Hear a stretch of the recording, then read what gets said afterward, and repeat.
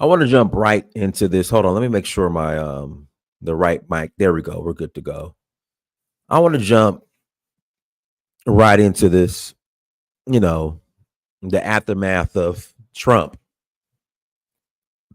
And I've been I'm following the responses online, social media, Facebook, Instagram, YouTube. Now with what Trump is doing, and listen, Trump is fulfilling, or at least attempting to fulfill his campaign promises. Everything that he said he was going to do, he's doing. So you can't be mad at the man. But now everyone is talking about organizing. And what's interesting, I don't hear other when I mean by organizing, I'm talking about the Black community.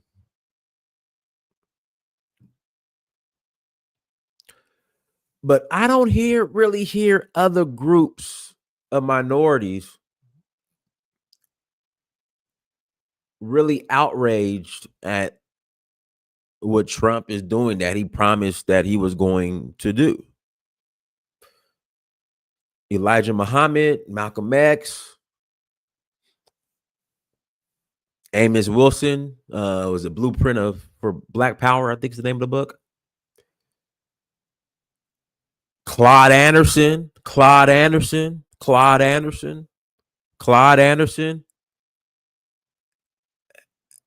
was telling us to do all this years ago. And we didn't listen. And now that the metaphorical rug is being pulled from under us, now all of a sudden we have team, we got to organize. We have team. I had somebody call me the other day. Hey, Dinus, bro, I need to get my dual citizenship now. Well, bro, if you haven't been following the news with Sierra Leone, it's not looking too good. Thank you, Grateful Letitia. Listen, it's filling in. It's coming.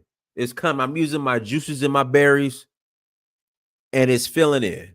It's coming. The beard is coming. All right.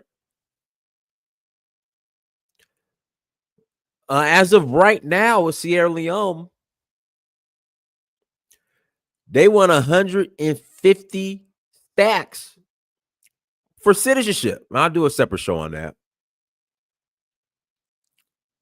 I mean, you have Ghana, but it's a process. The days of, and again, I don't, well, actually, I could say this. The days of showing up to Sierra Leone with your African ancestry paperwork and leaving within 12 days, let's say 2 weeks with a passport is over. That's for sure is over. Then they were saying you have to come twice, but that's in limbo. I don't know what's going on, but for sure. Oh yeah, there we go. Or you can marry a Sierra Leonean man or Nigerian man, or the men marry. I know in Senegal, if you're a man, if you marry a Senegalese woman, you can get citizenship, or you could do it that way by getting married. But the days of popping up and leaving with a passport, those days are over. I mean, getting a passport within 2 weeks, those days are over. And even me, I've been telling people for years, get an Africa plan. You have no idea the number of our folks, our people, who were so offended by just the idea of going to that dark continent called Africa. That's it. Okay, listen, if you're offended by Africa, just get an international plan, period.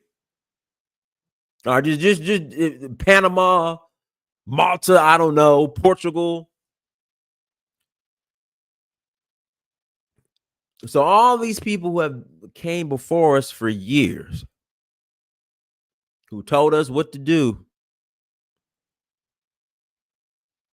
many of us didn't listen. And now you're scrambling. Shout out to Mario. What's up, brother? Now you're panicking.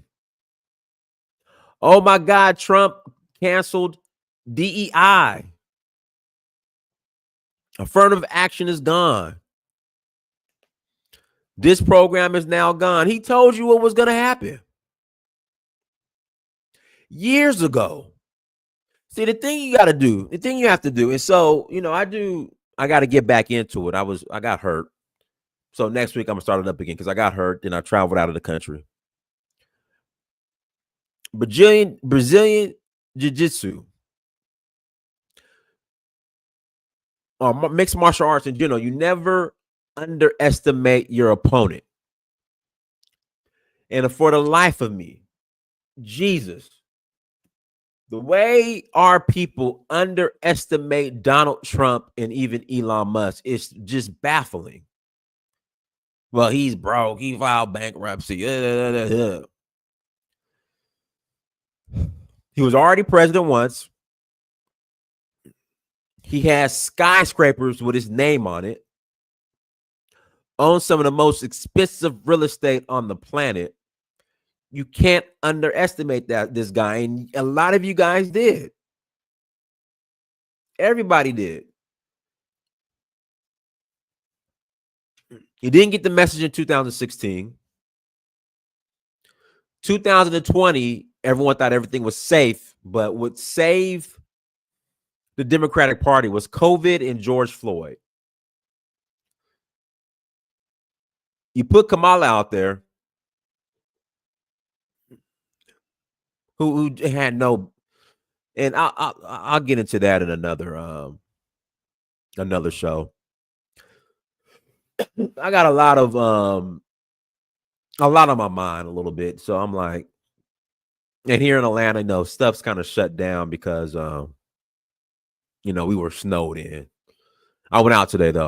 Went to the gym, got to work out in. But you're underestimating Trump. You're not prepared. And now you're panicking. And this is not to rub in. This is not to rub in anybody's face. I guess your loss.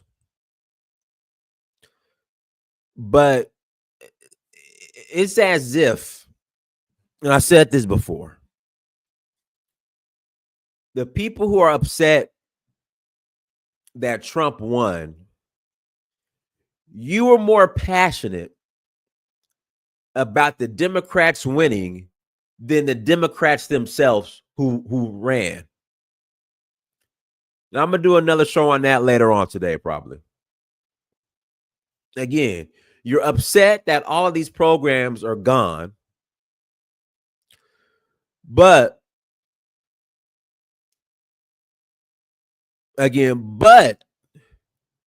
these people weren't serious. You can say what you want about Trump. Trump was in 2021, when Trump lost, Trump was like, I'll be back. Trump was like, I'll be back. And I'm doing this, I'm doing that, I'm doing this. I'll be back. Y'all didn't take him serious. They tried to lock him up. Didn't work. Thank Fannie Willis. Golly, man. Just thinking about this, y'all wasn't serious. You weren't. You guys weren't serious. Period. You tried to kill him, lock him up. And I told everybody, them cases ain't sticking. The one here in Atlanta with Fannie Willis was an absolute shit show. And little things like that just put him over the top. Kamala had no business running against Trump. And let me get back to the top. That's a different top. Well, we'll kind of because I got another show after this I'm going to do, guys. I'm sorry. I know sisters wanted the black woman to win, but is it about the black woman or is it about what's best for the team? What was best for the team was running RFK Jr. What was best for the team in 2016 and 2020 was running Bernie Sanders. I'm sorry. And it's the mistakes that the Democratic Party made is part of the reason why you're in the situation you're in today and why you crying that DEI is gone. You need to be more upset at the Democratic Party than Donald Trump. Because Donald Trump told you what he was going to do. He told you. He's a man of his word. He said, I'm pardoning these folks, the January 6 people. I'm counseling that. I'm counseling this. I'm counseling that. What you going to do? And the response and the defense to that was pathetic. I'm sorry. And I know there's people that's affected, but golly, you guys are more passionate about winning than the elected officials that you put out there. That's just a fact. You guys did not take this serious. You guys thought the strategy of shaming everybody, yelling at everybody. Oh, that's facts. Kamala is done. They're done with Kamala. Kamala's done. And like I said, and I'm not making this because as black men, we know where we stand with the Democratic Party. We know where we stand, so it's whatever. But the Democratic Party is shifting from black women. I'm sorry, they're not going to have the influence that they once had. It's a fact. Kamala's done. Stacey Abrams done. Fannie Willis done. Karen Bass, I like her. She's done. Marilyn Mosby, they didn't come save her. They didn't come save Fannie Willis. Fannie Willis is next. They're going to get Fannie Willis. They're going to get Fannie Willis. It's a matter of time. They're slow cooking her.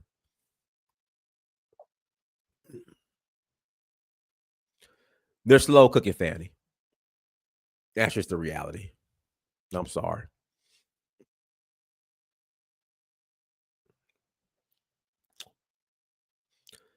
But you're like, I'm a Raiders fan. Okay. The Raiders look terrible this year. Weren't prepared. Getting blown out.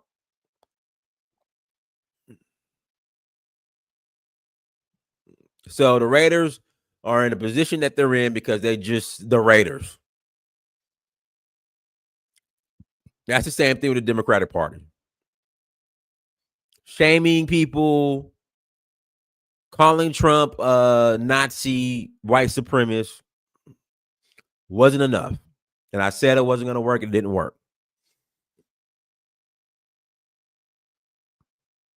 I'm just saying this is just the reality. We can get emotional. You get upset.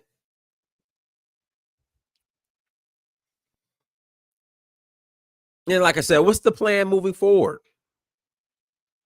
We don't have one. You have no plan moving forward. It's going to have to take a cataclysmic event 20 times worse than COVID, which I pray to God doesn't happen, for the Trump party, because this is not the Republican Party. This is the Trump party. Guys, hit the like button. If you're in here in this chat, hit the like button. Hit the like button.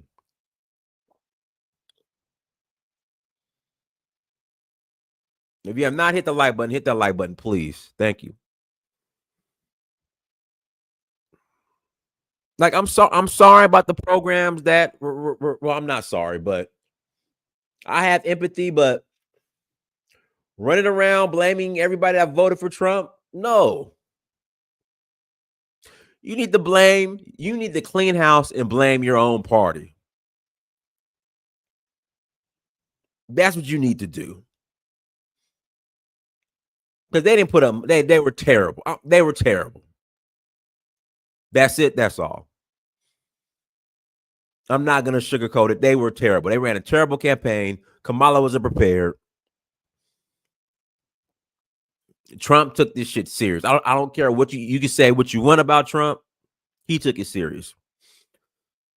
Dems are playing games.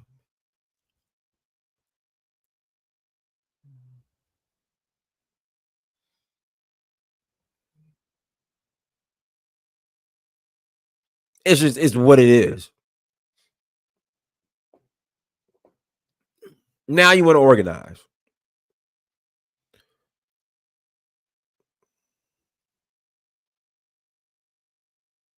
Now you want to organize.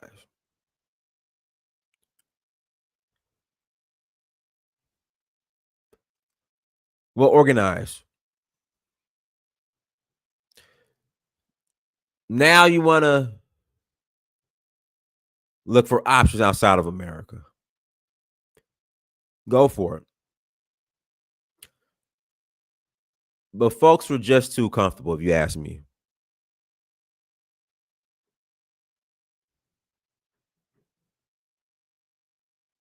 If you ask me.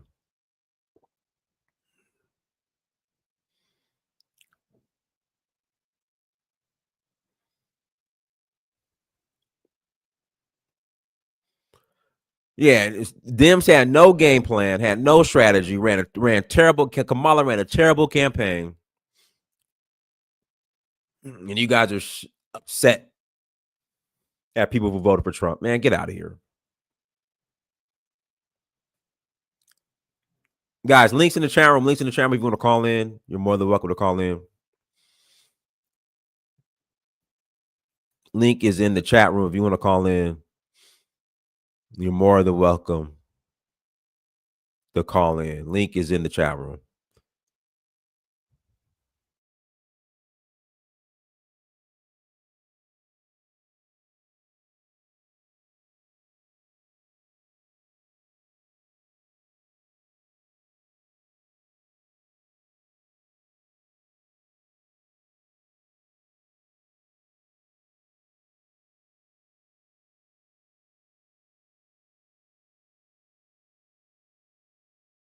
Yeah, link is in the chat room. If you want to call in, click on the link. If you want to call in after the conversation, you're more than welcome to call in and click on the link. If not, we'll go ahead and close out.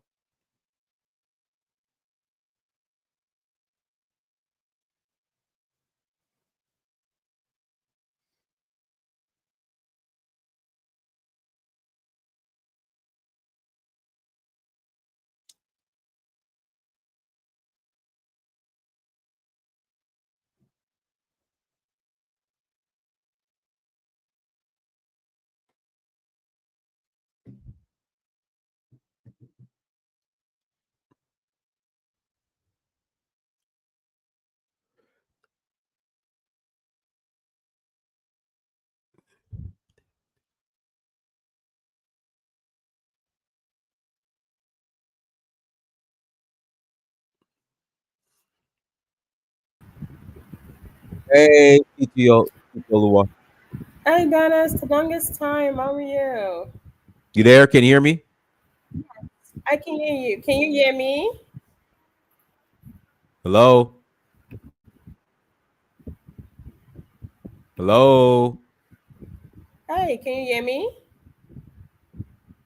Hello?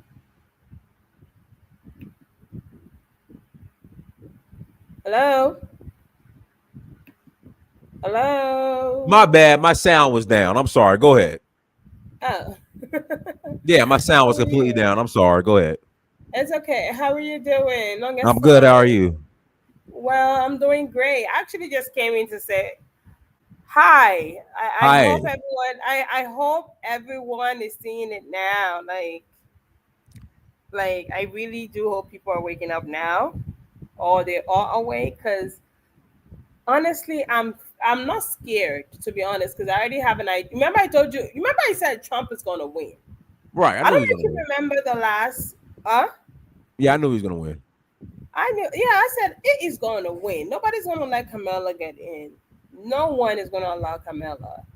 No way, Jose. Even Obama knew Kamala's not going to win, because you can see how he rubbed up on Trump, and Trump was rubbing up on Obama, and I said, we know they're all the same type of coin.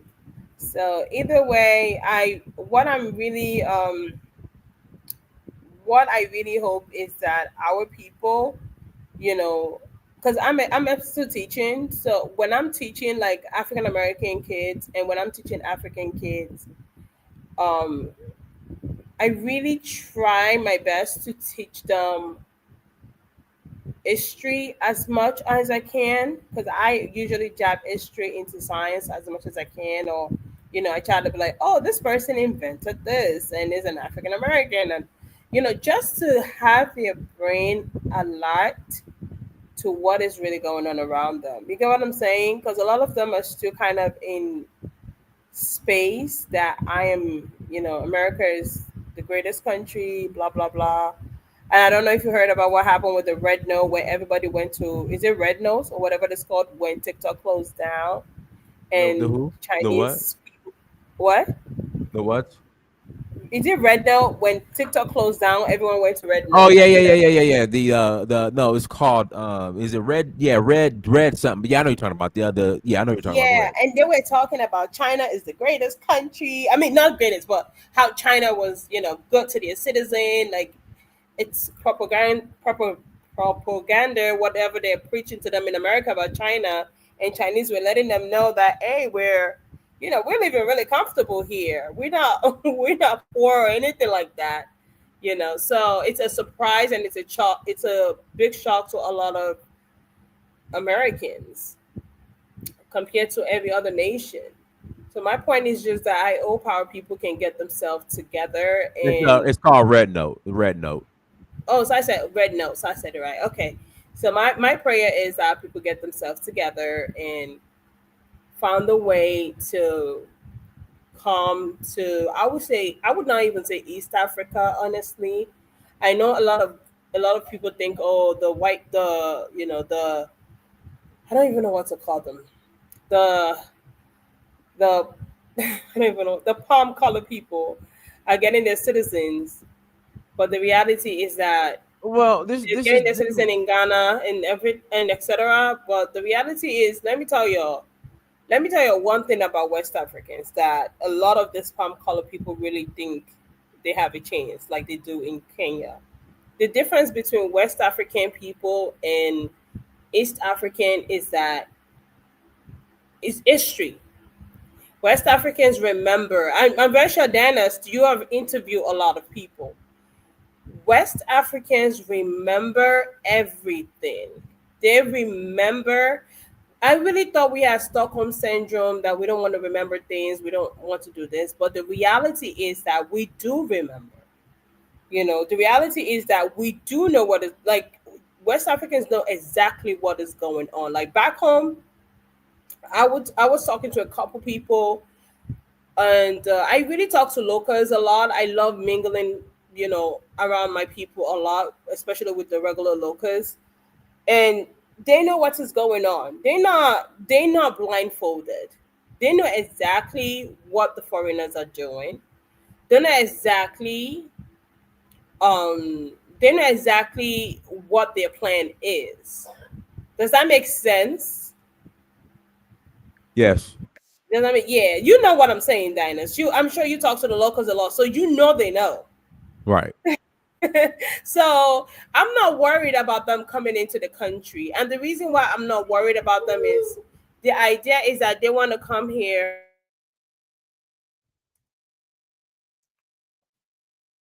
Guys, hit the like button again. Please hit the like button. If you want to call in, please click on that link. Shout out to Fitzgerald Stevens in the chat room. Find ways to win. We Okay, miss you, brother. Go ahead. sorry about that. I No apologize. problem. No problem. Yeah, so they have an idea of what is going on. They have an idea of what is happening. They're not worried about them at all, because at the end of the day, as being a West African myself, I don't care who you are. If you come into my country, you cannot really take my country from me. You can try, but I will teach you something. So my point is they cannot do that. They cannot do anything. What we want, what I really want for myself is I want African Americans and the diasporans. I know it's tough. I'm telling you, it is tough, but you're going to have, like right now, I really don't have electricity. But if you plan right, if you plan decently, you will be frustrated. But then you're going to still live a life where you're among the people that would piss you off but would uplift you, that will embrace you, but then you have your differences that will, I'm telling you both the positive and the negative at the same time, by the way, that, you will be like, oh my goodness, I just want to, but at the end of the day, they will still be the one to rescue you. I don't know if that makes sense. They will be there for you. Just drop the shield that we have between us, the differences that we had between, because even when I came home, I had to drop everything that I think I know, you know. And I know Diana to understand what I'm saying. I had to drop everything that I think I know. And it's best for, I would say that it's best for my people, I call everyone my people, to come to the West Coast right now, especially with what is happening with the Sahel region and everything. This is the best time to come. Like, literally, what Dynasty is saying is true. Like right now, Sierra Leone is closing the pocket of no more passport from Sierra Leone, like that. You can't just be receiving it anyhow. Right. My point is, and Nigeria is open right now. Ghana is open, still open right now. Togo is still open, beautiful country. But just get something. Just come in, get your passport, get a land, and just build a little fence around it, and just have it simplified. And if you want to make it fancy, you can go ahead and do so too. Your choice of life. You get what I'm saying? But just come, find a way to get you. So I know it's hard. I know it's difficult. I've been there. Just come home and build something. And then if you want to go back to, I don't support going back, but if you want to go back to America and work and to make more money and then bring it home, do it quickly before everything's settled for this new president that we have. I don't know if that makes sense. I'm done. Oh, go ahead, Ola. Unmute yourself, Ola. Yeah, Dan. I don't know. The topic's about they have to organize to come back. Some of them have to visit Africa. Is that what it is? No, we're just talking about. Well, go ahead, Ola. Okay. I think everybody have to take advantage of his heritage, where you're coming from. All right.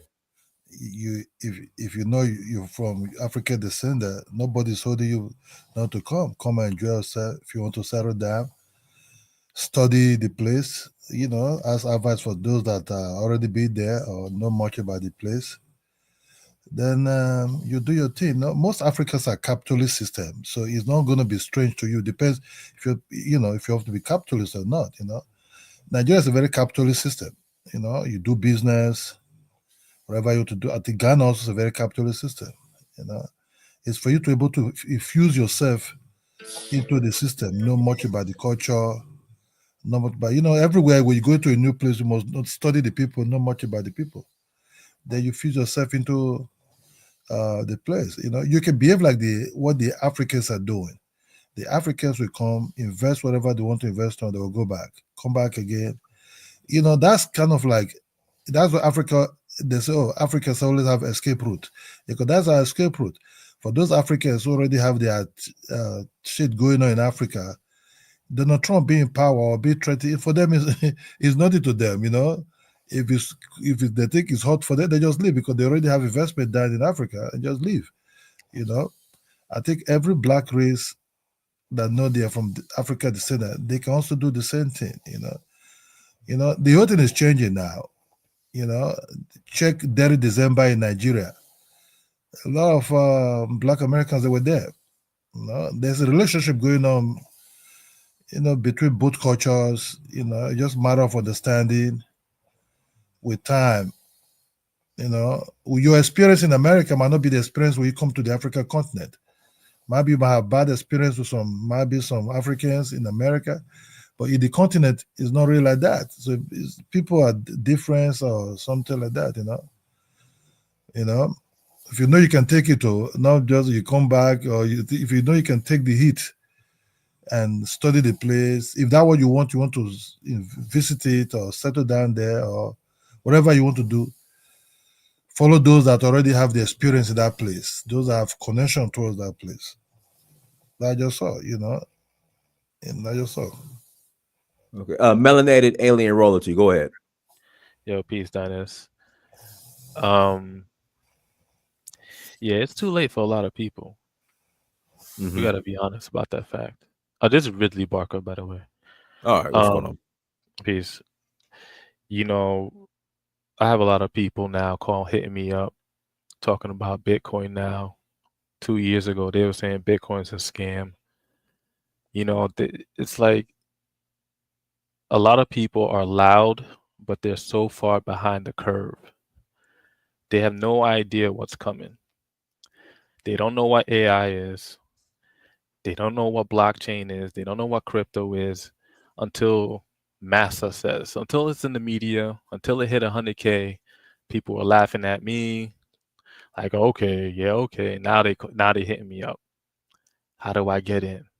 How do I get on Coinbase and all these things? And it's like, now that Sierra Leone is shut down, pretty much, it's priced people out. Now they're hitting you up, right, Dennis? It's like we have to have options. You have to put yourself in a position to have options. You can't be stuck. The United States, I mean, as somebody who's of African descent, my parents are from Haiti. The only reason I was born in the United States is because the establishment is supporting dictators in my country. So I learned that lesson well. I know this is not really my country. I mean, Trump said it in a speech yesterday. He said, blah, blah, blah, Americans this, Americans that. And then he said, to my Hispanic Americans, to my Black Americans, to my Asian Americans, you're a hyphenated American. They don't look at you as a real American. And this is why I like Trump's presidency, because he's putting it in your face. He just let a whole bunch of Proud Boys out. These dudes were straight fighting the police to get into the Capitol, and he let them out full pardon. So like Full pardon. Full Full pardon. pardon. Full pardon. They just walked right out. So like if you're not, if this doesn't wake you up, because this is part 2 now. You have part 1, and you thought Biden was gonna save you. A person who told you, if you don't vote for me, you're not Black. Yeah. The disrespect you guys take. And that's who's gonna save you? Nobody is gonna save African people but African people. Until we get that continent right, I don't care where you are in the world, you will not be right. And what's happening in the AES, I'm glad the sister brought up the AES. That got me packing my bag. I'm ready. People gonna say, oh, it's a war zone. I just watch a bunch of YouTubers go to Mali, no problems. And these are Europeans going to Mali. Right. They went to Burkina Faso. They went to Niger. They had no problem. And the people were so welcoming, showing them the history that they're preserving. I saw this African girl. She's from Ghana. She went to Burkina Faso, and they showed her around. They brought her they have a monument for Sankara. She didn't even know who Sankara was. But they brought her. They told her about what happened and how he was taken out. And now they're reestablishing themselves. So I'm ready to go, man. I got my crypto plan. I got my Africa plan. You know what I'm saying? And Yes, sir. people in the U.S. saying, "Oh, it's dangerous. It's this, is that." Then get you a gun plan. This is the one unique thing about the United States. You have the right to bear arms. So there's nothing to be scared of. But you got to have a plan. You have to be aware of where you are truly. The United States, I've never looked at this country as mine. I never thought I've had my eyes on going back to Africa for over 20 years. Once I learned the true history of this country and I saw how these people move, I was like, I have no future. I'm going to retire on the continent.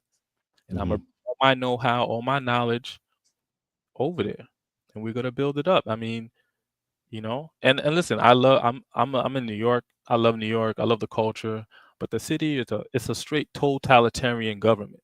There's so many things you can't do in the United States. I mean, in New York, Especially in a place like New York or California, bro, it's times 20. You can't do bro. shit. For me to carry conceal carry, you got to jump through hoops. Not here in Georgia.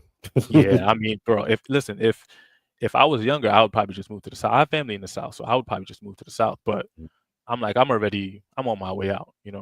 I'm a millennial, so I'm like, bro, I'm on my way out. So I'm gonna buy some land, maybe do some farming, start some businesses, invest, and that's it, man. It's like I don't understand. The advanced brainwashing that people are under. There's some people just aren't gonna wake up. I don't know if Katrina didn't wake you guys up. Like, I don't know what it's gonna take to wake people up to be like, yeah, this is not really yours. And then you got the FBA, these foundational black agents out here running interference, coming on Pan-African spaces, talking about this and that. It ain't my country. It's like, bro, you guys had an opportunity to take a piece of the empire and you didn't take it. After all the civil rights and these people fought and got beat up, here we go. If I'm not a real American, you're not a real Haitian. Bro, I said my parents are from Haiti. I'm not Haitian. My parents are Haitien. It's called Haiti, not Haiti. Okay? Get that right. Haiti, like Tahiti. It was named after indigenous peoples. Okay? So, what is a real American? Bro. The truth is, It's the silly. black also we need the blacks also have to make America strong. Also, you see, they have to behave like what the white Americans are doing. The white Americans, some of them know where they know where they're from. They know they're from Europe. The black Americans have to behave like that also. The white Americans can just go and buy a house in Italy, have a vacation house there. They have to take advantage of themselves also. They're part of West Africa, any part of West Africa. Most West Africans are because look, they're like capitalists in their mind, buy and sell. That's how you make money. You know, there's no communists there. There's nothing like communists in Africa, West Africa at all. It's everything is business. Take I don't. advantage of it, like the way the white Americans also doing. Also, you see, a white America will go to the Netherlands, it will go to Germany, it will go to all where they're coming from, England, and buy a house or set up a business there. You know, Um money is everything. I'll be honest. You cannot come to Africa and be thinking there's a very big place whereby there's people expect you to come and just welcome you like that because they don't really. It's just money. If you have Yeah, I money, think it is. a lot of people are delusional. Like, this is still planet Earth. Like, I don't care where you are, you're gonna run into people you don't like. I don't understand the delusion. Even in here in the community in New York, there's people you don't mess with. There's people you don't like, and they look just like you. They're your neighbor. Like, you're not gonna go to Africa and it's gonna be some kind of paradise. It's not gonna all of a sudden be a paradise. Like, that's not how the world works. But if you go in there to be amongst the people to help level up, then people will embrace you. I mean, there's so many people on YouTube who have shown that. People who left England and they went. I mean, I saw a woman left. She left England and became a farmer somewhere in East Africa, and she's doing well and she's helping the people. And it's like that. It doesn't take much, you know, and maybe it's different for me. Again, I grew up a Pan African. My parents are from Haiti. My godmother's Jamaican. Like, so I grew up around my people. Like, where I grew up, we were in the suburbs, but it was all of us. Like, it was to the point where we had mayors straight from Haiti with an accent and everything. Like on Haitian Flag Day, our flags would be lined on the main street. But we came in and became a part of that community. It was us and it was the Hasidic Jews. and we worked side by side. They had their side, we had our side. We had bakeries, we had our own cleaners, our own taxi drivers, so like, and I see other groups do this, but it's something like about this certain group of so-called FBA ADOS. They didn't, and I'm not mad at them. I want them to realize that their grandparents screwed them with integration, and they need Bro, to bro, separate from the can the Europeans. sister, They don't where's want she to. from? Is she Black American? Titi Lua. No, I'm not Black American. I was just bred in America. Where you from there? I'm Nigerian. Okay. Yeah, Okay. full on blown Nigerian. No. Which state? Me? Hey, Jigisaw. I'm a slash on my Bekuta, back to the core. Okay. Oh, Egba people, huh? Hold on. Yeah. Can I address something real quick? Jay Saunders. So leave America and stop whining. What am I whining about, bro? What exactly did I whine about? I'm letting you know the reality, Jay Saunders. Your grandparents, they screwed you with integration. You guys gave up your bus companies, you gave up your factories. What do you have now? Let me ask Jay Saunders, where's the Negro League? What happened to the baseball league y'all had that was countrywide? That at one point the Negro League was drawing more people than the MLB.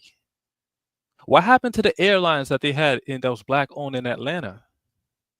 What happened? Yeah. I know the one that was black owned here in Atlanta. The guy Destroyed them. died, but yeah. Where is it? They destroyed them. If you also know the Who's they? history behind. No. I'm Who sorry? destroyed the Negro League? Trust me, I know my history well. I just watched it's called The League on Netflix. Go look up the documentary. A couple of baseball players went to get the white man's money, and all these dudes started going. No loyalty. That's the problem. That's the problem. Yep. And if You're right. they want to bring up Tulsa, and they don't bring up the fact that they rebuilt We're not Tulsa. loyal. Mm-hmm. Harlem. What happened to Harlem?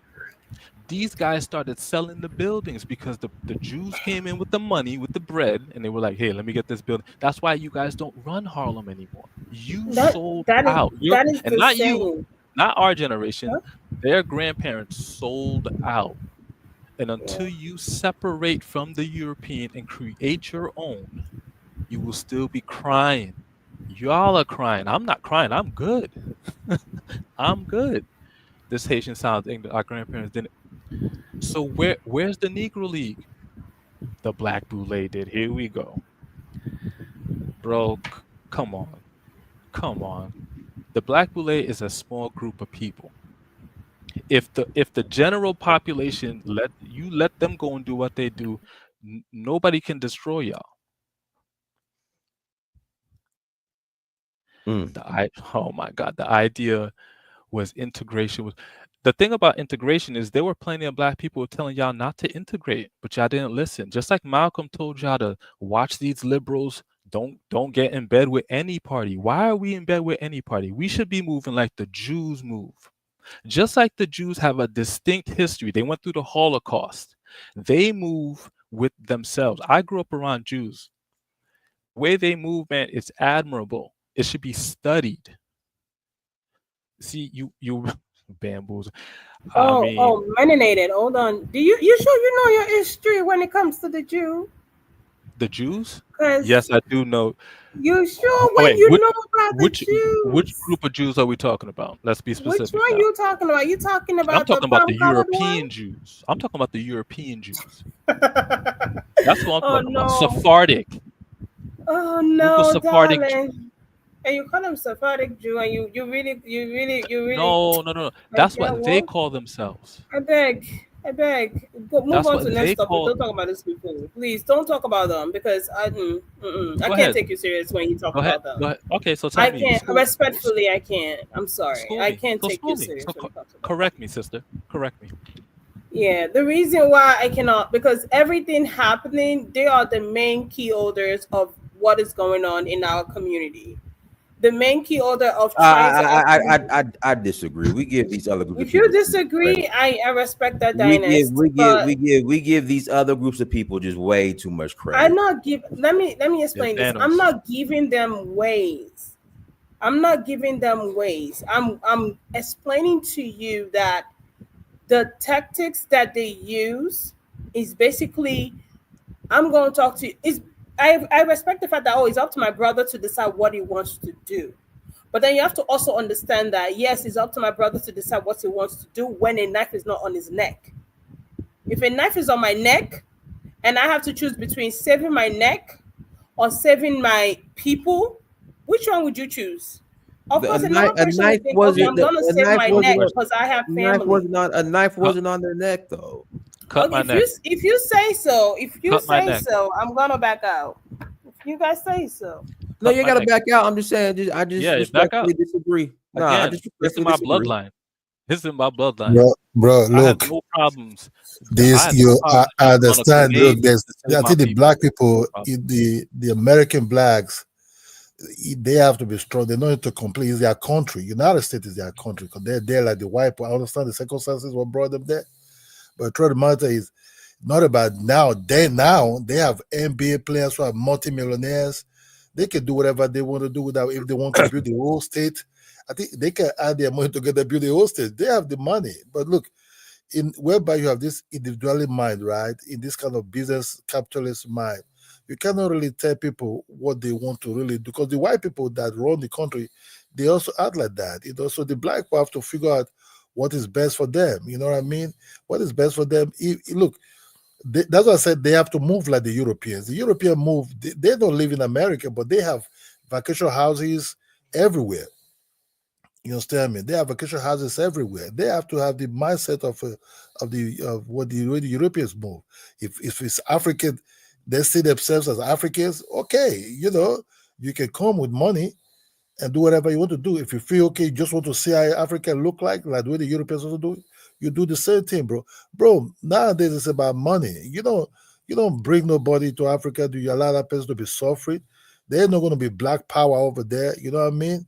You have to roll. You have to roll big. I believe coming if you vacation, enjoy yourself heavily, have a very great time. If you want to have something there as your vacation joint, you can do that. All this black power, it didn't work, and it will never work in a society like United States. But you can be conscious about, okay, now I have two advantage. Okay, I'm an African descendant. If he see himself that way, let me see what's going on in Africa. You can visit like what the Chinese Americans also doing. You understand me? Some Chinese Americans have properties in China. If some of them want to just live there, live. It's about knowing that Africa is not a communist society whereby you come. No, Africa is a deeply evolved into a Bro, what you talk capitalist about society. communism for? Who You who know what I brought up mean? communism? Yes, Look, I bro. agree with Ola. Africa is a But I very, rode, I rode. yes. Look, I rode in Nigeria, bro. I know what Mm-hmm. it is. You know what I'm It saying? So you is. couldn't just be money talks, bro. You ain't got no money, man. You'll be in the corner, just like That is United States true. also. You know what I mean? You see it like that.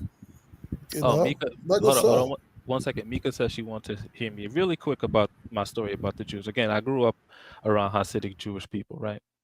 We had one side, we had our own town, and they had their own town. But every year, a Jewish man would knock on my dad's door and say, "Do you want to sell your house?" Every year as a kid, like clockwork. He would come knock on the door, "Do you want to sell your house? Do you want to sell your house?" That same Jewish community has expanded now into my town.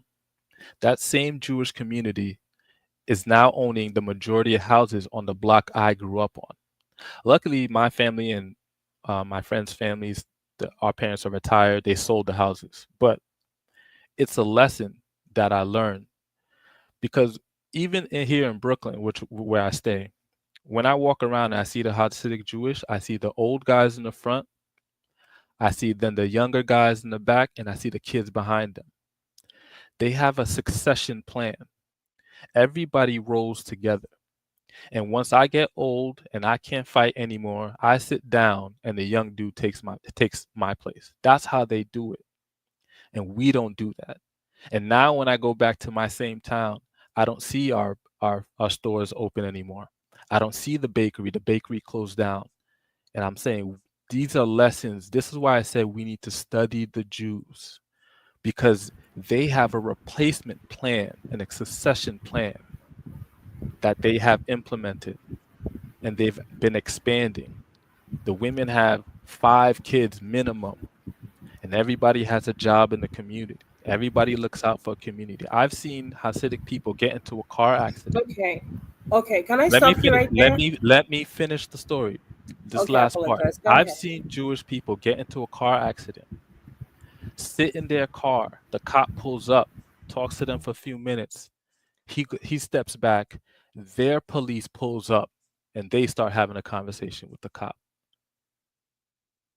That's how you roll in a country that's not yours. That is the community.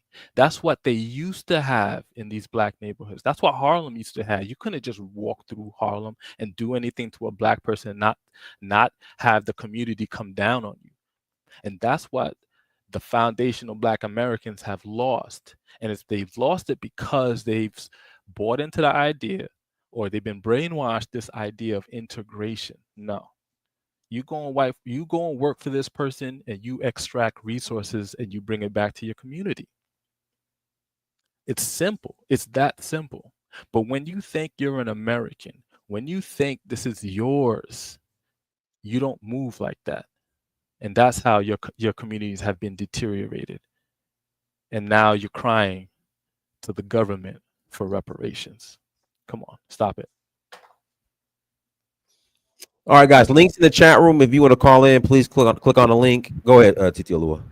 Okay, so I can understand where you're coming from when it comes to the Jews. I'm not a big supporter of the Jews. I will never be.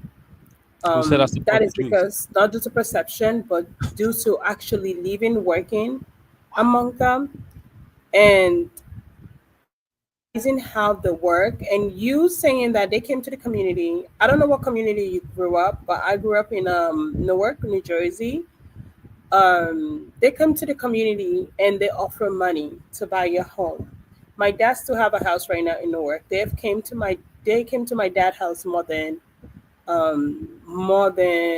7 times already.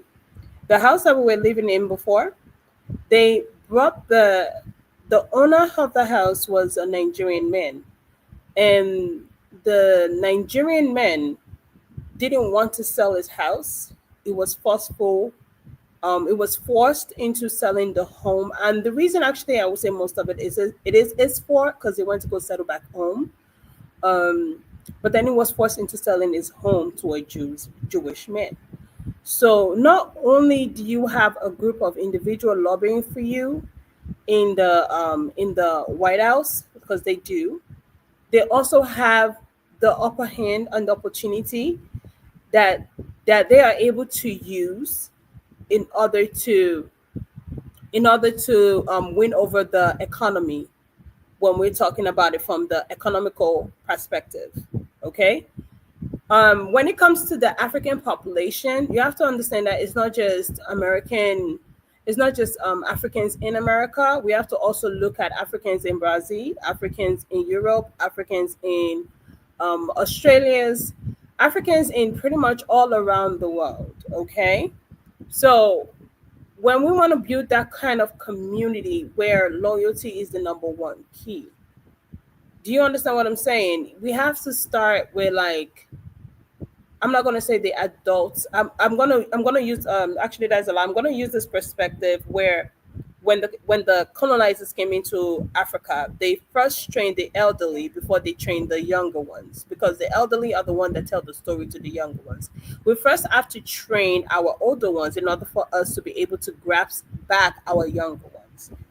Okay, we are a separated community, and separated informed that people that live in Brazil have different perspective compared to people that live in America, and people that live in America have different perspective compared to people that live in Africa. For example, now all I said Nigeria, which is true because I also experience this every day.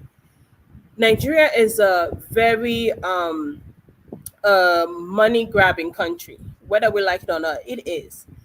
and not just Nigeria. There's other part of West Africa that have been um that went through so much from from wars to political division to I would not say that we really have a division among ourselves when it comes to our tribal reasoning. I would not say we have that much division, but at the same time we do. It's not showing in the face, but we do.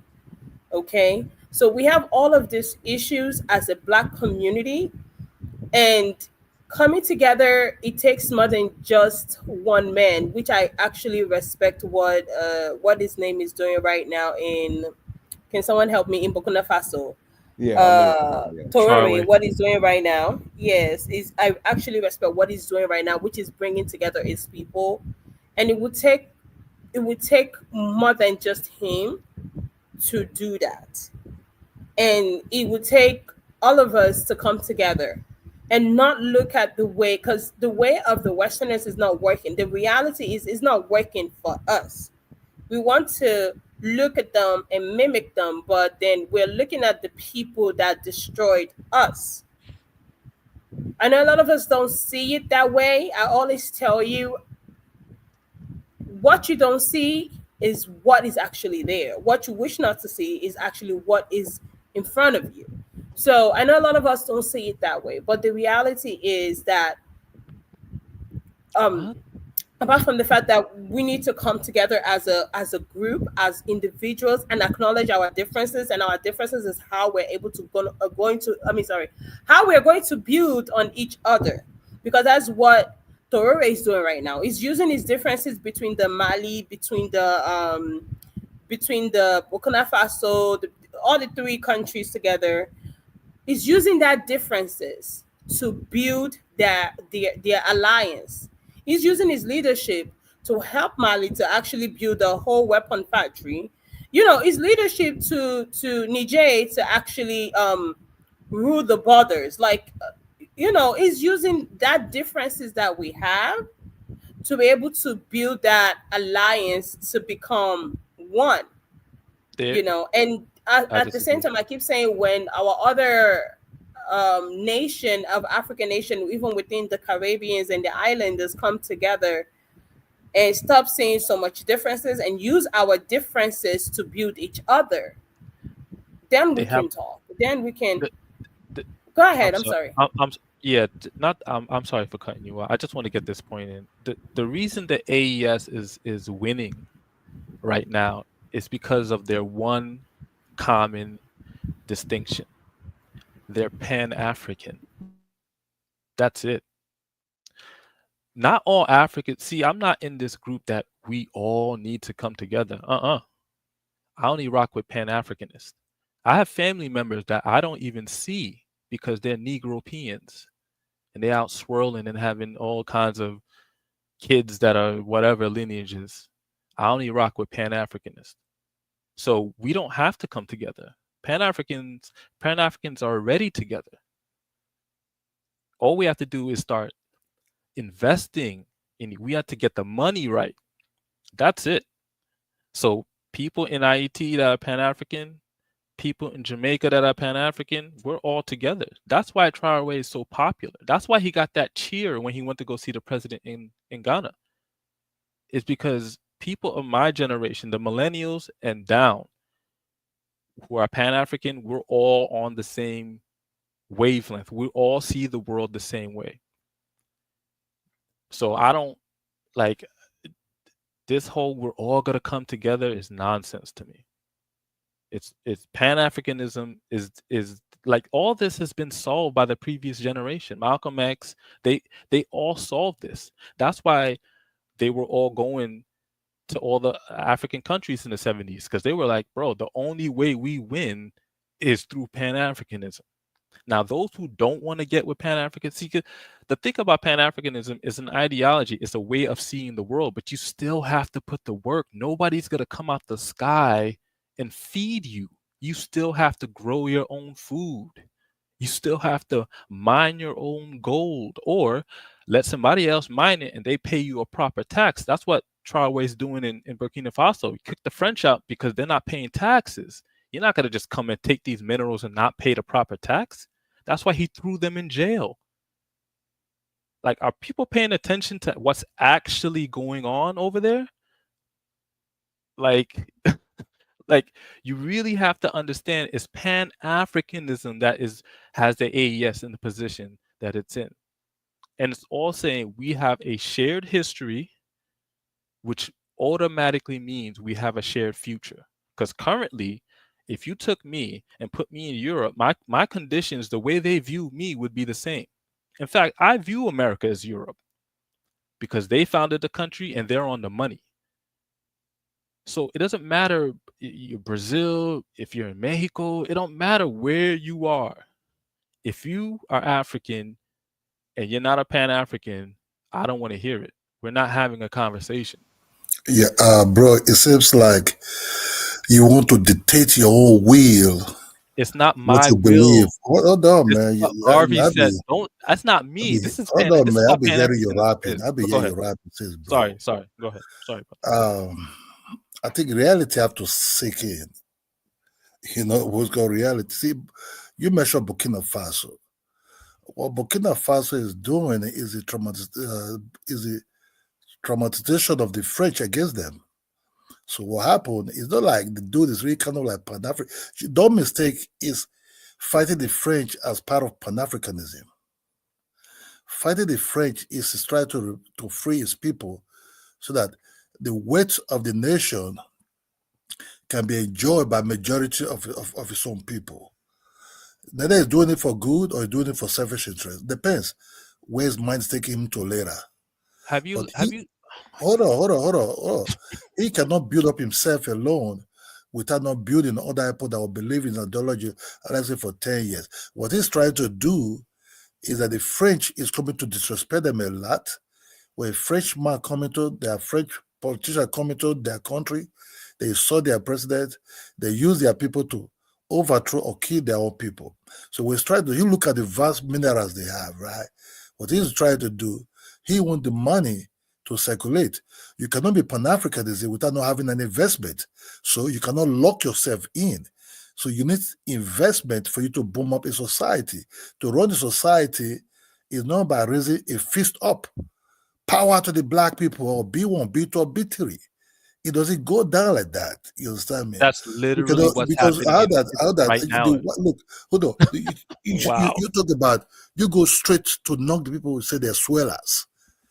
People who might possibly have relationship with other race. White people also have relationship also with other race also. Have you listened to any of his speeches?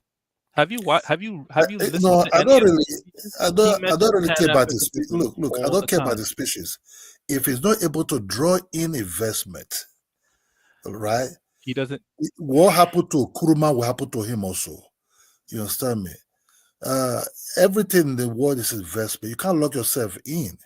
You cannot. You are not an island. You need. Okay, you can take away the French and do the French power, but you can still do business with the French, right? But you have to know what you're doing. You understand? So it's not about nobody. Look, nobody is choking you not to do anything. Even the people you talk about the Jewish people. They don't really disturb you not to make your own money. You can make your own money as you want in the United States. Black Americans have a lot of multimillionaires. Bro, if they pass what they want to do together, if you put like person like LeBron James, the other guy, they can build one particular state in the United States. They have the money, but you cannot dictate to people what they want to do with their money. That's what I said. If you want to come to Africa, have it in mind that Africa, you don't see them raising. There's no fist raising up in Africa. Black power. It doesn't go like that there. Bro. Yes, it does. Have you not seen the? You need to watch the videos on.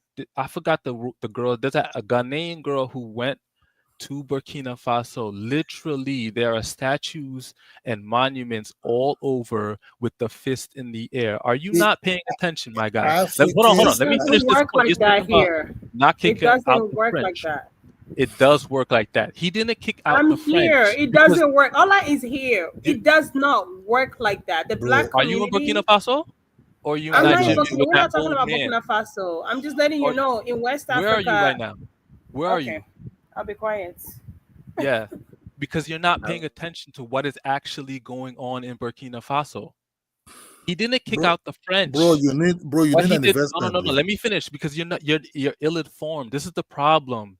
You think you know what's going on, but you don't know what's going on. In Burkina Faso, he didn't get rid of the French. There's a French hotel. I watched a Euro-American girl go to Burkina Faso and stay at a French-owned hotel. He kicked out the mining companies because they weren't paying taxes. That's the investment. You came in to mine the gold, and now you don't want to pay me the taxes. You have to go then, or pay me what you owe. This is the problem that's happening in Africa. People always say you need investment, you need investment. There's so many people mining, but they're not paying their fair share. So how can you give the people But, running water? How bro, can you build bro, bridges? How can you I pave hope the you roads? hold on. I hope This is you see literally what things. is happening in Bro, Burkina no, Faso. forget. But guy, Are forget you about not paying Marcus Garvey. attention? Forget about Marcus Garvey. What you want to say? What you I talking right never now? said Marcus Garvey. I'm This talking thing about does not say. Traore right now This in thing does not say in Africa, 2025. bro. I'm not talking Bro, about the past. I'm talking about I'm telling millennium. You you, going I'm from telling you the 1980 hold down. on, I'm hold not on, talking hold about on. old people. I'm telling you about the Right reality. now. Everybody go to risk. You talk about like if you just come, you have the symbol, you have Pan-Africanism in Africa. My Bro, God, okay, you're an agent. bro, you You're an mistaken. agent. There, You're the first there's people I would nobody put in going the to give you dirt. Hey guys, attention. let me Look, let me pass the mic You're to the Tico problem. Lee. Let me pass Tico Lee. Get Go out ahead, of Tico here. Lee. Go ahead, Hey, Tico Lee. Dinus, I came in late, but is this live stream about Trump and black people wanting to organize now? Yeah, it is. Go ahead. Okay, all right, cool. So I kind of want to speak on that, man, because there's so much hypocrisy going on, and now you see why black people generally don't get anything politically because we still act like children. So our strategy is when it comes to Republicans, we want to sit around and complain and call them white supremacists all day. And in fact, I think this is why people like Al Sharpton and Roland Martin and these people low key kind of like it when Republicans get in power because then they can act like these fake civil rights black activists acting like they are going up against white supremacy or something. But this is our failed strategy because let's say hypothetically in 2028 a Democrat gets elected. What is the black community going to do? Absolutely nothing but go back to sleep. So they ensure that complaining for 4 years with the Republicans instead of trying to get something tangibly gets them absolutely nothing. And then when a Democrat comes in power, they go to sleep for 4 years, which gets them nothing. So it's a lose-lose strategy. And it's kind of frustrating that all these years our people are still operating out of the exact same playbook. It's almost mental at this point. And just to see the anger with the whole Snoop Dogg and Nelly thing and Soldier Boy thing, this is so comical because now they're invoking Malcolm X and celebrities. But I'm like, what about the Democrats? What about when Megan Thee Stallion was twerking? What about when Jay-Z and Beyonce went and performed for Hillary Clinton? What about all the black celebrities for performing for the Democrats? Where's this invoking Malcolm X? I'm so afraid of you. Oh, you're just being bought and paid off. Where's that same comment? But it's not there. So it's the hypocrisy and the inconsistency that makes us not be taken seriously.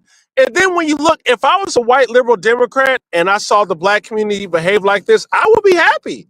I would say, yes, man, I don't know. Our brainwashing is so thorough that these people will publicly attack and cancel themselves, cancel their own brethren, their own people that grow up in their community if they don't support us. And it's an amazing thing. So yeah, all this fake organization, all this is fake. These Negroes ain't gonna do nothing but complain about Trump for 4 years and get nothing. And just one last thing, they are crying about the whole Elon Musk doing the Hitler salute. I'm seeing black people more upset with this than Jews. I'm just like, what is going on, man? So it's just it's frustrating, man, because I thought a lot of us woke up in the Trump area and can see through the liberal hypocrisy, but it seems like, man, we got a long way to go. All right, let me pass it. Go ahead, caller. Unmute yourself, caller. Oh yeah, this is interesting topic. Like I said on my show last night, I said two things are going to happen in the next 4 years. Right, one is going to be the death of the black influencer class community agitator, and so-called social justice leader. As you saw a microcosm of that with Snoop, Soldier Boy, and all these other people. They're basically telling you, "Fuck you." You know, as more and more black people, if Trump is getting one investor pumping $500 billion into the economy. Let me tell you something. That's going to trickle down to a lot of black people. So a lot of black people start making money. So that suddenly, like in the movie, "I'm Gonna Get You, Sucker." He goes, brothers came in with guns, went out with jobs. Suddenly, brothers won't angry no more. Yo, look, when black people start making money, it's gonna be the death of black because they never built anything.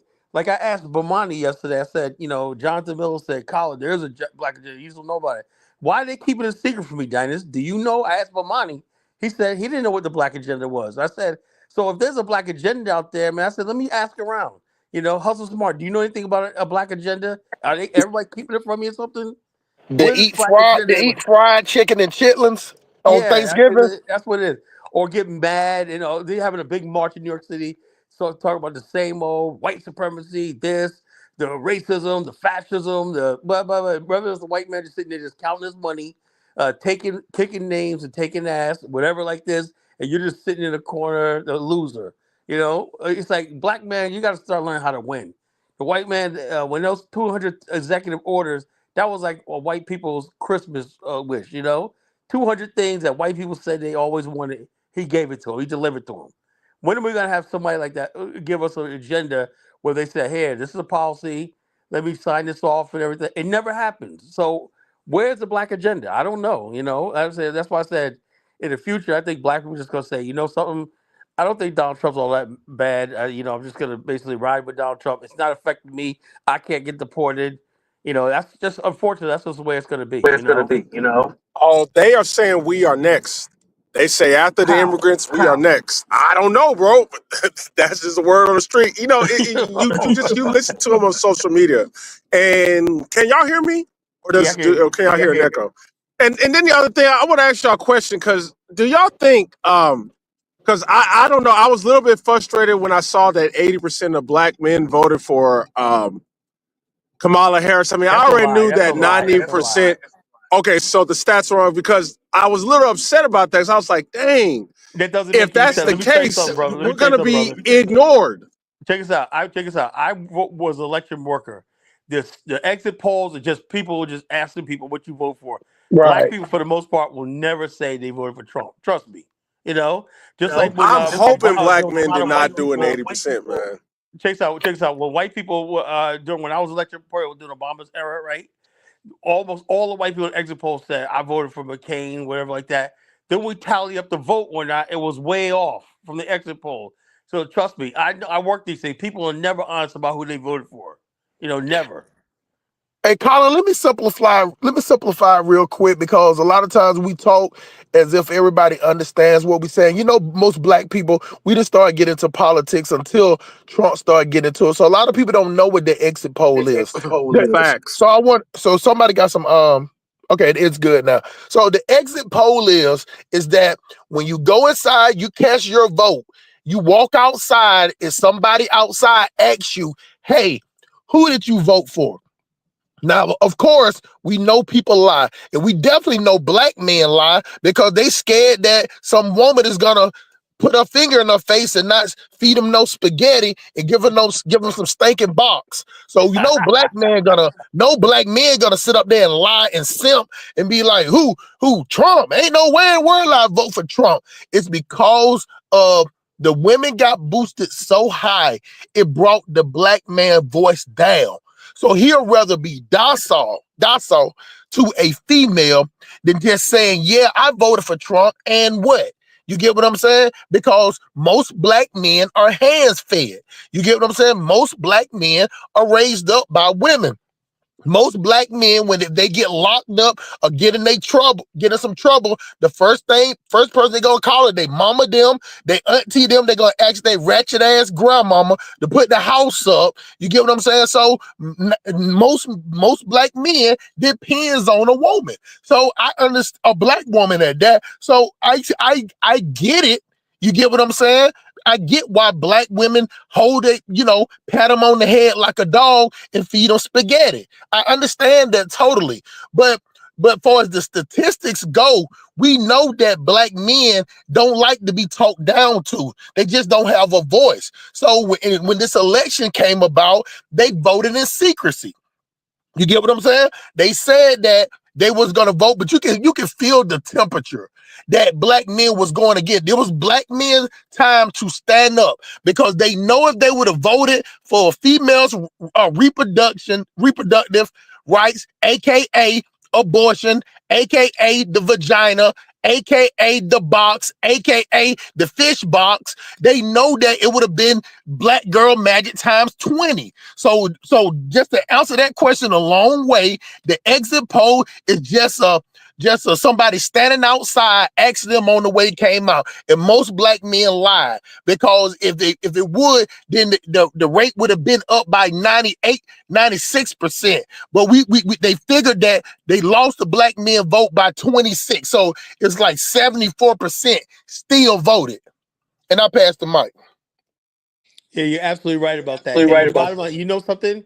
And also, you missed out. Hustle Smart is a number of black men who stayed home. Georgia, how in North Carolina, black voter turnout was abysmal. In other words, black men were just basically saying, "There's no way I'm voting for my own replacement with the illegals and the black girl magic." That's black men. I know my brothers. I know black men.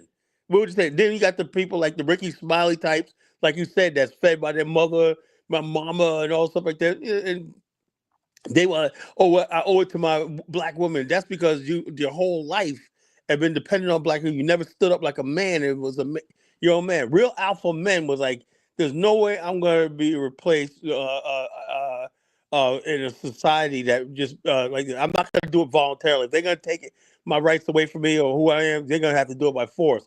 We're not going to go there and march into the polls for our own destruction and like that. Like that Sonny Houston said, these ridiculous black men that might vote for Trump. When the disrespect, when you would vote, most black men are stupid. We're not going to vote for the Barack Obama talking down to us. That enraged a lot of black men, So a lot of black men, I would say about between the people who stayed home and the people who voted for Trump, probably about a good 55% of black men probably went against Kamala. About 55%, I would say. I don't care about the exit polls say. I know I work the polls. Boomers mostly. No, so just to piggyback on what D Toto Kisser said, and so basically the way they found out the percentage of black men who possibly voted for Kamala or not, is after we got through voting, they stood outside and asked us, so they didn't actually go by the okay, my bad. So I was ignorant to that. I thought it was scientific. I thought they You know how they use those buzzwords, teacher. Like they call it exit poll. You know what I'm saying? Like permission structure, black and brown coalition, reproductive rights. Come on, man. You ain't nowhere in the world, it ain't nothing on your healthcare say anything about reproductive rights. It's either abortion, it's either Planned Parenthood. That's it. And it just shocked me how black men was actually saying, yeah, I'm voting for reproductive rights because they like the sound of the word. And I asked so many brothers what reproductive rights is. And they like, yeah, black women, they the ones that die on the operating table giving birth. I'm like, bro, that's just like saying, that. Go ahead, Lee. Yeah, go No. ahead. I said they don't even know one who died. And also the problem with men saying that, but you got a point. Yeah, but and the problem with men saying the reproductive rights, I'm looking out for my wife and daughter. It's like, is your wife and daughter whores? Like, why is your daughter why do you want your daughter to have multiple abortions? Who else is your wife having an abortion with if it ain't you? I mean, it's like, are y'all listening to what y'all are saying? Like conservative women who have they're not out there sleeping around like that, going around having multiple abortions. If I met a woman who had a multiple abortion, yes, I'm thinking she's a thought. I'm not thinking this is some classy woman. She's a thought. It's like, how many mistakes are you making? Why are you having all these abortions? That's how men should look at it. Another thing is we live in a world where they're encouraging young girls, particularly young white girls, that freaking being in porn and OnlyFans is now a legitimate career choice. You know, if you get pregnant, just have an abortion. You know, this is what people are signing up for. You know, irresponsibility. Don't have a boyfriend anymore. You got Instagram. You got people sending flowers and money all the time. This world is really out of control. You know, hopefully some $40. order come back. You know. Hey, Tika Lee, you got some echo in your background too. I don't know I if think it's that's me because I got my yeah. TV on. Yeah, No, let me no, no, pass. no. That's you, Colin. We're talking T. Khalid. Let me pass it to I think it's Prince. Tika Let Lee. me go You ahead and might need leave. to change your. Y'all It brothers ain't. take care. It ain't Okay, you, Colin. caller. Right, Hey, brother. Tika Lee, you might need to change like your echo or something. If you're on your cell phone, you got to go in there and change like turn the echo off or whatever. Because soon as your mic turn on, when you click on it, it says an echo in it. But to piggyback off of what caller just said. Hey, let me pass it to Prince P and Law, and I'm gonna pass it back to you. No, go ahead. Prince P and Law, unmute yourself. Yeah, what's up to the panel, man? I support most of what you guys are saying. Shout out to Kyla and Dynas, the legend, and what's the name? Simp Police. What's good, man? But What's going overall, on, brother? I agree with most of what you guys are saying. But I feel like it's somewhat dangerous to pick a side. I feel like we should pick an agenda in terms of like, okay, we want these 10, 12 things, and regardless of party, we should back those rather than say, okay, so woman this or Democrat that or Republican that, because we should focus and zero in on certain policies that we need regardless of party and push that rather than trying to play super loyal to the Democrats, because even the Malcolm X that they're quoting, he backed Muhammad Ali. So Muhammad Ali was an entertainer. The moment he was speaking, when he was speaking, he had zero problems with the superstar becoming a spokesman for blacks. So it's really about agenda. So I think we need to have a collective like 12, 20 points nationwide that we all agree upon, and whether you're Democrat, Republican, Haitian, Jamaican, African American, Nigerian, whatever. That's the premise, whether it's based on like education, housing, banking, stuff like that. I mean, like Ola, I feel like he's compromised because his white wife. But overall, he's right. Black empowerment is rooted in economics globally. Even previous to the democratic takeover of the civil rights movement, it was rooted in banking. It was rooted in access to jobs. It was rooted in economics. So we need to go back to that. That's my main point. That's it. Salute to the panel. Is my Obama phone still echoing? No, you good now. Well, hold on. Unmute your mic for a second. Like, yeah, you still got the echo in Still your echoing? background. Okay. All right. Are you on your cell phone or your laptop? Yeah, man. I'm in a Bluetooth driving in my car, Oh, man. you gotta turn off the Bluetooth. Okay, let me do You gotta that get now. off the Bluetooth. That's where your echo come in at. But let me the thing, Prince P, the only problem with what you're saying is not like what you're saying is wrong. It's what we've been talking about on this platform, especially me, is that a lot of people, we just always get up here and make broad statements about what we need to do with no type of clear vision. You get what I'm saying? And even let's just say I agree with everything you're saying, which I do. At the end of the day, we'll just be starting, bro. And like, if everything you said right now came right now, we said we're gonna come up with 12 things, and we is magically with the help of fried chicken and collard greens and oxtails and goat pepper soup, that we would put everything together right now today, we would still be 200 years behind everybody else. We got to hit the ground. We at the point now that we got to hit the ground running. It's no time to organize. You get what I'm saying? What are we organizing? No, Hold on, let me finish. I'm sorry. Go ahead. Sorry. Please, man, let me finish, bro. I'm not saying that you're wrong. What I'm saying is that any type of idea is about starting anew in America. we already lost because every other group already worked together. Every other group already practiced group economics. Every other group has a pecking order. That's what the brother, I think, Melanated Allen was trying to say about the Jews. But some type of way they thought that he was caping for the Jews. But I used to live in Lakehurst, New Jersey. You get what I'm saying? I went to school in Manchester Township, played football, and I saw the way the Jews act. And when you go to any Jew and ask him about the community diners, they can tell you this person's in charge, this person who we go to, this person who we talk to.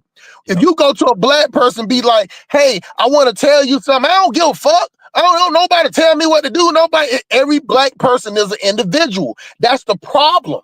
So if black people, Jamaican people, Haitian people, Nigerians, you know what I'm saying, whatever group of people don't change the mind of an individual mindset, it's no type of agenda will ever come about, because every other group of people work for the good of the group.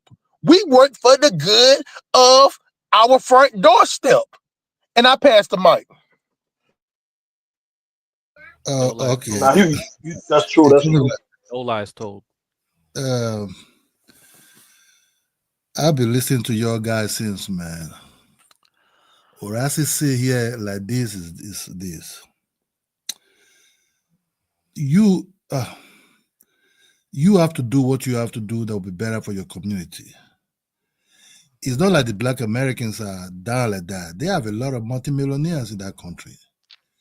The richest black, one of the richest black men in the United States is a black man, right? It's black American. Your multimillionaires, ball players, real estate dudes, they're all over things like that. So it's a matter of who you're dealing with. Are they genuine or not? But still, the blacks still need the other group of people to do business. The Jewish people need other people to do. You see, the Jewish people don't just do business alone. They do business with everybody. So if they're smarter than you, business is business. You know, they're not like every businessman is a criminal in mind. That just we have to understand. There's no businessman will tell you I'm 100% honest to you. So it seems like the black people like what we call the communist system of life, be together, almost like same type of communist. You know, you have right to have your own TV, no matter what you want to propagate. You have right not to be. Look, in politics, there's no permanent friend, there's no permanent enemy. It's all interest. The black people say their interest. Look at Elon Musk. Elon Musk have his own interest. Make money, control, have your TV, have your channel, have everything. There's no need to blame other group of people that are white or green, whatever. It's what they want in their own society. You understand me? Can I say something, Ola? But black African women Go act ahead. like black liberal women too, though. Like, we're gonna be serious. Look, you start blaming the women. What women? Look, Because you're telling us to focus on ourselves, but you're not understanding 90% of black people vote for the Democrats, which tips the scales, bro, which your forces us women, into politics. And then you talking about women, African Americans, but your women, the African women come over here and act like a black liberal woman too with her voting hold pattern. on, but You don't even listen to her, man. Once she get over here, everything I hear about the men be fed by women, the men be fed by women. I think men have total different type of power or energy. You understand me? So women, if the men, this is like not every man. What I saw, Toto, that your name anyway, kind of like funny anyway. You know, I'm Nigerian. I know what called Toto in broken I English. am the total kisser, Ola. So what I'm talking about is this. Not every black American is be fed by women, by women. They have their life, they hustle a lot. Some of them they're doing well. Not everybody can be perfect in whatever is doing. But the black people have to understand what is their own interest. So there's nobody asking you not to have interest. But if you decide not to have interest, you kind of like united under one flag, and you say, oh, I'm here now. They start telling you, oh, you are one of us, we are family. Then Donald Trump came into power now. Sorry, is the white people agenda that what we carry out, because that's all he view about his own view. That's what I said. My brother was talking about Marcus Garvey, this other dude. Those are old school. This guy generation is gone. Marcus Garvey. You know, Martin Luther King time is gone. All I said is Pan-Africanism. This is a new time. in a new time, you have a new Yeah, idea. AES is here. You understand me? That's just the way Hey, it is. can I say something to Ola real AES quick? is here. Traore Can I is say here. I'm something to talking Ola? about Traore. I'm not talking about Marcus Garvey. I'm talking about right now, 2025. The AES is putting in work, and you talking about communism and all kind of goofy stuff.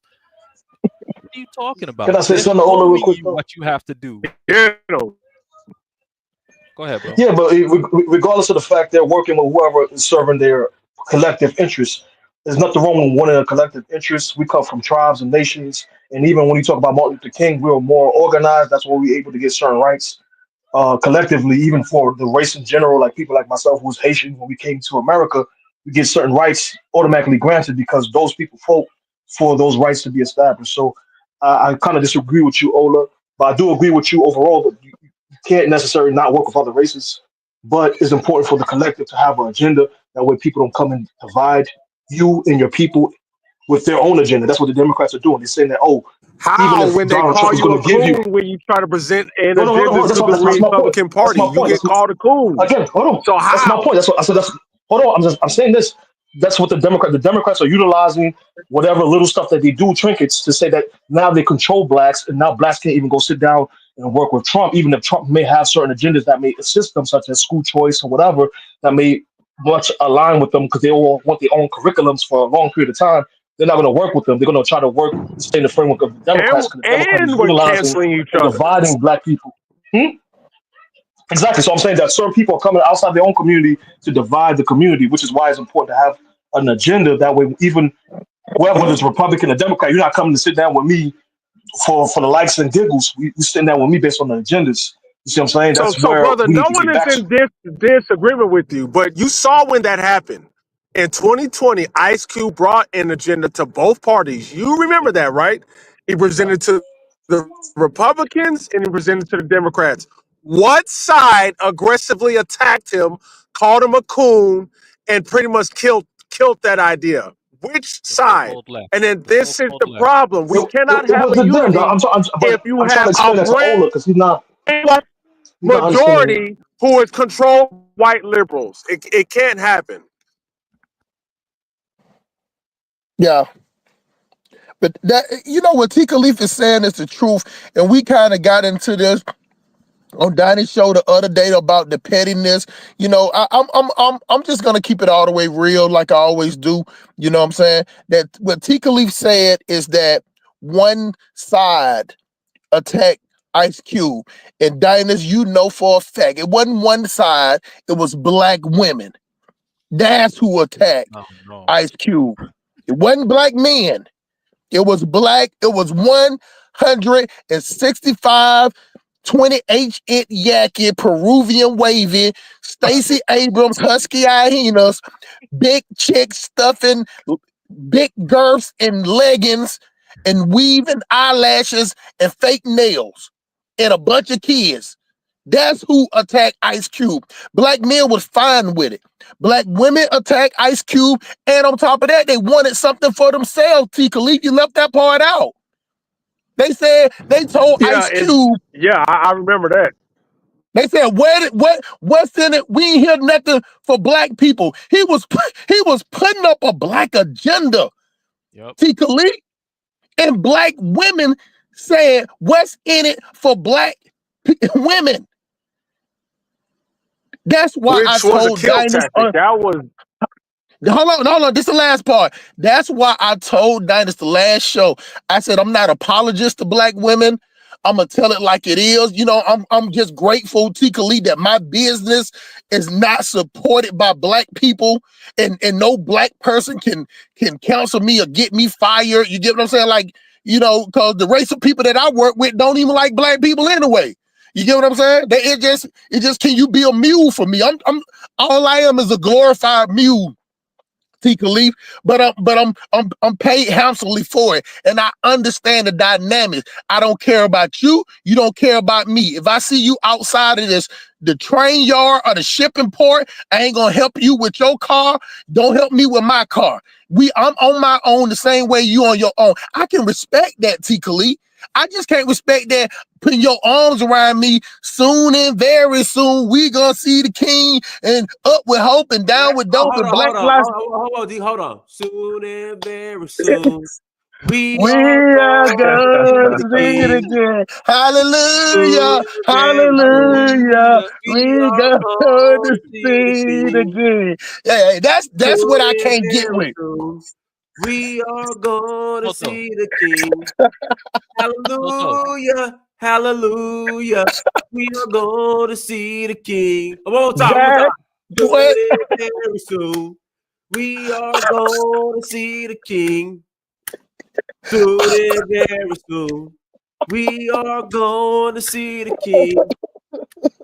Soon and very soon, we are we are going to going to see see the it king. again.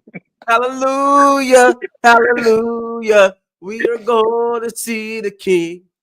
And that's what I can't get with those type of black people that's ushering some religious to make their point, some more feelings and emotions. That's why I don't hold back, and I tell it exactly like it is. There's no apologizing.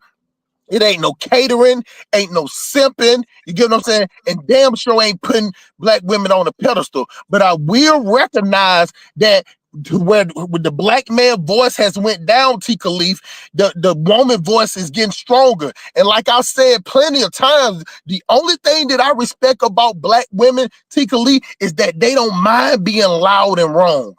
They'll take the whole black Yup, community that's with true. them. They'll take the whole black community down with them to be loud and wrong. The problem is that the black man is so defeated because nobody ain't pat him on his head. He can't pat himself on his own head, and he can't put no rocket boosters behind his own ass and make himself go forward. He's sitting up there want to be hands fed some more. So who's he's gonna attach to? He's gonna attach himself to black women. And black women sees that he's attached to them. And as long as he playing the role of a simp, long as he playing the role of a simp daddy, aka a weak daddy, aka taking care of another man's kids, aka doing something for another child where you get no benefit of other than saying that, hey, I took care of another man's child. As long as he's doing that type of deal, he's useful to the black woman. But soon as he step out of line, she gonna use them acrylics with the gel, with the little Pokemon or Hello Kitty designs on her fingernails and grab him right at his throat and tell him about it. The first thing she's gonna do is she's gonna call him gay. The second thing she's gonna do is she's gonna call him weird that he's still trying to have a relationship with the kids after they don't broke up.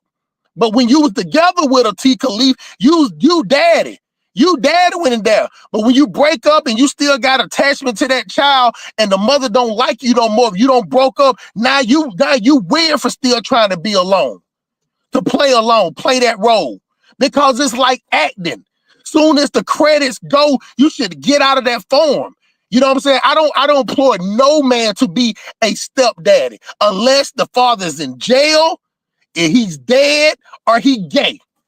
You get what I'm saying? That's the only thing I would tell a black man to sign up for being stepdad. It is a useless job. It's already kind of a useless job to be a black father anyway. But it's damn sure you get no credit for being a simp daddy, a stepdaddy. You get no credit from that. And in some states, if you play that role too much, I think in California, Diners, I think the same thing happened to Neo. Since he was out there playing the role of a stepdaddy, he got put on child support for some kids that Yeah, ain't I heard his. that. Yeah, think about it. Like she let you play the role. He got the baby sitting in his lap. You calling in every one of your posts, you calling that child yours. And then now you don't get with the woman no more. The woman don't want you no more, and she puts you on child support because in certain states, if you take up the role, the way the law is, if you take up the role of a father, you are liable for monetary compensation.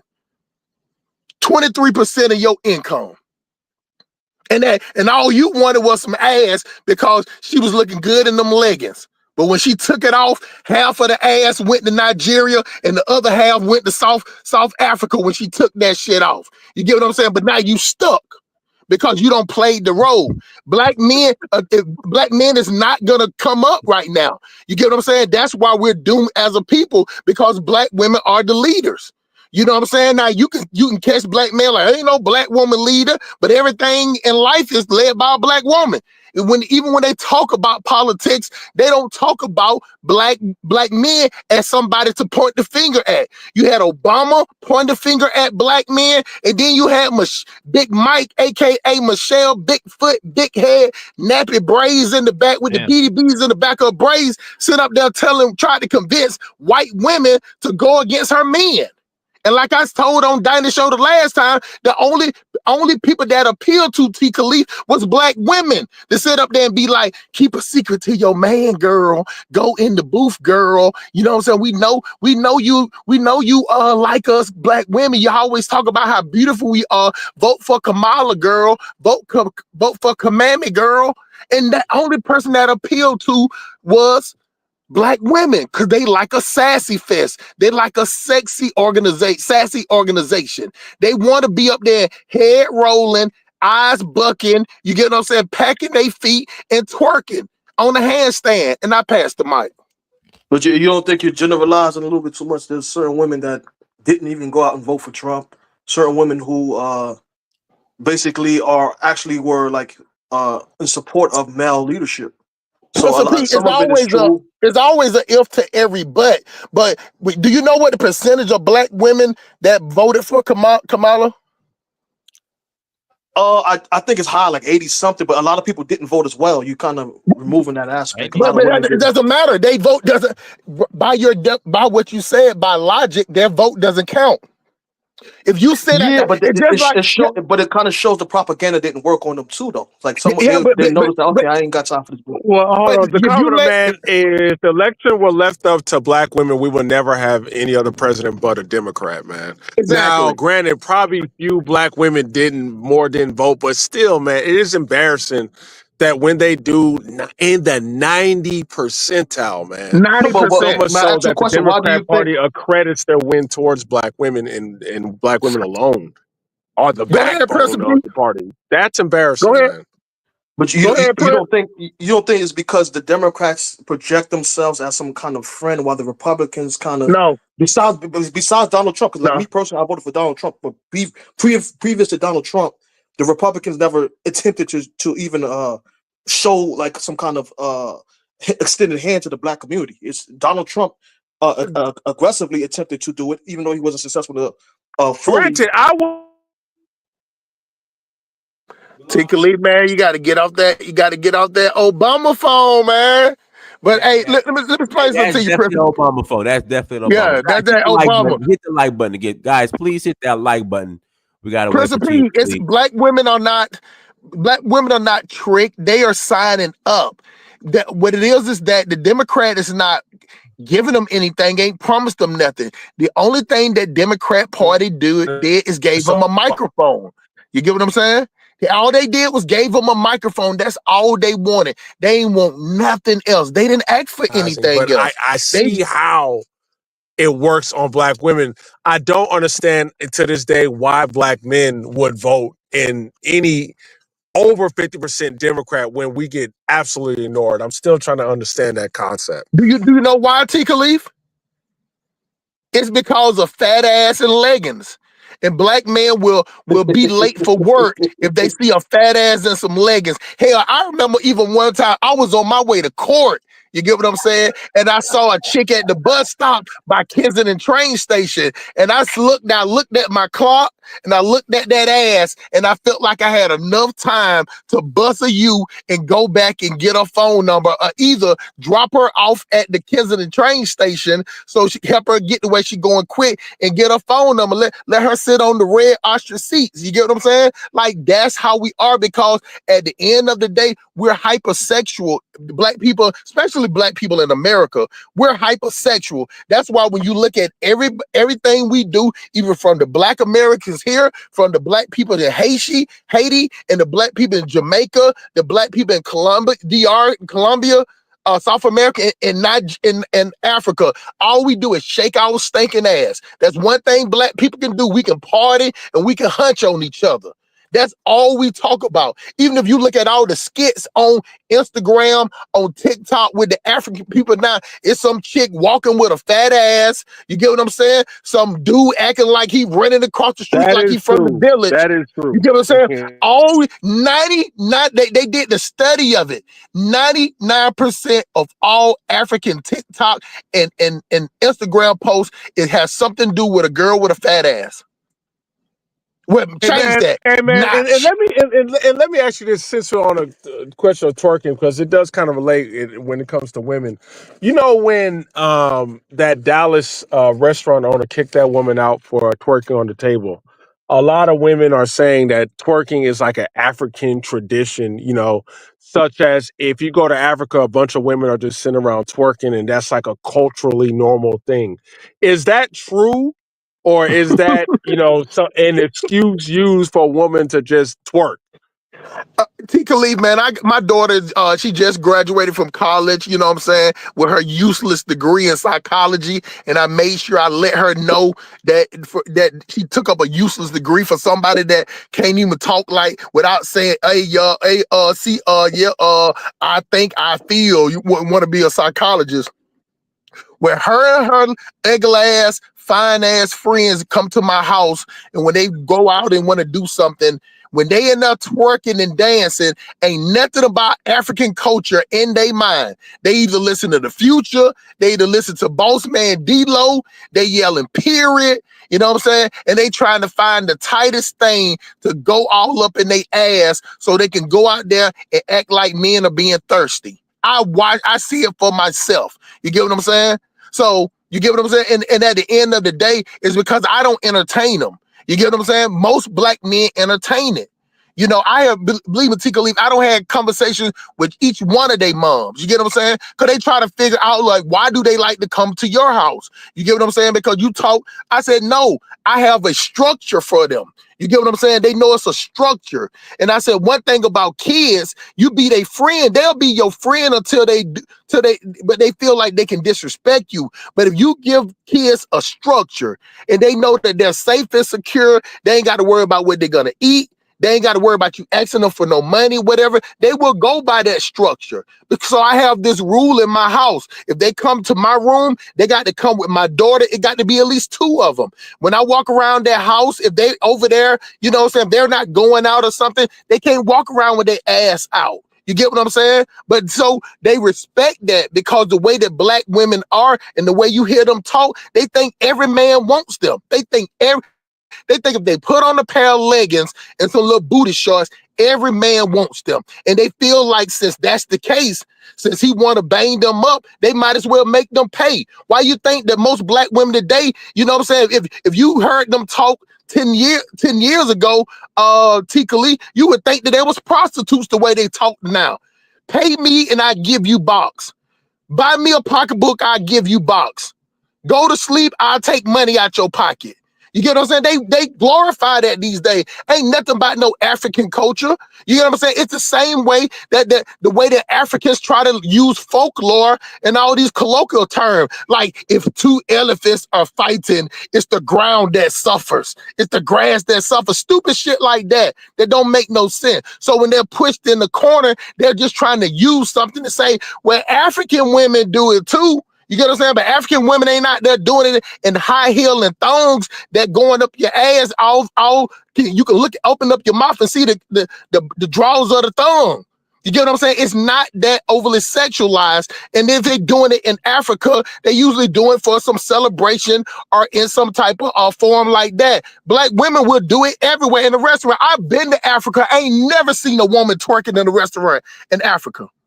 Kenya, I've never seen a woman at the mall twerking. You don't see it like that. If you see it being done, you see it done that it's placed at a club or a bar like that. You don't see it walk around the markets like that. You don't see it at all. So you have black women that ain't gonna never go to Africa that's using it. So that's the same way, Tika Lee, that they trying to use that term, or when they try to use Malcolm X words, or they try to use Martin Luther King, which I'll say again. Oh, his birthday just passed. Martin Luther King was the biggest shit eater, you know what I'm saying, and goddamn that put the blindfold on the black community. He's the worst. And I pass the mic. Hey, Donis, man, you gotta do a panel on this illegal immigration roundup, man. Oh, You I know what will. I'm saying? I I will. definitely want to be there for that one because I want to see what people think about that, man. Because like, I'm seriously seeing black folks on social media talk about after the immigrants, we are next, and I'm like, I mean, I'm just curious to see if we're gonna have black folks come up here angry that illegal immigrants are getting up out of here, making more opportunity for them economically. You know what I'm saying? But yeah, man, I wanted to be there for that one, man. Yeah, they're gonna do it. What else? Particularly, what else do black people do but complain? And we like particularly on the show the other day, we was on here. I asked Dinus a question and I proposed it to you. Why do black people just always want to take up for everybody else, even though all these other people don't? We know that they don't fuck with us. We know that they don't fuck with us. And I proposed that black people just gonna lay on everybody's lap until somebody love black people the way that black people love them. Because we don't, or I think either it's a pat on the we back, just doing bro. it for either we just do it for bragging rights, just to say that we doing the same way how like we say that we built America. If we just doing it for bragging rights? How Or you we feel? save the country and we get a Hold on. Can I Democrat say in. something real quick? I Yeah. disagree with what you said about other groups. Because if we look at history, man, like. But say the statement though. Say the statement. Say the statement what you agree with. You said like other groups don't mess with us like that, and I disagree because just Cubans alone have fought beside Africans on the continent, around the Caribbean. But the thing is, they're not gonna put their group over. They're not gonna put you over their group, and I think that's what these people think they're gonna do. They will fight with you to a point. But if it's gonna hurt their community, they're gonna do what's best for their community, and that's what every other group does. So we have allies. It's just you gotta hold. At some point, you have to. Excuse my allies language. do You black have to people hold have? your own nuts. Can I say something? You have to Be stand on your specific own. though. Be specific, my brother. What group of people is black people allies? Cubans, Hold on, African nations offer Venezuelans, land. They Mexicans. offer You know what I mean? when they got Haitian independent. people. Hold on. No. Let Let me me. answer your I didn't question. hear him. I didn't hear him, Prince. Say that again. I'm Cubans, Venezuelans, Mexicans. You know what I mean? Ain't no You know what I mean? no Hold on. goddamn way, bro. Bro, let me give you that. I'll run you down the history. You know what I mean? No. Haitian You ain't got to people. tell me no history, bro. Cause me and Dinah stay right here in Atlanta, where it's it was a slew of them. We got that's brothers that come on this platform. Now, listen, it might be your anecdotal experience, but we we live in Atlanta, Georgia. Latinos don't fuck with black people at all. Matter of fact, in Atlanta, my brother. Matter of fact, in Atlanta, if you ain't buying something for them or whatever, they act like they don't even speak English to you. They don't goddamn march. Hold on. Let me explain it to you. They don't march with it. When the Black Lives Matter came out, with not one fucking Mexican out there. When damn Cuban not there. When damn goddamn Venezuelan not there. Not one. So let me give you my let me run you down. So when Haiti had the earthquake, Mexico took in so many Haitian people who are still living there to this day. That's what I'm talking about. But they're not gonna. In America, it's a different game. When you're in the country, it's every group for themselves. Yeah, but what are you talking about there? I'm talking about America. What is he talking about? I'm talking about globally. Hold on. Because America is it's the matrix. It's not this country is not a real place. It's like when everybody's here, it's not a real place. When you step outside this country, are you Haitian? Are you Haitian? My parents are Haitian. Yeah, but what you saying? You talking about relating to America though? I understand what you're saying, but what I'm saying is this is search for Uhuru. This is a Pan-African space. So no, but look, hold on. We ain't Pan-African stupid though. Hold on. African dumb though.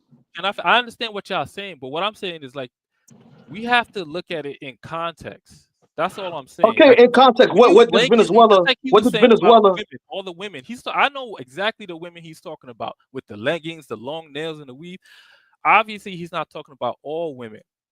But when you say they don't fuck with us, that's not true. That's all I'm saying. Like, you gotta Hold on, but read. you know there's discrimination against Haitians in Mexico, right? There's discrimination everywhere. I know So that. But no, what I'm but you're saying reaching, is, you're trying to reach or overreach. I understand to a I'm not degree. trying to reach. What I'm saying is, like, There's mistreatment of Haitians in Chile, right? I'm Haitian, bro. There's mistreatment of Haitian in I'm Chile. not Haitian. There's I'm Haitian. My parents are Haitian. Man, ma parle vérité, man. Ou a fait faux bagay la, man. I'm talking about reality. There's mistreatment of Haitians in DR, mistreatment Of of course there Haitians is. in Brazil, right? Of course They there is. even mistreat their own blacks in Brazil. So what are you Of talking about? course. But So it's our what I'm parle la. saying is, like, nah, what So I'm our saying parle is la, man. he blanketed the whole statement. That's all I'm saying. Like, they don't fuck with us is it's a blanket statement. He's talking about in terms of, it's like if you want to give a good example, Cubans actually gave grants to African Americans to go study. That's a good example, to go study medicine. But when you start naming random countries, you can't name what the fuck they did for African Americans, bro. For African Americans? Yeah. Are you sure? So what did Mexico do for African Americans? Go ahead. Let me hear it. Bro, if you don't know your history, I No, can't. no, no, no, no, no, no, no, no, no, no, no. I'm Don't not gonna play it run off. you down the history because I want to stay. I Asked want you. to stay He like asked right you a now. I don't want to. direct. He asked you a direct question. Give him a He did. direct But answer. what I'm saying is, like, because I have to go in the past. I want to stay right now. That's what I'm saying. Because the No, other he's thing talking Go, that about I go, was right go saying, anywhere. now. Go I was anywhere you saying want to He's go. about talking this about right argument. now. Right now. What the hell do Mexican, Latino, whatever, do or and want to And collapse also, with black people now? What? Where? Where? also ask When? them what happened to the Okay, Mexican population in wait. Mexico. Let me just answer real What happened quick. to the Mexican All you gotta population in do is look Mexico? up Guerrero, Mexico, and look What at happened to the African black Americans population there? who moved to Guerrero. That's all I'm gonna say like that. Look it up yourself. They mixed Bro, them out like they did bro, in that most of don't even Latin make no America, sense. bro. I They, tell you what, bro. But Listen, don't make no statement if you can't back it up. That's I just just like you proved it. tell. Hold on, that's just like you asking me about my like a transportation job, and you ask me, hey man, what about how to transport to get in the job? And I tell you, hey man, go look up I, CSX. bro, I'm just being honest with you, bro. I agree with what you I got said go before, ahead. but you're being disingenuous right now. He put you on the spot and he asked you a direct question, and you telling him to go Google some shit. No, You get what I'm saying? because So I just if you're gonna disagree with him and back up your argument. You can't I disagree would with the okay. brother. Let me back it Hold up. on for a second. Hold on for a second. We asked you 3 times, bro. So you I can't told disagree with the brother and then tell him to go get on Google. Guerrero, Mexico has taken in so many Africans and African and Americans. Haitians. How do they treat them? How do they treat them over there? I know about that. They have Africans and Afro-Cubans and Haitians over there. How do they treat them? What's Some going on people over there? treat them good, some people treat them bad. That's everywhere, bro. That's everywhere, No. Bro, You talking about a bro. I got specific Haitian people in place. my family who treat He's me bad. talking about he's talking about the you specific niggas saying place family. that you just brought up. Guerrero, And he Mexico. asked you Yes, how they being treated. some people treat them good. The Afro Mexicans in Guerrero treat them like family, bro. There's a dude who moved from LA who lives What is the there. population of Afro-Mexicans, bro? You reaching. You know they're very small. What's the population of Afro-Mexican? I never said they were big, but So I'm what? saying Why you reaching, bro? I'm not reaching. What I'm saying is, hold up. I know what I'm talking about, bro. You using a small sample and then try to make it seem like since that small sample, then that's the majority. We up here I sitting up here never said it telling you, was a yes, majority. you did. Yes, you did. No, I said y'all made a blanket Before statement. we pinned you down to it, you get what I'm saying? You made it to the point like they do something in this town where they fuck with it's a bunch of Africans there and they're doing better. I heard about the story too, Principal P. That's why I didn't even interrupt you when you said it. But I was just sitting up there to back I you up to know. make sure he answered the question. They don't fuck with her. Now you talk See, about a that's small sample. We talk about a small sample. I'm right here in Georgia, where it's like 3 to 6 million in Georgia right now. Latinos don't fuck with black people. They're not together on any march. I'm gonna say it again. Not one Latino come out there in March when that brother got killed over there at the Wendy's with that fell asleep in the drive through. Did you remember that, Dinus? So any time of marching, any type of Black Lives Matter, it was not one Latino out there. Not one.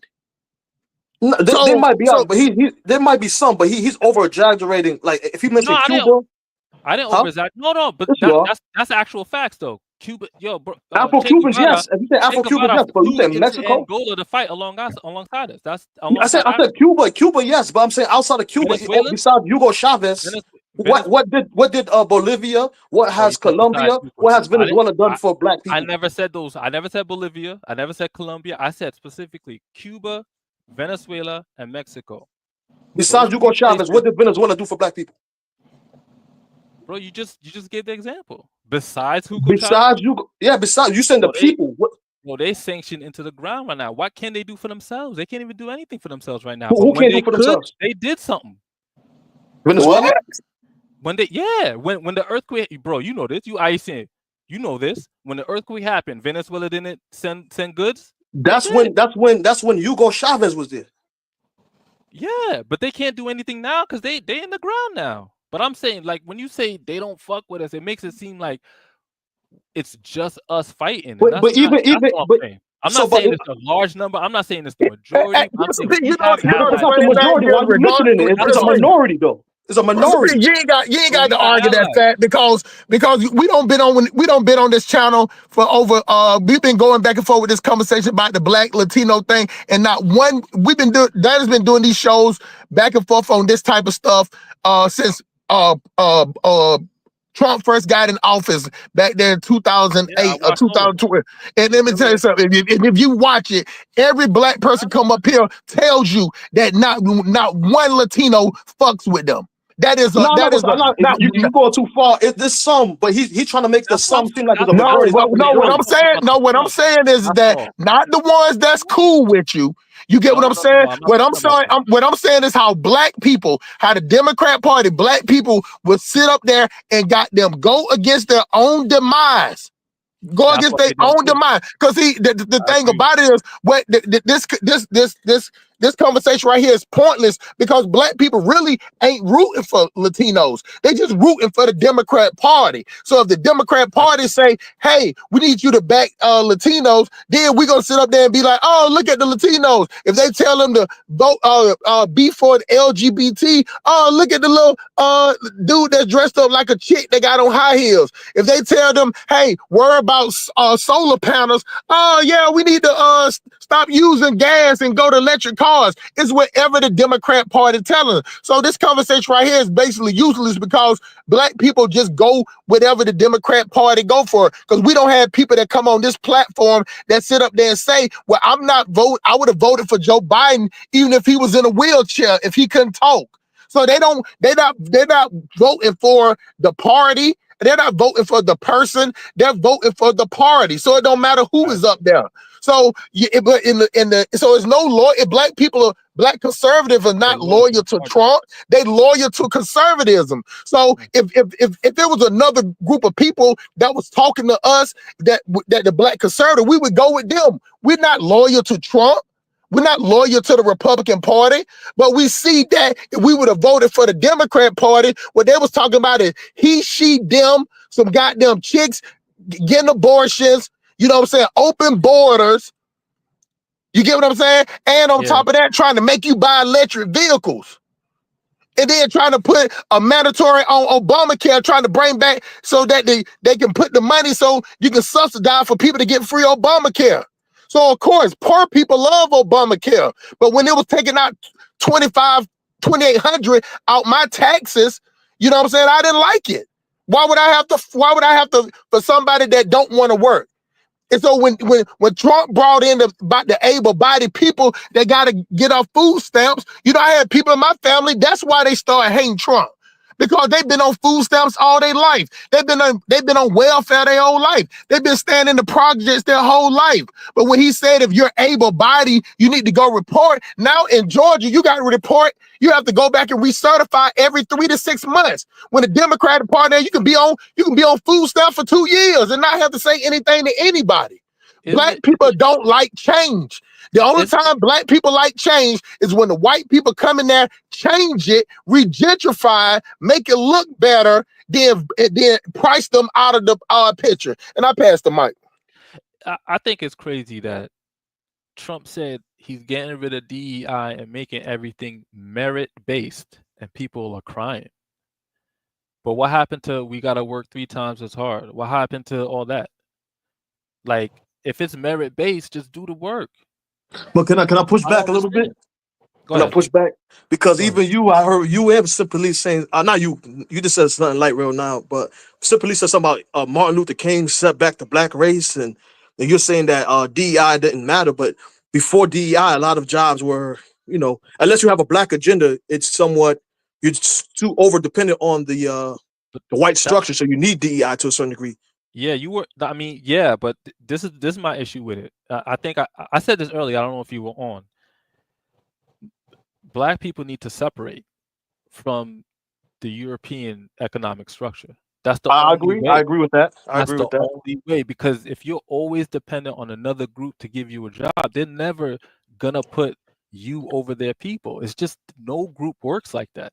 That's true. That's And true. they don't That's true. want to separate. They want to cry for reparations. And I said it before, like their grandparents, they sold them out with this integration, and everybody gave up the bus companies and the factories and the towns and everything. You sold all See, their I agree houses. with that point. I That's agree true. with that That's point true. 100%.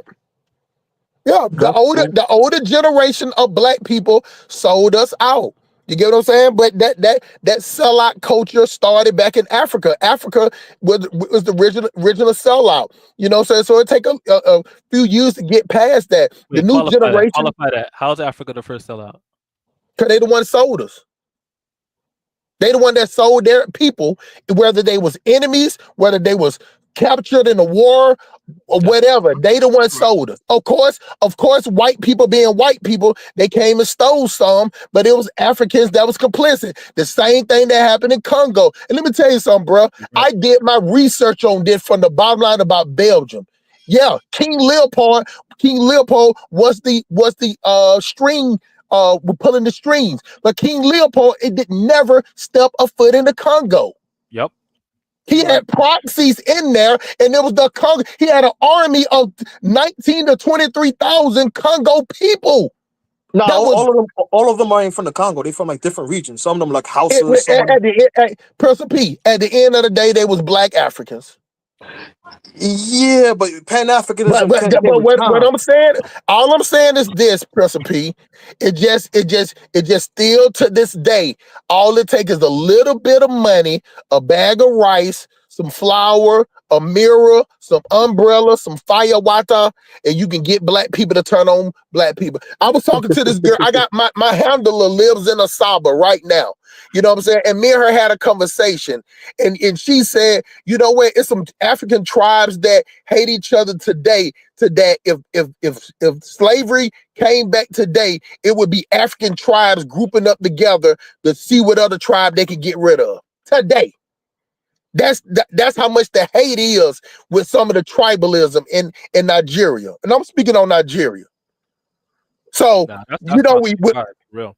But when you have black people, that let me tell you something. As much as we don't get along in America, the one thing you could not do in America is to go to a black person and say, a white person can come to a black person and say, hey, your next door neighbor, you know them ops that you trying to kill? Hey man, help me get rid of them and sell them to me, and I'll pay you for them. A black American still wouldn't go for that. It's something in us, and out of all the stuff that we do to each other, we'd rather kill each other than to sell each other. We won't do that. You get what I'm saying? You can't get a white person can't come in a black neighborhood and buy nobody. Hold on, you get what I'm saying? That's not true. They come through and buy votes every election year. They go No, bro. I'm talking about literally buy them. But that's literally buy them. Situation. I'm talking about literally physically buy them. You can't do that in black America. You get what I'm saying? So, but what I'm saying is that still in some countries in Africa, a white person can still go over there and vacation and rent an African child for the weekend. It's promoted on the beach. I seen that in Gambia. I seen it for myself in Kenya. Damn. That guys are walking around asking you, do you want a child? What age are you looking for? In Mubasa, I seen it for myself. See, the difference is what you're talking about. The Europeans do that on the internet. They buy Yeah, and sell. that's here in America too. Child trafficking. That's the only difference. It's just not out in the open, but they do that. They do that here too. You could buy women. You could buy kids. It's No, wild. no. But Black see, this is death the is thing, wild. though. It's a difference from child trafficking because you got to hide these people. You got to hide out. You're still wanted. You can do that shit out there in Africa on the beach in front of everybody. You can't child traffic nobody and be chilling on the block with them. They holding these people hostages. They're held hostages. They're taking their ID.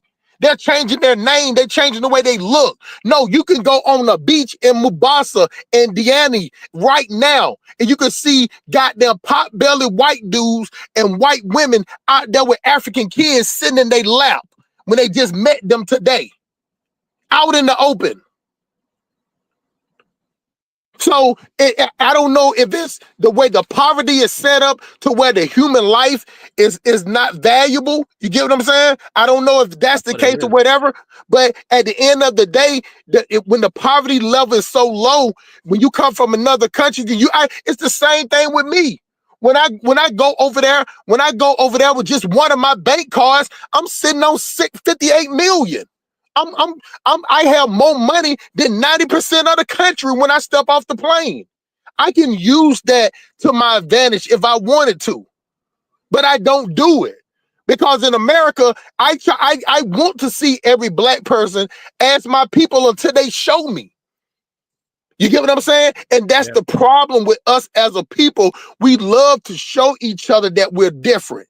You know what I'm saying? You have the Africans on the internet, you got the Afro-Damas and all these guys trying to separate. You got the FBA trying to separate. You know what I'm saying? You got the Black Americans that get out the hood, they separate. You got the dudes in the hood that tell you you can't come in the hood. We're just a whole bunch of splinter cells. It's working together. We don't work together at all. We complain together, but we don't work together. And let me tell you something, D. Brown. I want to answer you this. Let me tell you what I do every weekend. I just don't talk about it no more because I have a platform now and people come on my channel. Let me tell you what I do for the Black community. Every single year, I make at least 10 Black guys entrepreneurs. You get what I'm saying? So every year, the minimum that I help to put back in the Black community is around 800,000. And the reason how I know that I put at least 800,000 back in the community, matter of fact, it's 12. So it's about 960K back in the industry by helping guys become entrepreneurs. Is because I be on Bankhead every Saturday or Sunday. And I'm trying to get Black men to be entrepreneurs. And if they work a certain amount of, do a certain amount of miles, make a certain amount of money, you know what I'm saying? I get a 3,000 referral. And they always come back to me. And that's all I do. If I can get one a month, I'll stop. And for the last 6 years, I've been getting a check for 36,000.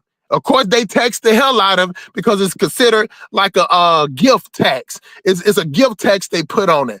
But that's what I've been doing for the last 6 years. And we don't have brothers on this platform. Bakari got a channel. They don't came up there and see me do my work. So I don't just talk the talk, even though I say that we're doomed as a people because I'm a businessman. So I see the Black race on paper, not far as emotional. Not far as the little bit of good we do, not the little bit of shine we got. I'm saying that if I had to put the Latino race on paper, the Black race on paper, which one that I would invest my money on, not off emotions, just based on statistics, I would bet my money with Latinos. Yep. That's how I look at it as a businessman. Because I know from being on the street since I was 14 years old that having compassionate and emotion make you look weak in the Black community. People will play on that. They will use you. The only thing that force respects is force. And if you're not giving America any type of force, the boot The bottom of the boot heel will never respect the ant. The ant will be looking up to it like, oh shit, it's a boot coming. And then you stepped on and you're done. And then you're not useful anymore. The black experiment is over. The Latinos is up next. We are now we are now the third minority in the United States. It's over 76 million of them here. Yeah, but they're like different. They're not an actual, like, we're more racially similar than they are. So And they that still comparison. They got the language. and they still That's their power, right? No, there. but can I ask y'all both a question? hold Because on, I I'm think- gonna let you say that. And they still work. Let me tell you something, Principal P. And I'm gonna let you talk after this. You know the one thing that always gonna help Latinos out, that they never get tired of eating burritos and tacos. And they make them cheap for them to buy it. They never get tired of. Everywhere I go, when I see those places, not the big restaurants, because at the big restaurants, it's a lot of white people and black people. We talking about those small mom and pops. They are filled up every day. Because they support their own. We can't support our own because eating black people food is gonna have you with fat ankles and fat kneecaps. You get what I'm saying? You damn sure. Why? Let me bro, an oxtail plate in Atlanta right now is $32. $32. See, I'm in the Haitian food, you go to the Haitian restaurant, the Haitian spaghetti is $28. You go to the African restaurant on Memorial Drive to get a egusi soup. You talking about some fucking tripe. The stomach of a goddamn cow. It's $29 for some stomach lining and some fufu. All that shit boo-boo. All that juju is doo-doo. All that stupid shit. The Latinos make their food affordable to Latinos. The Jewish people make their food affordable to the Jewish. It's the black people that want to overprice you, that you go to This Is It restaurant and get a 2-piece fish and it's $18. That is true. That is true. Yeah, that's facts. Our food is overpriced, and you get bad service. When you go in the Latino place, they got some little cute ass Latino chick that's 3'6", look like a fucking Pokemon that can't wait to serve you. Yo, you walk into a black restaurant, all you see is leggings and weaves and attitude. Come on, man. We gotta be honest about ourselves. And when they say the solution is entrepreneurship. That's the only thing that can help us out, because we got to stop being professional employees. That's the only thing that can help us out. And I pass the mic. Go ahead, my brother. Yeah, what's your business? You said you drive, right? You got like a mileage business. You said that the dude does logistics.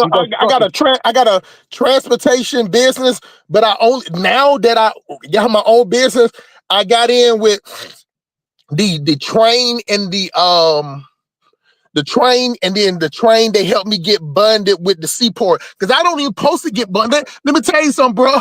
The people that don't even like black people, you know what I'm saying, help me get bonded with the port. Help me get port license so I can drop at the port. I can only get with the train. But what I'm telling you is that I know that they wish that they had somebody else that can do it. But you want to tell you what I did, bro? I saw them. I watched what type of cars, because they got little sections at the train in the shipping yard. They got little gates for their, they got like different, like they got sub businesses there to conduct business. All of them got their different containers with their different name of. You know, tell you what I used to do, bro? I used to sit up there and watch which ones come in now, and I used to park my truck in front of that gate. Spend the night out there in front of the gate. So when they came on, they would knock on the truck. I'm a big dude. I'm 6'3", you know what I'm saying, 280 pounds, bro. They knock on the door. They can see me come out. I'm like, hey, sir, you know what? I'm sorry, I'm in your way, but hey, I'm ready to work. You got any loads that got to be going? You know what I'm saying? If you have somebody else in there, you call them. I'm right here right now. Get my jump rope, get to walking around to show them that I'm ready to go. You know what I'm saying? I did that for like 6 months. You know what I'm saying? Even if they don't call me, I'm like, hey, have a good one, sir. You know what I'm saying? I'll be back out here in the morning. Eventually, it's always something that's a hot load. I made them call me. I made them do business with me. Do you get what I'm saying? Yeah. By not complaining, being in their face, and being available. You get what I'm saying? You start off the business, giving them cut. You give them low prices, and then when it gets summertime, when it go up, then you jack the price up because now I got them in a contract, and I just picked up a contract for 6 months with Orange and Corns for 200,000. 200,000. That's what's up. So, but what I'm saying is that it took me to do it. Nobody else told me. Nobody gave me no advice. I came up with the scheme, and the scheme that I saw with those type of people, because you got to remember, they already got a stereotype about us. They already think we lazy. They already think we steal everything, even though I be stealing shit, because I definitely be stealing paper towels and trash bags. Hey man, don't ask me why. I just, you can take the hood, you can take the dude out the streets, but I'm gonna get the paper towels and the plastic trash liners. But what I'm saying is I came up with my own scheme to help myself get better. I don't never sit back and say I got enough money. One of the weirdest thing in the world that I hear black people all the time when it comes to the Puff Daddies, the Jay-Z's, the Floyd Mayweather, they always be like, man, they got enough money. They got enough money. I ain't never heard a white person say Jeff Bezos got enough money. I ain't never heard nobody say Bill Gates got enough money. I ain't never heard nobody say the dude from Oracle or the dude from Virgin got enough money, Brunson, whatever his name. Because they still get the guy from Warren Buffett. You never hear them talk about white people saying that that's enough money for them. They got enough money. These dudes still wake up every morning and go out there and hustle. It's black people that feel like when we got enough, we want to sit back and get lazy. Or we sit back and say we got enough. We ain't trying to help nobody else. So that's what I do on the weekend, D. Brown. I go out and try to help black brothers become entrepreneurs. But the biggest problem with black men is that they scared to leave the nest. They scared to leave their mama. What if they mama need them? What if they sister them need them? And I tell each one of them that the government got your mama. The government got your sisters. It's the government that don't have you. They're going to put the clamps on you. You're going to be racial profile, not your mom and your sister. Your mom and your sister can ride down the street with windows tinted, with their seatbelt off, and they ain't gonna even get pulled over. You can have on your seatbelt everything, smoking a cigarette. They're gonna think you smoking weed and pull you over. You're more likely to get pulled over than a black woman. So why do you want to sit around and think that you got to protect them?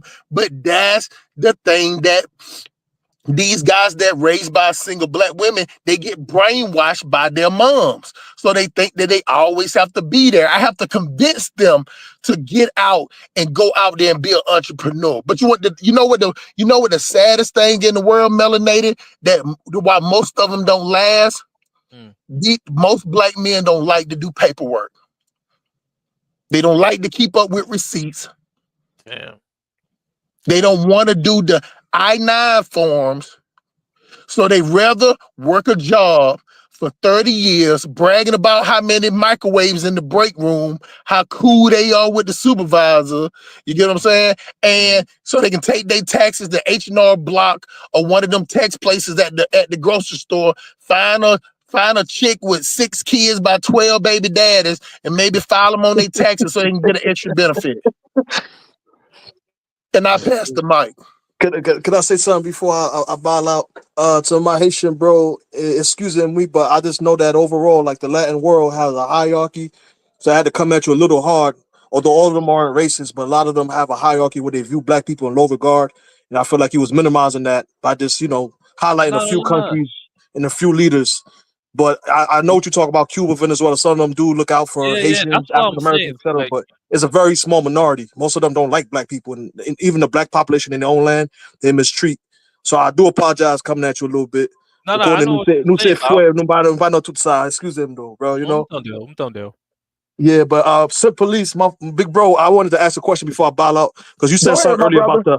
about the pecking order. Because I Yes, think I sir. said that to Kala one time, and I was trying to basically imply because African Americans are the majority, they should be leading and start organizing and just etc. He felt like that's not the case. So how do you feel that who should be in leadership of some of the pecking orders of the Black American collective, Haitian, Jamaican, etc., African American, and how do you feel that Black people should come to accept this level of pecking order? Because I feel like our biggest downfall is that we don't accept Black leadership. We have organizations that are semi-strong, like the Nation of Islam, the Black Church, Pan-Africanist groups, but we kind of refuse them, and then we try to do our own thing, and then we get mad when other groups are more organized, but we I refuse agree with leadership. So you. how do you feel that Black people would accept a pecking order, an actual structure Uh, of until logistics and banking? And go ahead. I'm I sorry, bro. get you. I get you. The only way that would ever happen is that it would have to be a group like the Jews and the Chinese people do, that it cannot be connected with nothing. It cannot be subsidized by anything. If it don't make the money from the people, it doesn't exist. It can't be connected to the Democrat Party. It can't be connected to a HBCU. It can't be connected to a nonprofit.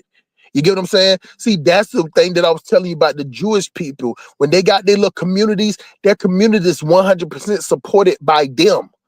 You get what I'm saying? It's not connected to a church. It's not connected to anything else but the people in that unit, in their groups, in their subgroup. If anything, the Jewish community ran it like the mob. They run it like the mob, you know what I'm saying, far as how they see it. And most groups are ran like the mob. You get what I'm saying? It's just legal. It's just legal mob authority, how they operate. The problem with Black people that we're all connected to somebody else. Most Black people call a white man boss. Let's just be honest. Most Black people, no, change that. The majority of Black people call a white person boss, whether it be the supervisor, whether it be the president, whether it be the general manager, because of course there's some Black people in management. But what I'm saying is that it's not any institutions that's hiring Black people as a majority. You get what I'm saying? Now you have the place in Atlanta where you got the janitorial service, you know what I'm saying, that's ran by Black people, but most Black people don't want to clean up. You know what I'm saying? Black people not, clean up type people. You know what I'm saying? So mostly all of the office jobs that most of the Black women are in, they got a white man as a boss who's running, who's the owner of the business. Most of the Black men that do manual labor, where they work for the city or the government, they might have a Black man as a supervisor, but the one that hires and fires them is a white person. You get what I'm saying? And so until we can separate and produce our own business and take the stores, the convenience stores in the neighborhood, and put a Black face to make the people want to do better, you know what I'm saying? Nothing is not going to change because we're too separated. We're too separated, and we have our alliance is all over the place. We're not a single minded. We don't move with a single organism. You know what I'm saying? All other race of people, they move by a single organism. Even though they have fights and spits with each other, they still worship that. We don't really have anything like that. You get what I'm saying? Like the Jewish people, they have the Israel flag. You know what I'm saying? The Latinos in here, they have the Venezuelan flag, and the Mexicans, they have the Mexican flag. What flag do Black people got? FBA?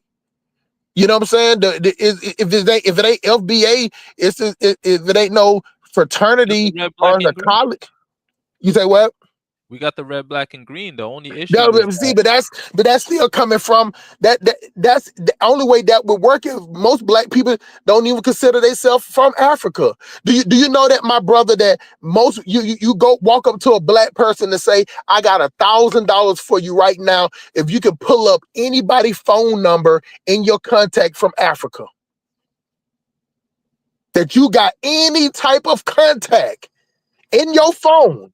But I don't think you necessarily need contact with the Yeah, but you individual. don't need But it. I understand what you're saying. But what I'm saying is, even though you don't need it, that don't change. That don't change what I'm saying. That's a fact. So back in the 80s and the 90s, we taught that red, black, and green, but that shit don't fade it out. Like if you talk to the millenniums right now, if you tell them what red, black, and green is, they won't know what the hell you talking about. They're gonna say Gucci, man. They're gonna say Gucci. Yeah, I was just finna say that. They're gonna think it's some type of designer. And now, and then you go talk to them about FBA, they have no idea what that is. FBA is just an internet thing. I talked to my daughter at school, and I asked my daughter, I said, "Won't you just go around today?" And I remind her to do it. Not one person at her college knew what FBA meant. Was anything. That is some age group between 28 to at the youngest to 45, 55. It's just some pseudo internet type deal. It's not going anywhere. You get what I'm saying? We ain't getting reparations, bro. You know what I'm saying? Because the reason why we ain't getting we don't even understand if they did cut the check and gave us $3 trillion, then a bottle of water gonna be $600. But I'll say something. Country's broke anyway. Go ahead. I'll say more people today know a Haitian or a Nigerian or an Ethiopian or Jamaican today than ever. So I think this the Pan-African. You don't need the Haitian from Haiti. You have Haitians in America. You have Nigerians in America that they can coordinate with and work back with and do business with back home as well. So that's true. My thing is, even you, especially. I said the last question was my last, but this is gonna be my last. No, go ahead, my brother. You was talking about food pricing, right? You saying how certain different groups can price their food lower, but you in the logistics market. Do you think there's a way logistically that they can actually do that in the black community where Haitians, Jamaicans can buy food from similar suppliers or have a contract with let me tell bring you. the food down? You want me to tell you one thing that the Jewish people do? They got their own farms. Oh wow, okay. They're raising their own animals. Yep. You know what the Latinos do? Especially they see a lot of people don't know that up there in Missouri, up there in Arizona, up there in Oklahoma, they got their own slaughterhouses. You go up in there, you'll think you're in Mexico. You get down there by Boca Chica, they raising their own pigs and their farms. I'm telling you, if you go to Boca Chica in the United States, you would think you're in Mexico. You would never see anything like that. And they're out there raising their own food. Black people, just like in Africa, we are importers than exporters. Yep. So the beef, the oxtails, you know what I'm saying, don't went up because it's exported. Ain't no Africans, ain't no Nigerians. Ain't no Africans, ain't no Jamaicans, ain't no Haitians raising no cows on the farm. It's not one. It's not one. It's not one. You would think that they would as much beef, chicken, pork that Jamaicans and Haitians eat, especially Africans, because they eat so much tripe. They eat so much tripe. You would think that they would have some type of farm. They do not own it. So therefore, their third. All the thing they doing is they going to Costco. They going to the same place I go to get my oxtails from. And then they just upcharging. When you go to Costco in Atlanta, you can see the Africans that own restaurants. I told you, you can talk, they talk. You can tell they have a restaurant because you have the regular buggies and you have the big pallet buggies. And you can ask them what restaurant, they'll give you their business card. I'm telling you, you go to Costco, they will give you their cards. So you see them, they just going in Costco, buying it in bulk, taking it back to the restaurant and selling it for a high price. They're not buying it straight from the source. All the Latinos got their own food service. When I mean food service, they got their own food service like Cisco. You know what I'm saying? Like like a restaurant. They have their own food marts where they go to the supplier and buy it from the warehouse. The Africans, Jamaican, and Haitian, they buy it from Costco and Sam's Club. So the price is already upcharged because when you buy it from the warehouse, you got to go butcher it down.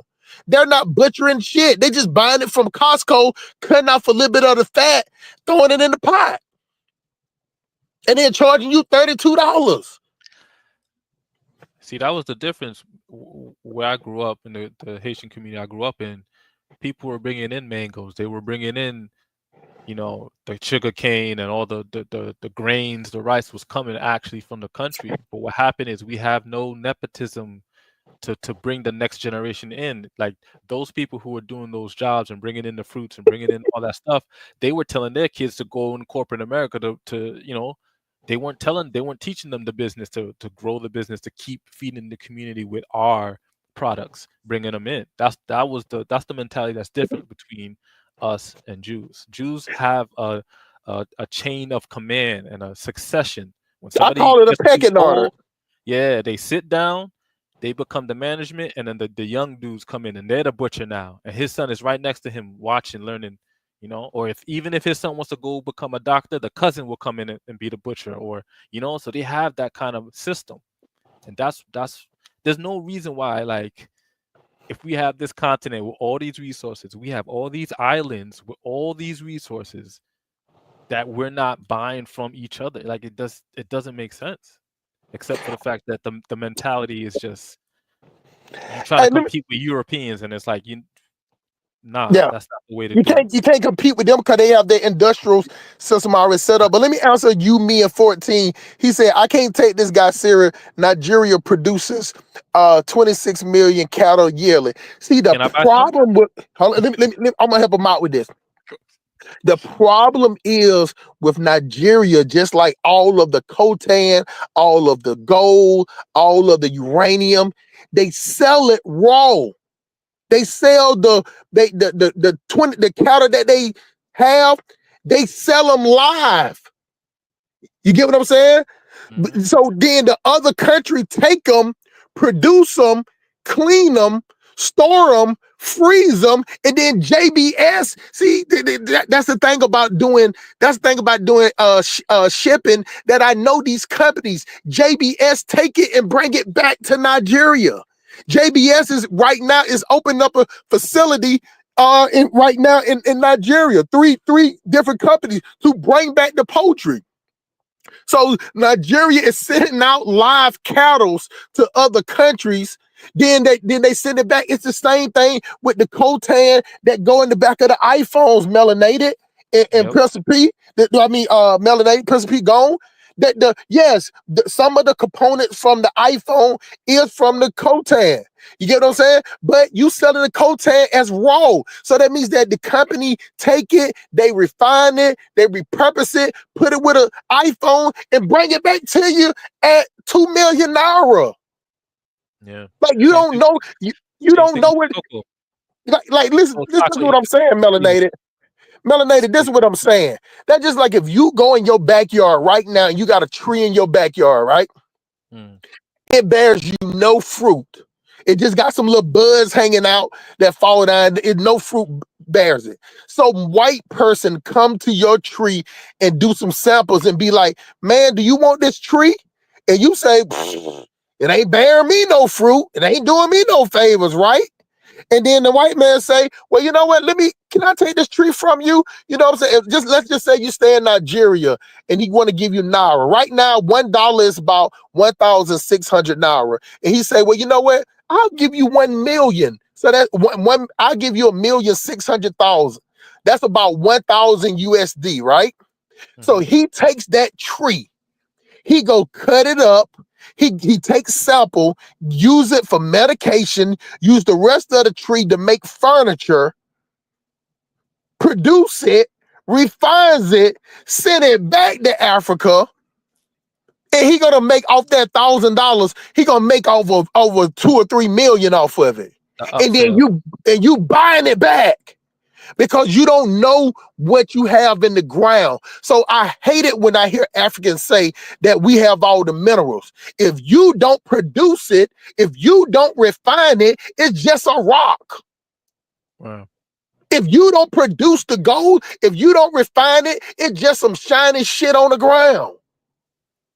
You make the money when you produce, when you refine it and you process it and you make it into a specific item, whether it be a ring, whether it be material end of the that go day, in the man. back of the phone, so you can bring Yo, this stuff together for the And along, condensers. can you hear me? and along the way, you make a bunch of We can Can hear you jobs. hear you. me?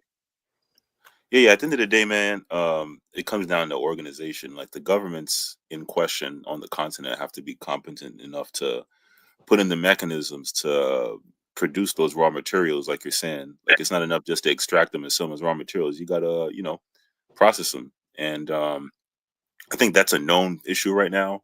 But Yes. I think the Burkina Faso leader is trying to That's exactly facilitate what that they're doing. process. Yeah. Yep. But you And see what he's doing though, right? You see he's not grouping up with somebody that's saying that they want to come in and colonize. He said that he want to group with somebody that he want to do business with them. He don't want them to build nothing. He want to build it himself. But when you let a company like China come in and they get to building houses, and they get to build a hotel, they get to building bridges, they get to building airports, they get to building ports, and if you can't pay that money, then they take over your ports. They take over it. well, the Hey, thing that's is, not I mean, China's fault. the Chinese, man. I mean, I don't, and I could disagree. I could disagree with this. I've been flamed out of different spaces for saying this, because I don't think the Chinese are as imperial as the Western powers. You're right. I agree with that. Now, the thing is, if I come to you, if let's say we all boys in the hood, and I loan you some money, and you say, hey, if I don't pay you back, you could take my car. Hey, that's on you being irresponsible. You Right. signed a contract, so you have to be competent to be able to negotiate good deals, and then just have the fiscal responsibility to make sure that those deals are going to be profitable and honor that deal. I don't think the Chinese have an imperialistic nature where they want to take over people's ports and shit, but No, they don't. yeah. They don't want to. They don't want to take over it. They just want to run it. See, The when thing you about the Chinese are about their business. That's exactly. the difference. So Yeah.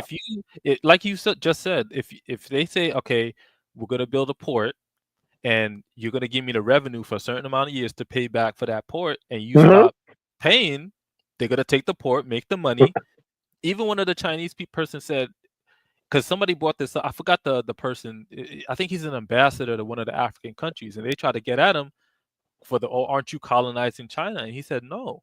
He said even if we did take over the port, we would make our money back and then give the port back.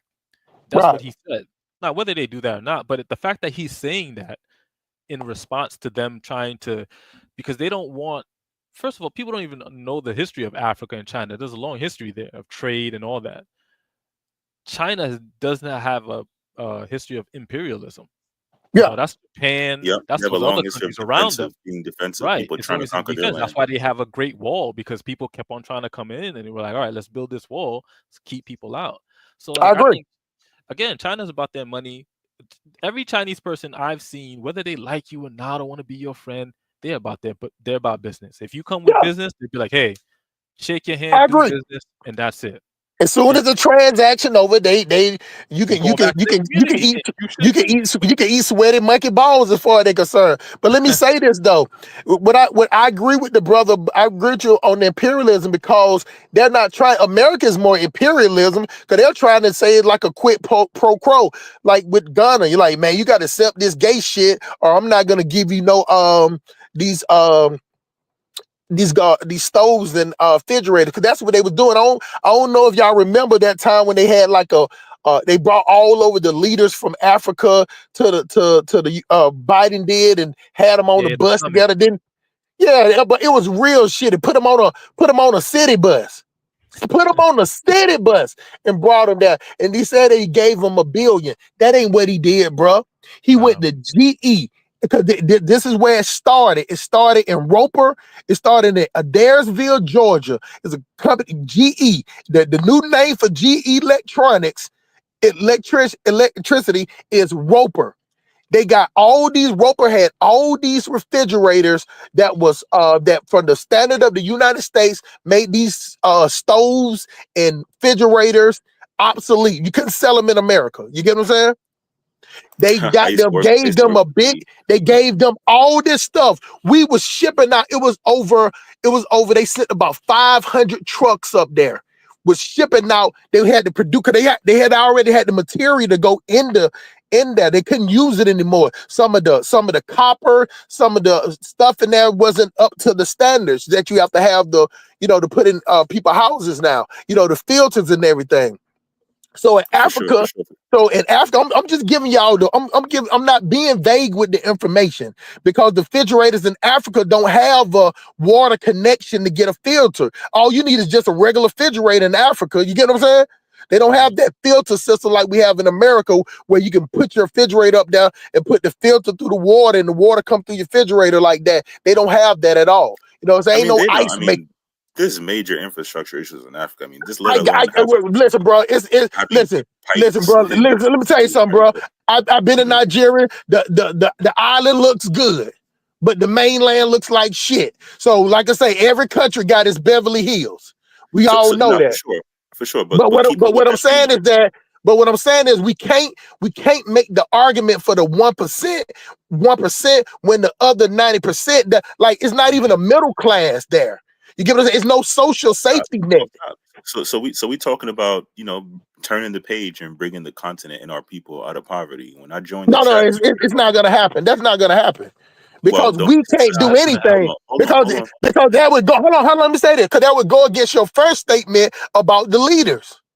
It would have to take competent leaders. That's the only thing can bring it out. So my idea, your idea is not going to work over there, because we're not connected to the government. It would have to start from the top down, not the down up. Only thing you can do is come over there and buy some land, get a fish farm, you know what I'm saying? Maybe do some chickens or some shit like that. You know what I'm saying? And you can't really do cattle like that over there, because they have their dry season, you know what I'm saying? So the cows have to be on the move. That's why the Fulani guys have theirs on the move, the graze. The goddamn cows in America ain't got to walk nowhere but around the goddamn the prairie. You get what I'm saying? It's grass and everything be fed. So what I'm saying is, I'm just looking at it as a business man. I get what you're saying, bro. It sounds good, but it's not gonna happen, because I'm gonna use your own words, until you have competent leadership and the people stand up to it. You know what I'm saying? It's nothing that's gonna change. I hear you, but I mean, many changes in culture have happened throughout many years in history. Just we're our age. I mean, I don't know how old you are. Let's just say that you're 35. I mean, 35 years that you've been on this earth. That's a blink of an eye in the history of the world. So if you look at history, there have been substantial changes in many cultures throughout the world. So I understand why you're pessimistic. I share your pessimism, bro. I'm very pessimistic about the future just because of what I see. But having said that, we can still talk about ways that things can be better. And, I have a admiration for the Chinese people, just because of, you look at where they were 100 years ago, 60 years ago. They didn't have all of the prosperity that they have right now. They have a long history. Chinese history is very, very, very old, as is African history. So, we share that. So there's a sense of pride there. There's a sense of culture there.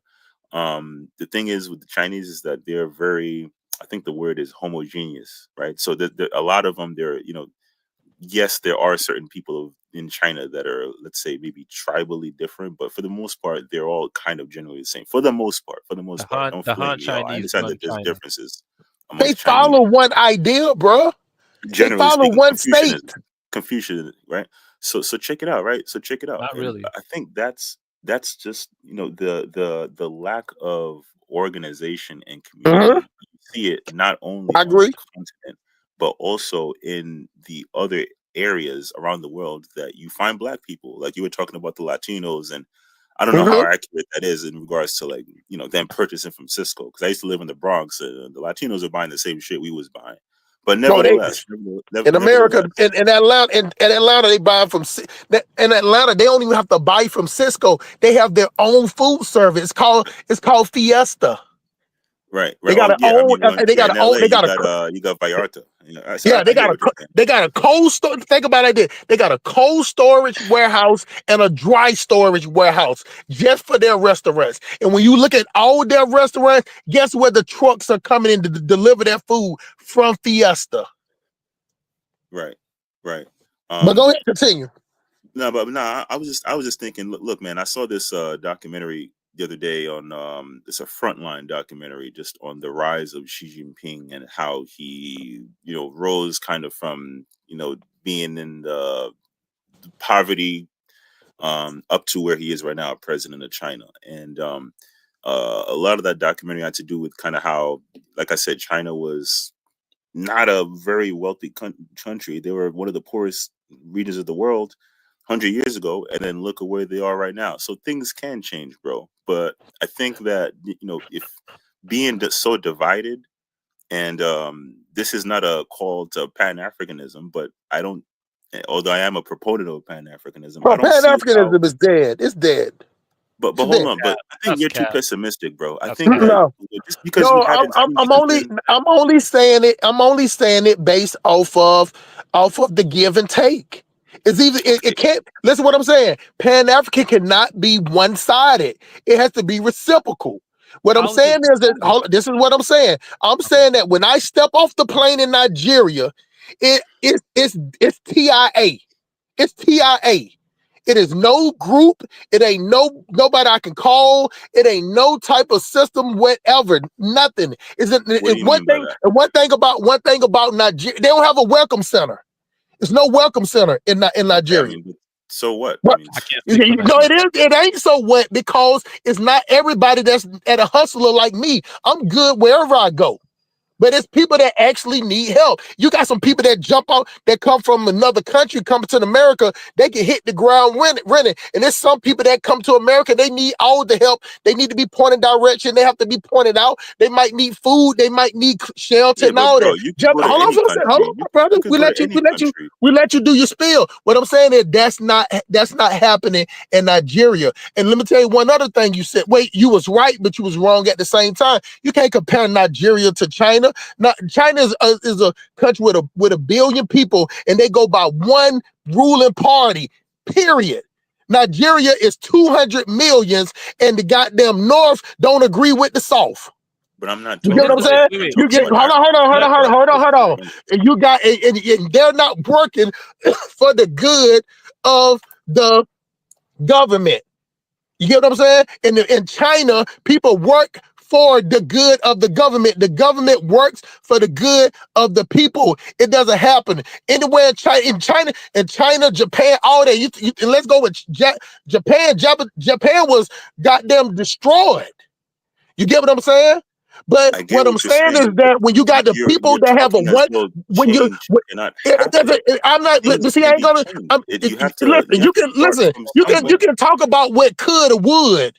You get what I'm saying? I'm speaking of But the I'm now. talking in future. So Exactly. Of what I'm course, saying things is are messed up now. I'm saying That's why we're talking for right the now. last That's, 500 years ain't really shit changed about Africa, That's Nigeria. not true. That's not true. wait, You wait, get wait, what I'm wait. saying? 500 years. Nigeria. What do you mean? Wait, wait, wait. It's still He's a talking third about world. It's Nigeria. still a hold on. It's still a third world country. You still ain't got electricity over the country. You still ain't got running water. You get what I'm saying? You still ain't got access to. You damn sure ain't got access to clean water, and you can't even keep the lights on for 24 hours. But that's why we're talking about how we could fix things, bro. I But mean, what I'm trying to so we might tell as you, well. bro, So we if might you as well not. fix it, So then, what are even we if you doing here? fix it today, So hold on a even if you second. fix it So today, what it are we don't doing matter. You're here? still Is this? 200 years behind everybody else. So hold on a second. Hold on a second. That's the problem. Are we just gonna lick our That's why it's wounds called and the just third cry? world country, So bro. hold on a second. Why do you So think it's you called the wanna? third world country? Okay. So you wanna just lick your wounds and cry No, about how shit fucked up? why do I listen, Okay. bro? Yeah. You know I don't what? need the what Let's ifs. just I'm mentally asking you masturbate then. Let's just cry why about is the past then. Nigeria You know still what? considered a third You world know what? country? Things are so messed up.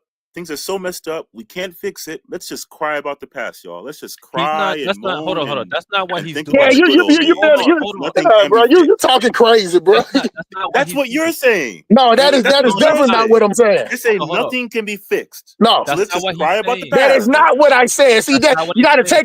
you gotta take off those feminine ears, bro. That is nothing what I said. What he's saying, he's talking about the reality in Nigeria. And I haven't been to Nigeria. I can't speak on Nigeria. What I'm saying is, I know Pan-Africanism is the future. And I see 3 countries who are riding for Pan-Africanism right now: Mali, Niger, and Burkina Faso. Are we going to support them right now? It Are takes we going to time. support them? Yeah. Right? Time. It, Are we How going to much support time? them? How much time, bro? How much time? Because I'm ready to it catch a I fight. don't know.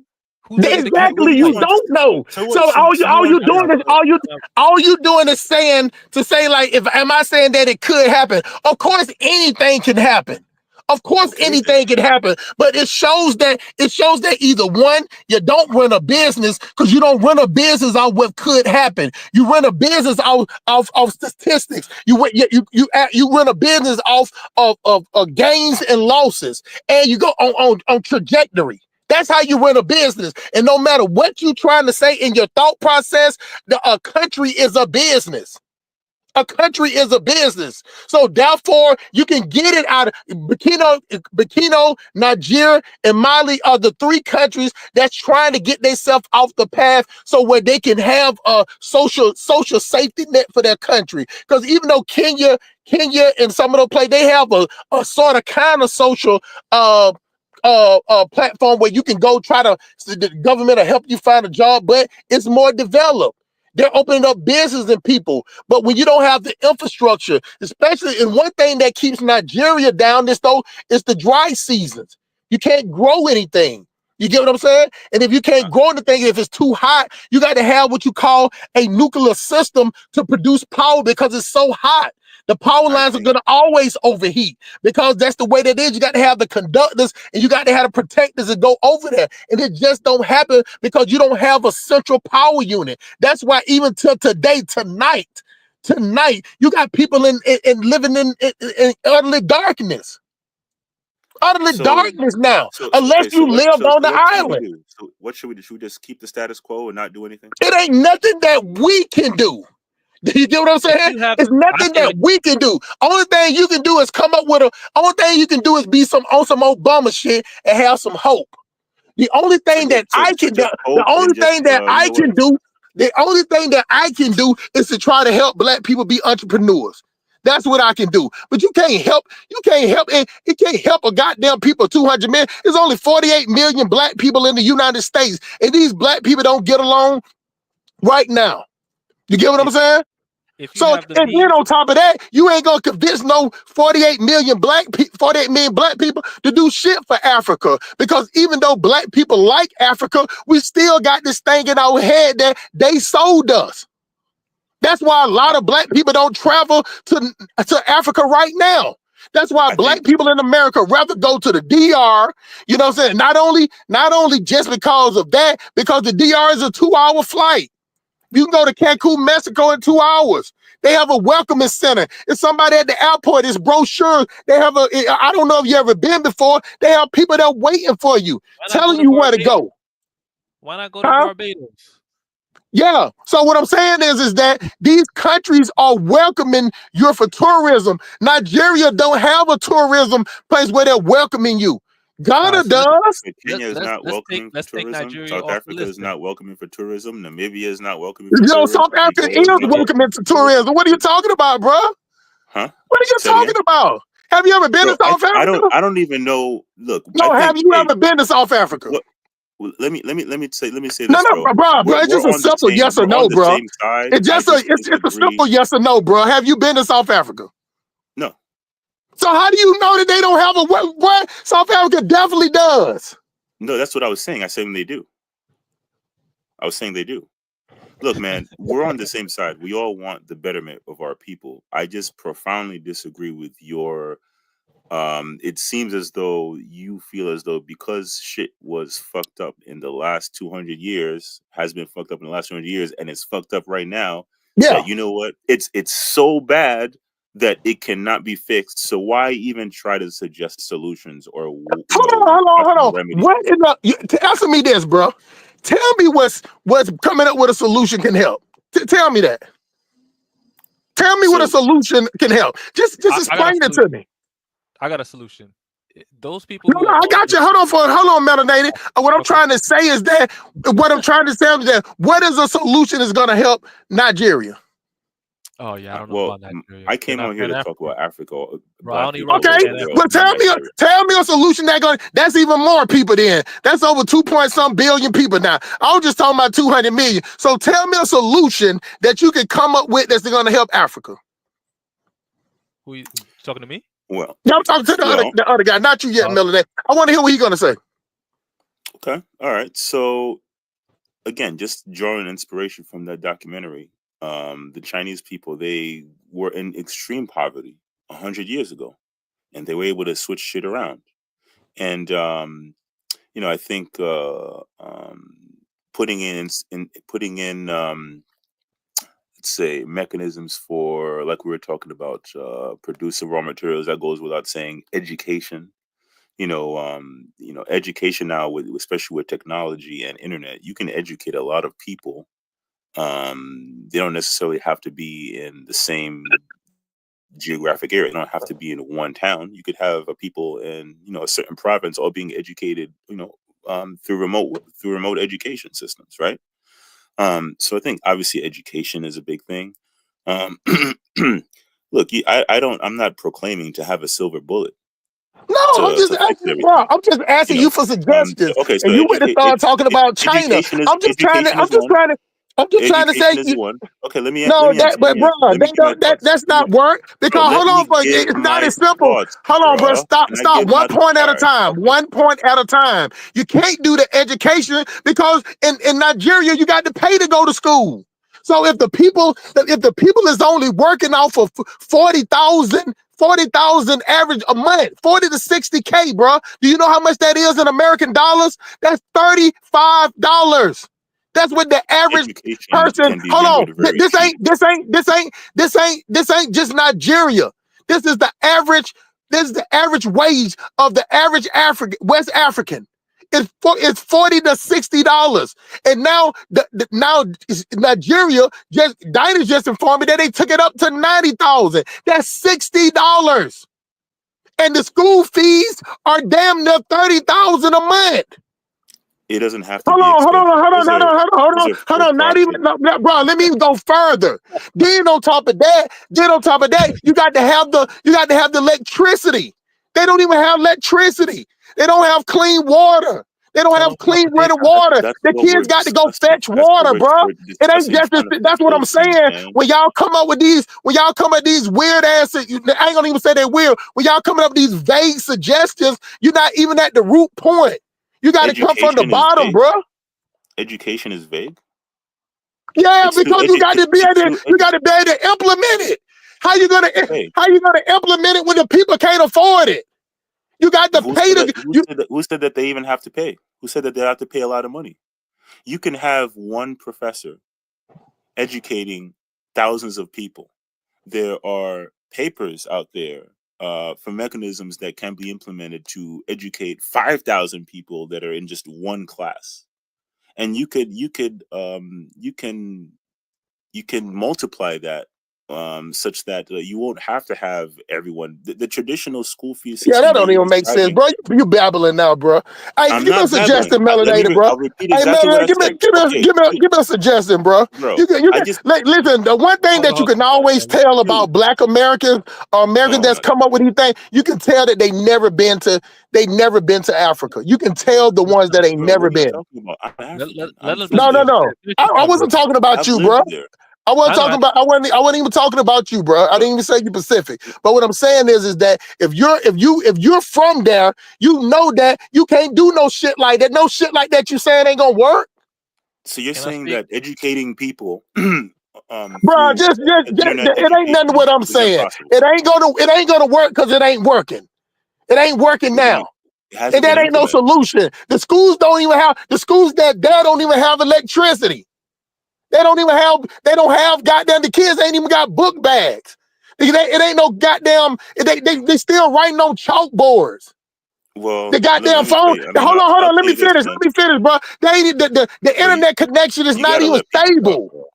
I think you dominate. They still running on 3G. What are you talking about, bro? There's only 3 of us talking. You got to let people talk, bro. I'm just saying. Go ahead, Melanated, man. Go give me a suggestion, bro. That makes some sense. Shout out to everybody on this. So first of all, to those people who have means, who have disposable income, take a trip to an African country. I agree. Go online, look it over, see a nice place, and just go over there and spend your money with the people. For those people who have skills, who are Pan-Africanists, and who want to do something, there's something called the African Diaspora Development Institute. It's an organization. Go sign up, put your email in, they get in contact with you, and any skills you have, they could put you to work, they'll put you to work. That's my solution. I'm not with the Nigeria specifically, to just Nigeria. They're not a Pan-African country. Like I said earlier in the live, I agree. if you're not a Pan-African, I'm not here to talk to you. I'm not here to argue with FBA, ADOS, or anybody. If you're not Pan-African, you don't exist to me. That's how I move. Let me ask you this though, Melanated. Which countries you think is Pan-African? That's a good thing you brought up. Because that's what I meant when I said when you jump off the plane in Nigeria, is no type of assistant. People tell you at the airport, you know you're on your own. You know what I'm saying? But go ahead, tell me what countries you think is Pan-African initiative. Right now, it's the AES: Mali, Burkina Faso, and Niger. Those three countries. I think another thing, when you land, we have so many. You don't put Kenya in there? Nah, because there aren't Pan-Africanists in the government, so you can't call the country. True. There's definitely Pan-Africanists in Kenya. There's Pan-Africanists in all the Africa countries, but the government isn't Pan-African. Like Traore consistently brings up Pan-African whenever he's speaking. That's why he got that reception when he went to go see the Ghanaian president. Because everybody knows what he's on, and he had the blick right on his waist. He's not playing games. Mm-hmm. These guys stay in fatigues, and the people are kind of turned off. Why are they in fatigues? There's a junta, it's a coup, because they know they're at war. They are literally at war. Yeah. And until they're not at war and they secure their lands, they're not taking the fatigues off. They're not putting the guns down. Ain't no monkey suits. They ain't wearing no monkey suits trying to appeal to nobody. I get it. Did you see the drip the Ghanaian president was wearing? Yeah. I don't know if y'all seen those symbols. I know what those symbols mean. Look it up if you don't know what those symbols mean. What he was wearing. I saw it. That was a statement, and that's why Traore flew in on the low. Nobody know he was gonna be there. He popped up. He said, "I'm sending a delegation." They didn't know he was good. He popped up with his crew, strapped up. Everybody, he put the world on notice with that move right there. And then they tried to say he was being disrespectful by having his gun on as a president. And I'm trying to tell people that there are two presidents. You know what I'm saying? If he wants to, that's the way their president move, and you invite that president, that's how he's coming. You get what I'm saying? That's just the way it is because of the way that it is. Ghana ain't got to worry about the French people trying to assault them because they in bed with all type of shit and letting LGBTQ, all type of shit. These motherfuckers got gay fucking talent shows they having in Ghana now. Ghana trying his best to appease so they can, cause they taking out these bullshit ass loans with the IMF, ain't paying it back. So they trying to, get it in with the United States. If they like, hey, we'll let the gay shit come in here, all this type of shit to get some money. Cause the United States has an agenda. Because if you make, just like think about it in America, in Atlanta, I don't know where you from, Melanated, but in Atlanta, look at all the gay shit that's going on here, and look how docile the men are here in Atlanta now. You know what I'm saying? Fellas, the reason why I bring up education is because education has just benefits in just all sectors of society. Like, it's a shame that, like, even in Kenya, I think they built this SGR railway from Mombasa to Nairobi. And when did they start? Was it 2018, 17? I got to Google it. I got to look it up. But why do they have to go to a Chinese corporation just to build a railway? They've been building railways all over the world for the last 150, 200 years. You would think that we would, a country like that would have the technical expertise to build such a thing. Even when it comes to be it any other infrastructure, a bridge, a port. Because China is exports at building trains. Kenya's not exports at building them.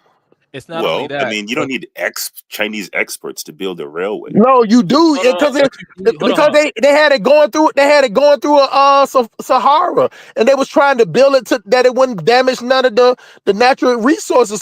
So in some parts it had to be built 50 feet up.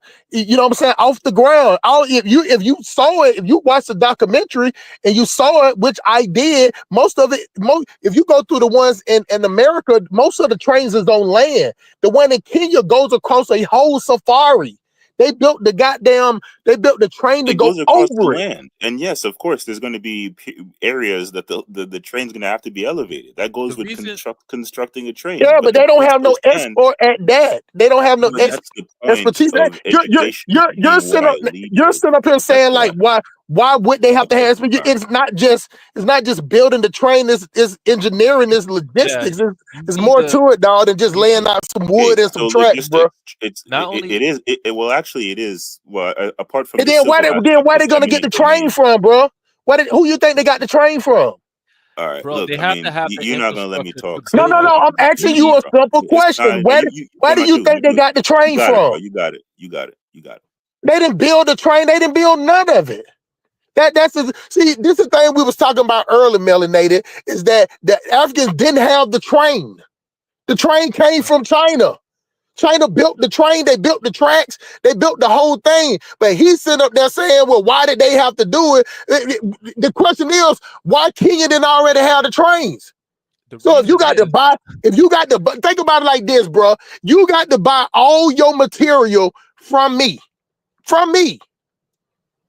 You don't have You no have to, hey, bro. engineers. You don't have no You engineers have that good have intentions, ever but built the train. you Bro, gotta you realize. told You I asked you gotta a simple question you gotta and you said realize let me that there's have it, always bro. a So if you let me possibility have that it, you're that's wrong, it. dog. That means You that always you have don't to know what you're realize the talking about. possibility that you're That wrong. everything to build that train came from China. Every last bit of it. They it's ship simple. Is water wet? they ship It's really hold everything on. over here. It's really simple. The reason they didn't build the trains is just to build a track, you have to have the steel. That's a whole infrastructure in and of itself that they don't have.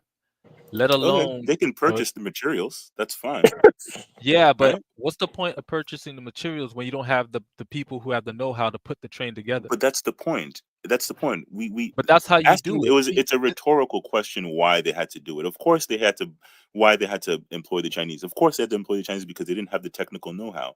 That's the importance of education, bro.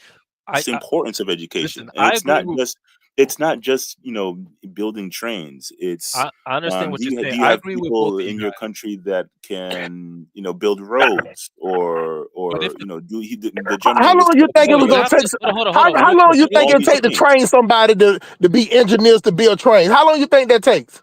4 years, 4 or 5 years. Boy, ain't no. Yeah, okay, keep going. No. Here's the thing. Wait, wait, Four or wait. 5 years.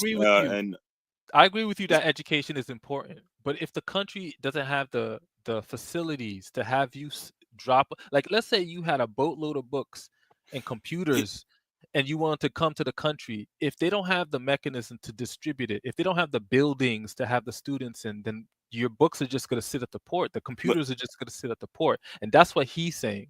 He's saying that they don't even have the infrastructure to receive the education that you want to bring over there, because we seen Dynas do it. bro, Literally, of he dropped a course, that video goes a without few weeks saying, ago where he bro. bought the computers, but not every That's country is like self-evident. Of that. course, That's we what he's know saying. there's internet not in certain areas. We know this, bro. But when I say that, of course, it goes with But there's putting some those people who those come those on this and they those don't things know. They there. act like they don't And, know. and That's here's the why thing: he's you have to have long-term thinking. So being able to think long-term, right? So yeah, instituting a system where let's say you plan 10 years down the road that what we're gonna what the Chinese did.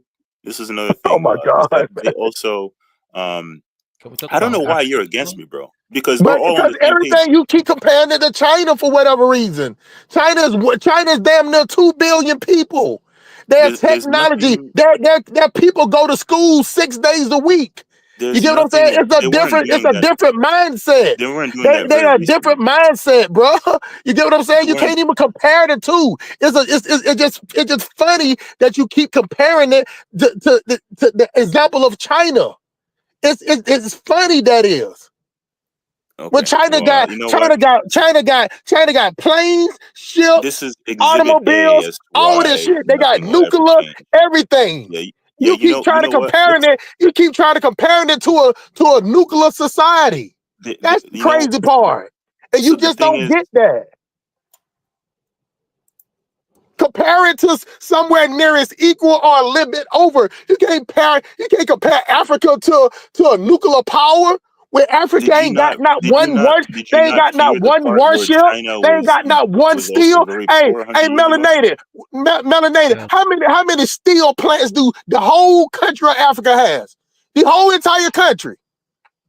I don't know. It's not enough though. So did China have thousands of steel plants 100 years ago? Yes, they did. No, they didn't. Yes, they did, boy.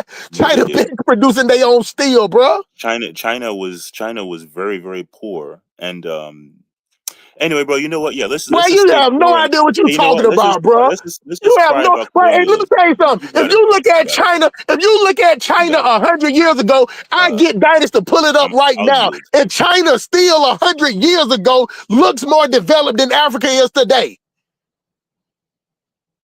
100 years ago? Come on, bro. Listen, man. I have no idea. The thing about it is, I like to be precise with my thinking. You get what I'm saying? Something that can help out now. What are we talking about planning for 10 years ahead, melanated? You get what I'm saying? Like the world is running right now. Yeah. They need something, an idea that can jumpstart it right now. The fuck you talking about thinking 10 years ahead? That's the same thing right now. If you say, hey, Hustle Smart, man, we need to try to come up with this political group, you know what I'm saying, try to get us ready for the next 4 years. That makes sense. But if you come to me and tell me, man, we need to do something in the next 12 years, what are you talking about 12 years? Something got to be popping now. And it can't just be an idea. It can't just be a think tank for 12 years. Something got to be in motion. Do you get what I'm saying? It's almost like building a mall. The mall might not open for 2 years, but you start the building. You go clear the land. The land, clearing the land and treating the surroundings starts now. You got to break. What I'm saying is, melanated, I'm talking about ideas that where we can at least break the ground. Mm-hmm. Yeah. This guy sitting up here talking about, and everybody from Nigeria, I saw people that appreciate y'all in the chat that understood what I was saying. You can't put that shit in no goddamn Nigerian school that only hold that in a little small ass room. That if it was a classroom in America, would only let 30 kids be in. There's 100 kids in there sweating like they on the Amistad ship with no electricity, no running water, no goddamn internet connection. How the hell are you gonna do that with a piece of paper? And this dude talking about putting out a piece of paper where one person can talk to 1,000. What are you talking about? They don't even, you can go across Nigeria and goddamn they speaking goddamn 63,000 different languages to what area you go to. The Chinese people, they speak the same. You might catch a Chinese person that can speak all one language, 6 language, but it's still one of them that all of them understand. That's true. To answer your question, according to the AI, there are 83 steel plants in Africa. 83.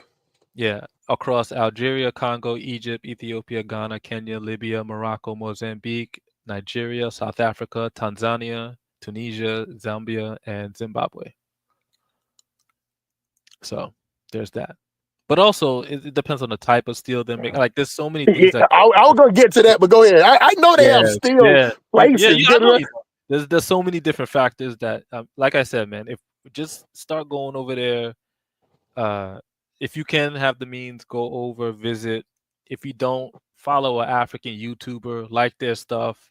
You know what I'm saying? Like, that's little things we can do right here. You don't have to go anywhere. And to me, that's what Pan-Africanism is. It's not some pie in the sky. It's not going to come and save us. We still have to do the work. You got to get some type of connection. You have to have some type of connection, some type of networking. That's what I'm saying. You can't have an idea. You get what I'm saying? Like, I know plenty of people in Africa. You know, so I can go through my phone right now and I got at least 30 people names in my phone for Africa that I can connect with, that can tell me what's going on. And just you stop, you and me 14, you have electricity and you have internet, then that ain't the normal people. Because there's a lot of people right now in Africa going to sleep right now, sleeping on the floor with motherfucking mosquito nets around them, with no electricity, no running water, and nowhere to sit. That's what I'm saying. We had that individual mindset to where it don't affect me. You get what I'm saying? Mhm. Like poverty don't affect me. You get what I'm saying? Like I'm making good money. I'm making almost $200,000-$300,000 a year myself. It's not affecting me none. But my voice is for the people that don't have the mind frame I have, don't have the push. I have that fight or flight thing. My self-preservation is at a high level. Do you get what I'm saying? I get exactly what you're saying. And So let me that, ask you but this. everybody, what I was trying to explain, that everybody don't have that. Somebody need a push, and I'm telling you, when you get out the plane in Kenya, it's some type of brochure, some type of paper where, hey, you know what's saying? It's some part. If you're American, it's a little brochure, little things you can call apartments where you can rent hotel. You know what I'm saying? Somewhere that's safe Yeah. for foreign. Man, they ain't got none of that shit at the Lagos airport. And Hey, hold on. This is the last thing. When you get off at the Lagos airport, don't let nobody grab your bags or try to help you. They're gonna oh no, I'm charge you. hip to that. I'm hip They to that. trying to charge you. Everybody trying to charge you for everything. Just to point you to the door, they want to charge you. Yeah, yeah. So what I'm saying is that ideas to help Nigeria is not gonna help until the infrastructure has to change. And You that's can't until have that they get many the people leadership in one. right. Until You they get got the right leadership, right. That's what I'm saying. But, so it's nothing that you can go over there and build a brand new house. But if you don't have the connection, you don't have the sewage connection to the put on the main. You can't even do it on the mainland. The only way And you can even if really you do, you see what they did to that. I forgot what the beach is called. The government said they want to build a highway out of nowhere. They ran the highway through the beach resort area. They destroyed the whole beach resort Yep. area. I think it was a guy who left Nigeria and came back and built it. So he was like living in the UK and said, I'm gonna come back, build a resort. They totaled the resort, saying it's for the highway. Then they Yep. did a survey and realized they can't build the highway, and now they're routing the highway back to the original plan. And now that whole thing is destroyed. Yeah. And that's what I'm saying. If the government is not Pan-African, bro, I'm not with it, because a Yeah. Pan-African would have never done something like that. See, that's my whole point though. So what I'm saying, and believe me, the guy said I was ridiculing long time thinking. I was not ridiculing it. I was just saying that it doesn't fit the message of the now. Yeah, like it's always good to have philosophers. You get what I'm saying? We But had we had that, man. Like I said before, all of our problems are solved. If you want to know how to get away from white supremacy, Malcolm solved it. All these guys in the past solved it. Now it's time for us to act. There's nothing stopping our generation. I'm talking from millennials down to the younger kids. All the older heads, like, if you down with it, cool. But I'm not really focused on y'all or talking to y'all, because now people who are 40 and under, we can be in government. We can be in we have businesses, we have disposable income. So Yep. now what are you gonna do with it? Are you just gonna stay in America and just be like, hey, this is it for me? If you're doing that, cool, enjoy it. Right. But I see what's coming. This country is a lot in debt. Yep. Prices is just going up. Yep. And the government and all these big businesses, BlackRock, they're buying up a bunch of housing land. They're buying up whole neighborhoods. They just had all those fires in LA. Who do you think is going to go and build up and purchase those lands, just like they did in Hawaii? And then you're really going to be living under corporations. It's a corporatocracy. And you see all around Trump, right? It's a whole bunch of Silicon Valley. These guys they see what's happening. They're like, not on my watch. Right. And ultimately, as an African, I know that this is not my country. I got a piece of it, and I'm going to go take it over there. So I'm extracting these resources, which is the fiat dollar. I flipped that into crypto, and I'm taking my ass over to Africa to build something for me and my people. So I'm But watching what AES. country are you looking at though? I'm looking at the whole I didn't hear you say AES. that part. I'm looking at AES, Burkina, Niger. Like, if your government isn't talking Pan-Africanism, if your government is not trying to structure deals properly, not calling out these European corporations for not paying their taxes, not paying their fair share, then I don't like. I seen the Nigerian president now. All of a sudden, he's hanging around with the French Macron guy, bro. Nigeria. I don't know. I pray for Nigerians, but good luck. But you know what the I problem no is plans that to go to Nigeria anytime soon because of that government. Same see, thing with but Kenya. I'm looking side-eye to Ruto. the Bro, problem is that a lot of these countries, like you said, Kenya and the Nigeria, they're considered some of the strong countries. You know what I'm saying? The giant countries, right? And yeah, so if the smaller countries looking up to these countries, so if they see these big countries playing footsie, you get what I'm saying, not standing up, you get what I'm saying? Who you yeah. think they're gonna more gather to? Nigeria, Mali, and Burkina Faso, or they see the giants causing. Do you see? I'm talking about you. We was talking about optics earlier, right? Yeah. But that's what I'm saying. Like, because I'm in the Pan-African space, and that's all everybody's talking about is AES, AES, AES, and everybody else gets a side eye. So if you in the Pan-African space, they're the leaders to me. Traore is captain of Africa to me. Like, he got the shield on. Like, I'm watching him. Everybody, you True. see the reception he gets wherever he goes. People are like, "Yeah, you standing up. You're doing what we need to do. It's about time." Like, we have the technology now. We can connect. Like you were saying, you land in Nigeria and there's no red carpet. There's nobody you can go to. Follow a Nigerian YouTuber. Connect with Not even. them. There's guys doing Nobody even waving their hand, bro. You know. Yeah, I mean, I get it, but again, we can connect. We can I Yeah. saw the girl go from Ghana to Burkina Faso. She landed in Burkina Faso, and there was a guy who has a YouTube channel too, and he was showing her around, and they were both doing content. Yeah. So I'm following But both see, of them now. that's what When I'm I go to talking about. Burkina, I'm gonna call him up. Well, I'm gonna see, hit him up with the DMs and be like, "Yo, I'm coming in. Where am I gonna stay?" Then they had a guy who had a nice spot for them to stay. It was all so we have to I'm not waiting for government. Even though I'm cheering on these governments, I'm not waiting for government. We can connect with each other. This is a time, we're in an unprecedented time. True. There's no excuses. We can get on the live right now. Somebody in Nigeria can get on the live. Somebody in Ghana, somebody in Haiti, somebody in Jamaica, somebody in Brazil can get on the live, and we could all talk to each other like, "Yo, what are we doing for summer vacation? Whose country are we coming to? Where are we staying? Who's cooking the food?" Like, I'm done with now you know what you're talking about. What it's summarized to, right? What? It's summarized to networking. That's hey. See, these are what I'm talking about. Practical ideas. See, from networking, you build it's almost like a brain. That's the electrons of it. You get what I'm saying? The people is the brain matter. The networking is the electrons that's going through the electricity going through the brain. So when I was saying a good idea, it wasn't like I was saying a 10-year idea. What I'm saying is something that's feasible, that's doable right now. That's you connecting to that person, then you get over to connect to that person. You find out some good people. But you want me to tell you, the number one problem with that is though? What's up? That black people that from America, they got a weird ass thing that when they find out good information, you know what they start doing? They start trying to sell that information.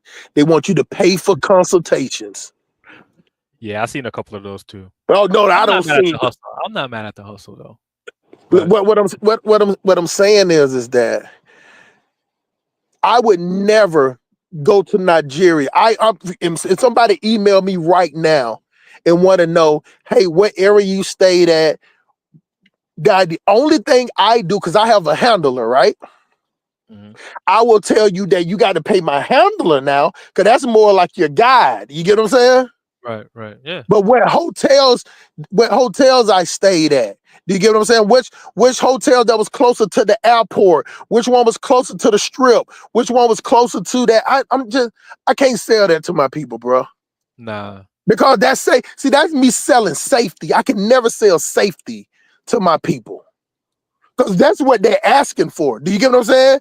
They want to know where's a safe place as American where I can get food. You know what I'm saying? And I try to, anybody that asks me, I always try to tell them that the hotel, because unlike America, Africa have some of the best restaurants at the hotels. Some of the best. They don't do that in America because you know that you go to Africa, you might be up because they might be a bar at night too. But still some of the best food there. And then, you know what I'm saying? Like, you know, do you want to ride KK or motorbike? Me personally, I'm a big guy. I'm not getting on no moto. I'm not, bro, just something in me. I'm not finna sit. I'm not finna sit behind another man bouncing down the road. I can't do it. You know what I'm saying? So I'll either take Uber, a boat, something like that, or KK. I get in a KK. I risk my life in a KK before I get on the bike. I'm not getting on no bike. I just can't do it. But what I'm saying is that I cannot sell safety. And some of these dudes are charging, you know, $100 an hour. Now, if I got time to talk to you, I'll just talk to you. Now, if I ain't got all the time in the world, I just ain't got it. But I'm not gonna put you on bro, I'm just telling you, I'm not gonna put you on no clock and charge you on the information. Because that means that I'm basing my information on the money you giving me. So that means that if you only give me $50, I don't give you all the information. So you see what I'm saying? That's why I don't. The economy, bro. You talking about a hustler? I am a hustler. I'm a guerrilla hustler. But what I'm saying is, when you buy something from me, you gonna get the whole product. You ain't gonna get partial. Because if you come into a place where I already got the game on, why would I give you partial of the information? Yeah. That's why I don't get down with that selling, that consultant. You get what I'm saying? Like, then you ain't gonna sit up there and talk to me for hours and shit. You know what I'm saying? You ain't gonna give you the play-by-play, but I'll give you one or two hotels that's close. Because I think that all Americans need to stay close to a good pharmacy. And so where you can get you some malaria pills. You need to get those motherfucking malaria pills, y'all. That shit is serious. And I'm gonna tell y'all, don't be eating all that street food either, because you get that salmonella, that typhoid. That same water they get. They don't drop the tablets in that street food. You get what I'm saying? So you Americans, you know, y'all, we got those baby stuff. Hell, most Americans, we don't even like spicy food anywhere. Damn near all the food on the street is gonna be spicy except for the puff puff. And if y'all don't know what a puff puff is, it's similar to the hush puppies you get from seafood place or at Captain D's or something, that we make it out of cornmeal. They make theirs out of like cassava flour, and it's more like a doughy bread that you would get from it would be dough consistent like the yeast bread that you get from a buffet like Golden Corral or something. It's more softer. Ours is more greasy and firm. But you know, so I try to go ahead, I'm sorry. I got that you know, a Caribbean upbringing, so I love the spicy food. If I'm not sweating, it's not hot enough. So I love. Bruh, how do you taste the food when your mouth is numb? Because it's you get the flavor from the spice. It's not like, I don't like it too spicy now, but it gotta have heat on it, man. Like, I don't trust you. I don't trust you with that too. I don't trust you with that too spicy. Your too spicy might have me on my back. Yeah, not too spicy. Around the corner from me, there's a Nigerian spot, and I went in there, and I was like, "Yeah, get it spicy." He's like, "You sure?" I was like, "Yeah." He made it spicy. I was like, "Yeah, it's not spicy enough." He's like, "What?" I was like, "Yeah." I started putting more on. You should have seen his eyes. He was like, "Whoa." And I'm like, "Yeah, I like it. I like it spicy, man." So I'm good with Now, so what the game that I'm giving y'all the game for free. You want to stay to a hotel that's close to a pharmacy, a good pharmacy, because some of the pharmacies there are connected to a small shop. So basically, just like the candy lady in the projects, that you know what I'm saying, she's after all, they got little shops out there. They call them local shops where they, you know, stuff from the market, they sell it there for a little upcharge, but you can go there to like 10 or 12 at night or something. But some of those have pharmacy connected. But no, you want to stay somewhere a hotel that's close to a real pharmacy, so you can go there and get it's gonna be generic brand, but you can get your medication that's close to the medication you have if you have the bottle. But you definitely do not want to buy generic. You do not want to buy the generic malaria pills. Cause believe me, they built for it. They can take those generic pills. They take the injection. You'll see some of them walking around with, you would think they snuck out the hospital. They'll have the tube still sticking out their arm with some tape on it. They take injections. You know what I'm saying? We can't fuck with it. I'm telling you, when I'm over there, I have to walk around with a towel on my head. I'm sweating the whole time. It takes me about 3 or 4 days to get used to that heat. You know what I'm saying? So, and it's that dry, dusty heat. It's not as bad as like some of the other countries, but it's a dry type of stale heat. And then on top of that, you can be in a nice neighborhood and go 5 minutes and just see piles of trash. Go see piles of trash just sitting there, and there's mosquitoes all around it. And on top of that, you want to stay at a nicer hotel, because you stay at a cheaper hotel, it's going to be mosquitoes in there, and they're going to have a net in there. I'm telling you, we're not ready. Let me explain something to y'all. In America, mosquitoes do not have time to evolve, because we have rain, we have dry, we have sun, but we have winter. Mosquitoes can't last in the winter, so they only come out summertime. The mosquitoes in Africa, raise them. yeah, exactly. The mosquitoes in Africa have a whole family tree. They are bigger, they are faster, they are gangster. They are fast. They're like the mosquitoes in America. They'll come on and sit on your arm. If they go to biting you, you can kill them.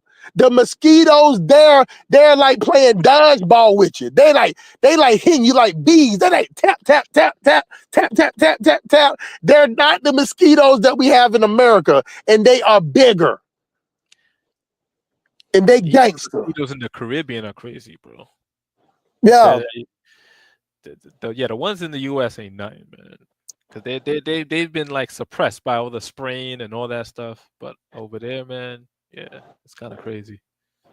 That's why people have flies all over their food when they're outside. That's why people are like, oh, why they got flies everywhere? It's because their governments aren't spraying stuff to kill these animals. That's why, to kill the insects. That's why. And on top, see, this is what I was talking about. The infrastructure, they don't even have the facilities to like to keep the meat on ice or whatever. There's no electricity running through the markets.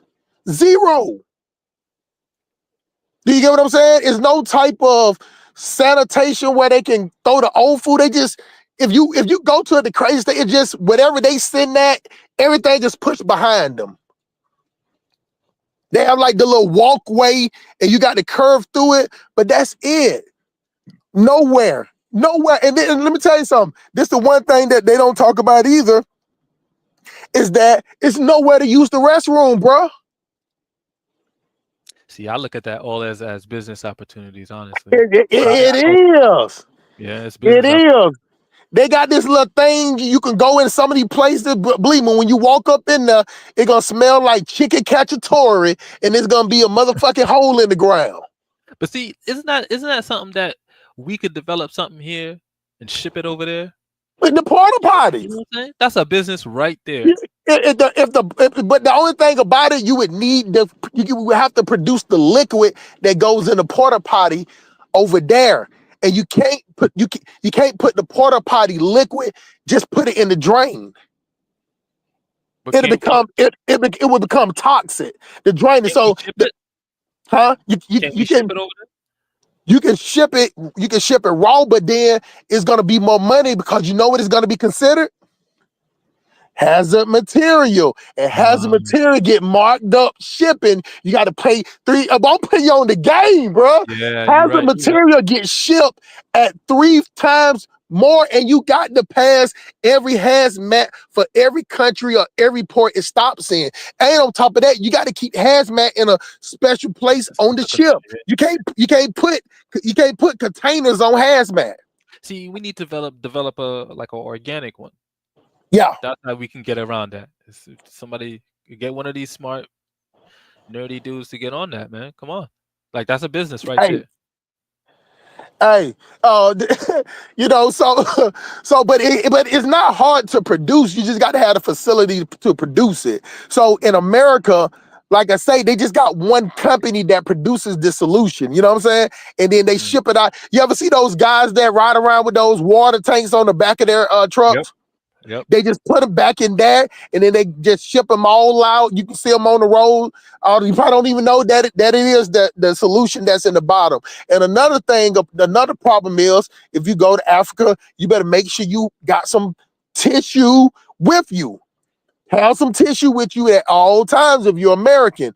You know what I'm saying? You can't eat that food like they do and walk around. Believe me, you're gonna blow the back out of that bath. You're gonna blow the back out of that toilet within 30 or 45 minutes if you're not used to that food. You need that pack of wipes. Because you're gonna need to get you some of them dude wipes. You get what I'm saying? Now, what I did was I just took I had like a little plastic bag that I had from the but got a plastic bag from the shop, and I had like some soapy water and a rag with soapy water. That's what I took with me. You get what I'm saying? Hey, believe me, and it was all purpose, bro. When I say all purpose, it was all purpose. You get what I'm saying? So you get what I'm saying? So you want to carry that, and you want to get you some. Now, I advise all black people, go to Under Armour, get you some of those long sleeve compression, get the summer ones, the breathable one, and wear. Yeah, the thin dry fit ones. Yeah. Yeah, you need the wear downs over there. Just them on, they dry in like 10 minutes.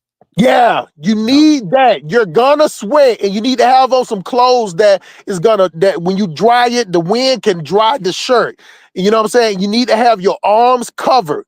You get what I'm saying? You definitely need to have your arm covered over there like that. You'll get sunburn over there. Don't put no sunscreen on, because it attract the mosquitoes. And just like she said, the mosquitoes got big heads over there. They got big foreheads, man. I never seen nothing like that. Like, you know, in America, you can't really see the mosquitoes till they right up on you, or they like right in your face. No, you can see the mosquitoes. It's like they having a family reunion. Like, that's what I'm saying is they don't have a winter season, so they evolve. These mosquitoes in Africa live in their full term. They live their best life. The mosquitoes here only last for like 3 months. Yeah. So watch the movie Ticks. Yeah. So this is the thing though. And I'm gonna address you and me 14. It's not that the hood, it just when you go to the upper neighborhoods, it's not fun, y'all. I'm telling you, the upper neighborhoods, you're not gonna like it because everything shuts down about 6 or 7 o'clock. Yeah, you gotta be like the gates close, security at the gate, all of it. So you're gonna have your best time in the mainland. That's why when you see Dynas, he always try to take you to places where in the hotel where he takes you is a nice hotel. It's in a different area, but where he takes you along his tours, he taking you in the inner city. You're not gonna have fun out there just hanging around at the hotels, because all it is hotel, space, hotel. You got to get away from that, because the shop right in the grocery stores is at the mall.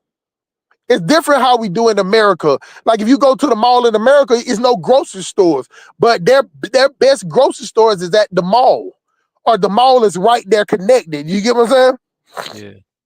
So, you know, you appreciate it, Leandre. I ain't heard from you in a while. Of course, I'm giving tip, but you just got people that just natural hustle smart haters because I don't simp. You know what I'm saying? I guarantee you, the way that I hold us accountable If I simp the same way, I'd be everybody's friend, and I can't be that because we cannot live off fairy tales. We I cannot got live off of hope, man. I just can't. I can't let my people live off of hope. I'm telling you what it is. So the hotels that you want to live, want to be by, you do not want to be close to the hotel by the water, because that water smells like shit. And you got that city, it's called Makoko or something like that. And the smell from that community, when you go across that bridge, bro, it smells like dead bodies, bro. It smells like dead bodies. And there's a bunch of houses sitting on that. The water is black. Damn. It's a floating community. So they shit in the water, fish in the water, bathe in the water. You get what I'm saying? Because it's a whole community on the water, in the lake. You know what I'm saying? But it's on the other side of the bridge. But when you get to the other side, you don't want to stay in those hotels unless you're gonna be in. So what I'm saying is that you want to stay in a hotel that's close to, you want to get the hotels that's to the mainland, and you want to go for 4-star hotels only. Don't go to no hotel with no 3, because it's going to be at least 3 mosquitoes in your room. No hotels under 3 stars. You get what I'm saying? This is for the bougie blacks listening. This is the bougie blacks. Because I can go in the village and chill, but this is for y'all who you can go. Hey, you can go in the village, but don't spend the night. I'm telling you, bro. You know what I'm saying? You go. I'm down for the backpacking. I'm down as long as I got something on me. Yeah. One of these animals try to run up, I'm cool. I'm a wild boy, so even though I grew up in America and New York, I don't got I'm from the burbs, so I grew up camping and all that. So the outbacks ain't nothing for me. So now, don't get me wrong. I'm from the block. In Africa, but once my financial situation went up, I have to admit I don't got a little bougie, bro. You know what I'm saying? Comfortable, yeah, bro. Bro, so what I'm telling y'all, that the hotels that you're gonna want to stay at is gonna be 4-star. And if you want a good breakfast, like a good not no continent, believe me, it ain't like you can even go to a place in America and get continental, you'll still get juice, waffles, cereal, yogurt. You ain't gonna get none of that shit. They gonna bring you some eggs and 6 pieces of bread, bro. That's it. You know what I'm saying? You know what I'm saying? So you want to go to a place where a 4-star restaurant, where they have a 4-star hotel that has a restaurant there. So you're gonna spend at least $100, 120, or 150,000 naira. So that means between $80 and $120. So what you would get in America, you can get a basic hotel like at the Hilton, the Hampton Inn, and you're still gonna pay that much, but you'll get way more for your buck in Africa if you spend at least $100. So that's gonna be like $100 a night. Anything that under $100 a night, you're gonna be roughing it. And I'm telling you, you know what I'm saying, you're gonna get molested by mosquitoes. Like the funny thing is, when you go check out those rooms, it's gonna have the net over the bed. It's gonna be a net there to let you know it's real. You get what I'm saying? So, and the higher, and the hotels that have, the higher you go up, the mosquitoes is not that, they don't go that high up to like the 12th floor. You get what I'm saying? So, and they have like an insulation that sucks the air out and keep the air coming out when you walk into the hotel. The other hotels will just not have that. So there you go. Hotel, pharmacy, you want to be between 20 or 30 minutes from the airport. You get what I'm saying? So it's still going to take you longer than that because it's always going to be traffic. You know what I'm saying? So you don't want to be no more than 20 miles from the airport, but you don't want to be at the hotel closest to the lake, to the ocean or whatever. And now you can, they do have apartments on the island. They are good deals. They'll be about for $150,000 a night. So they do sell those a little cheaper, $100 or whatever. But the only problem with that is that if you got a key, whoever sold you the apartment got a key too. You know what I'm saying? But if you go to a hotel, a lot of the hotel have keys. You don't want to go to a hotel that has a key. You want to go to a hotel that got a key card like we do in America. If you go to a 3-star hotel, it's going to have a key, an actual key. So, and of course they got duplicates, you know what I'm saying?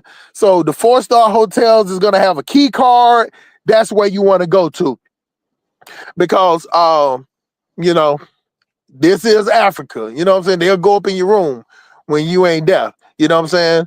So, and you want to take all your stuff. If you got anything under a 4-star hotel, you want to take all your stuff with you when you go there. You know what I'm saying? So, unless they got a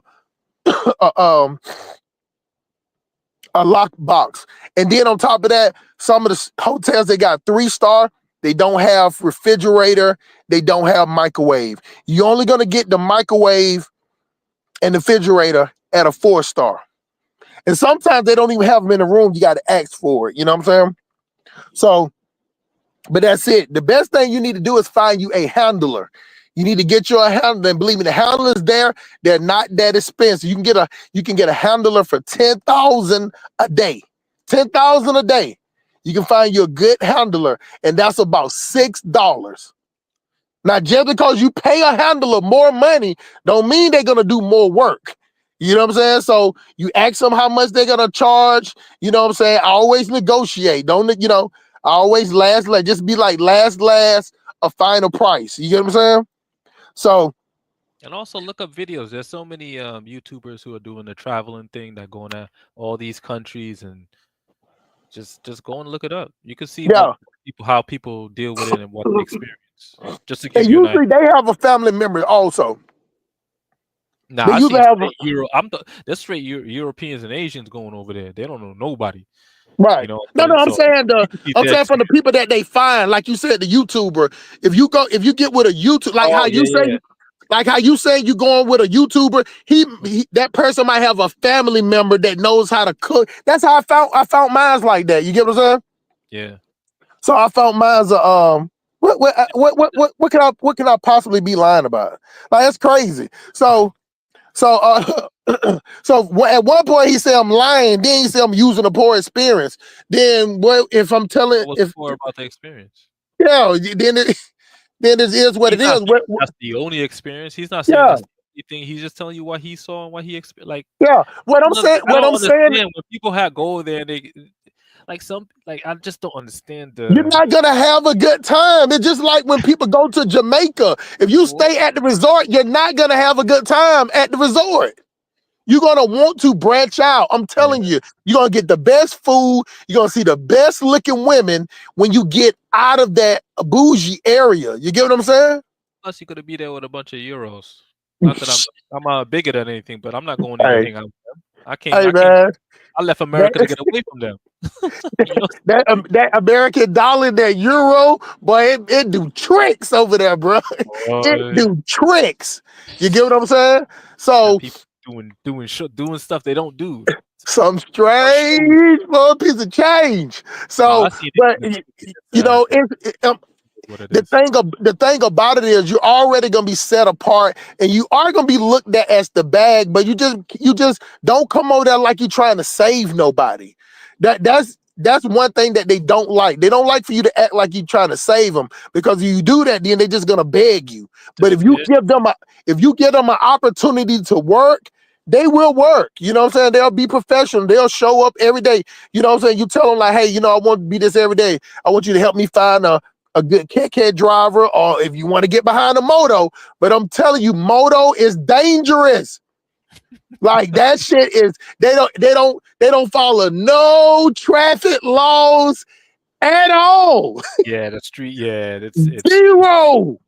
If you ever been to the country, because I've been upstate New York, and it's like the country. It's like there's one stop sign for miles and miles, so nobody follows laws. The driving in Africa, now that you say that, you want to know something that I can't recall seeing a speed limit. Like how we have speed limits here. Yeah, you don't see that. Now don't get me wrong, they do have traffic lights, but the traffic lights is only in the nice neighborhood and they have like polices at those, you know, they still have like army, they'll be out there in army uniforms directing the traffic. You know what I'm saying? Yeah. They still have that going on. But when you get in the mainland, please, you know what I'm saying? So, and I'm telling y'all don't have to worry. It's not the speed that's gonna get you. It's just the take it. They take each other. They take each other the blink of an eye. So the speed you're gonna be mostly traveling no more than 30, 40 miles an hour because there's so many bumps, it's so many potholes. You get what I'm saying? So it's gonna be a lot of that. You get in a crash in 30 miles an hour, you're gonna hurt. You're gonna feel it. Like that's Hey, not. bro. Hey, hold on. It ain't. And helmets is Oh, that don't exist. Bro, helmets don't exist. I was watching the Ghanaian girl in Burkina Faso. First of all, over there, everybody's on a motorcycle. Right. Like, that's the majority was over there. I didn't see one helmet. And it was like 50, 60 people, and she was on the moto filming. I didn't see one helmet the whole time. None. Everybody was on a bike though. So I didn't see a helmet either. Now they do have the delivery drivers over there. You get what I'm saying? But you know, now believe me, delivery in the area of the mainland is good. When they got the good delivery. If you stay like in a nice hotel or they got those apartment likes Airbnbs. Yeah. They deliver there. They're fast. You know what I'm saying? Now your food is gonna be. It ain't gonna look cute when it get there. You get what I'm saying? Because all he got is a little box. He got it in a little box on the back of the There's a little box on the back of the motorcycle, and it's probably be a picture of Tupac, a Big and Small. They spray paint everything. Yo, you know what I'm saying? Too, man. So it is, but what I'm trying to tell you is fun, man. It's fun. And then you realize, like, they talk about the police being corrupt, but can you imagine a police walking up to you, asking you some questions, and you just give him $1 or $2, and he just be like, all right, man, go about your business, have a good one. If you got any problems, tell him you see what I'm saying? Yeah. So I was watching the video. There's a Jamaican guy who moved to Kenya, open a restaurant. He said he was speeding. Cop pulled him over, and you know the Jamaican accent. Hear the Jamaican accent? He's like, "Oh, okay, go ahead." He just let him go. He's like, "All right, go ahead." He's like, "Okay." So it's like, you know, like there's a. It's almost like the mentality. It's almost like it's the 70s kind of like. It's like a type of freedom that we've lost in this country, where you kind of get away with stuff, and then if you get caught, you kind of come on here, and they just, you know, it's a different type of freedom that we're never getting back in this country. You know, you're not being tracked with the government. They're not watching you. They're not, you know, all the cameras are not everywhere. Yeah, they don't give a fuck. But hey, that's a plus and a minus too, though. Because your ass get caught up. Let me explain something to y'all. Ain't no calling the police unless you got some money. Like they gonna tell you got to come down to the police department to make a report, and unless you're gonna pay them, they're not moving. They're not moving. Yeah. So you're gonna have to pay the police. You get what I'm saying? So, but the funny thing is that the freedom of just not having to worry about anything, and when you have money, you, like I'm saying, is you don't want to just give money. You wanna say, hey man, you know what I'm saying? It might be a police officer in the area. You can walk up to him. He's walking around and be like, hey man, it go 2,000 naira. Man, if you know, I'm not from here. So, you know, if you see me walk around, can you keep an eye out for me? You get what I'm saying? Yeah. Stuff like that. You want to give it to them like that. They don't want you to feel like you're trying to save them or anything like that. But like Miss Marie said, the yellow fever is fine, but I'm telling y'all to get that malaria, get those malaria pills. I'm telling you, you'll save yourself from shitting and throwing up on yourself at the same time. Oh, I forgot too. At those 4-star, those 3 stars hotels, the bathroom doesn't flush as quickly as they do. They don't have the pressure. Yeah, Because the water is coming from the tanks that send up. So it might take the toilet, the flush might take it 5 minutes to fill up. Some of them usually have a bucket of water right there. They pour the bucket of water inside the toilet thing. Yeah, to help it go down. Yep. It have to go down. So if you like me, you got that baby stomach, you know what I'm saying? Because I'm telling you, not to be too graphic, but I am a flusher. I flush the toilet at least 6 times when I'm on that bitch. At least 6. You know what I'm saying? So what you're paying for is the American comfort, because y'all all know to get those type of hotels in America, you're gonna be paying $150 to $200, and it's only gonna be like a queen bed and a TV. If you spend $100 in Africa, you're gonna get almost like 150,000 a night hotels. You're gonna get a suite that has the sofa, everything. You know what I'm saying? So I'm telling you, you're gonna get more bang for your buck.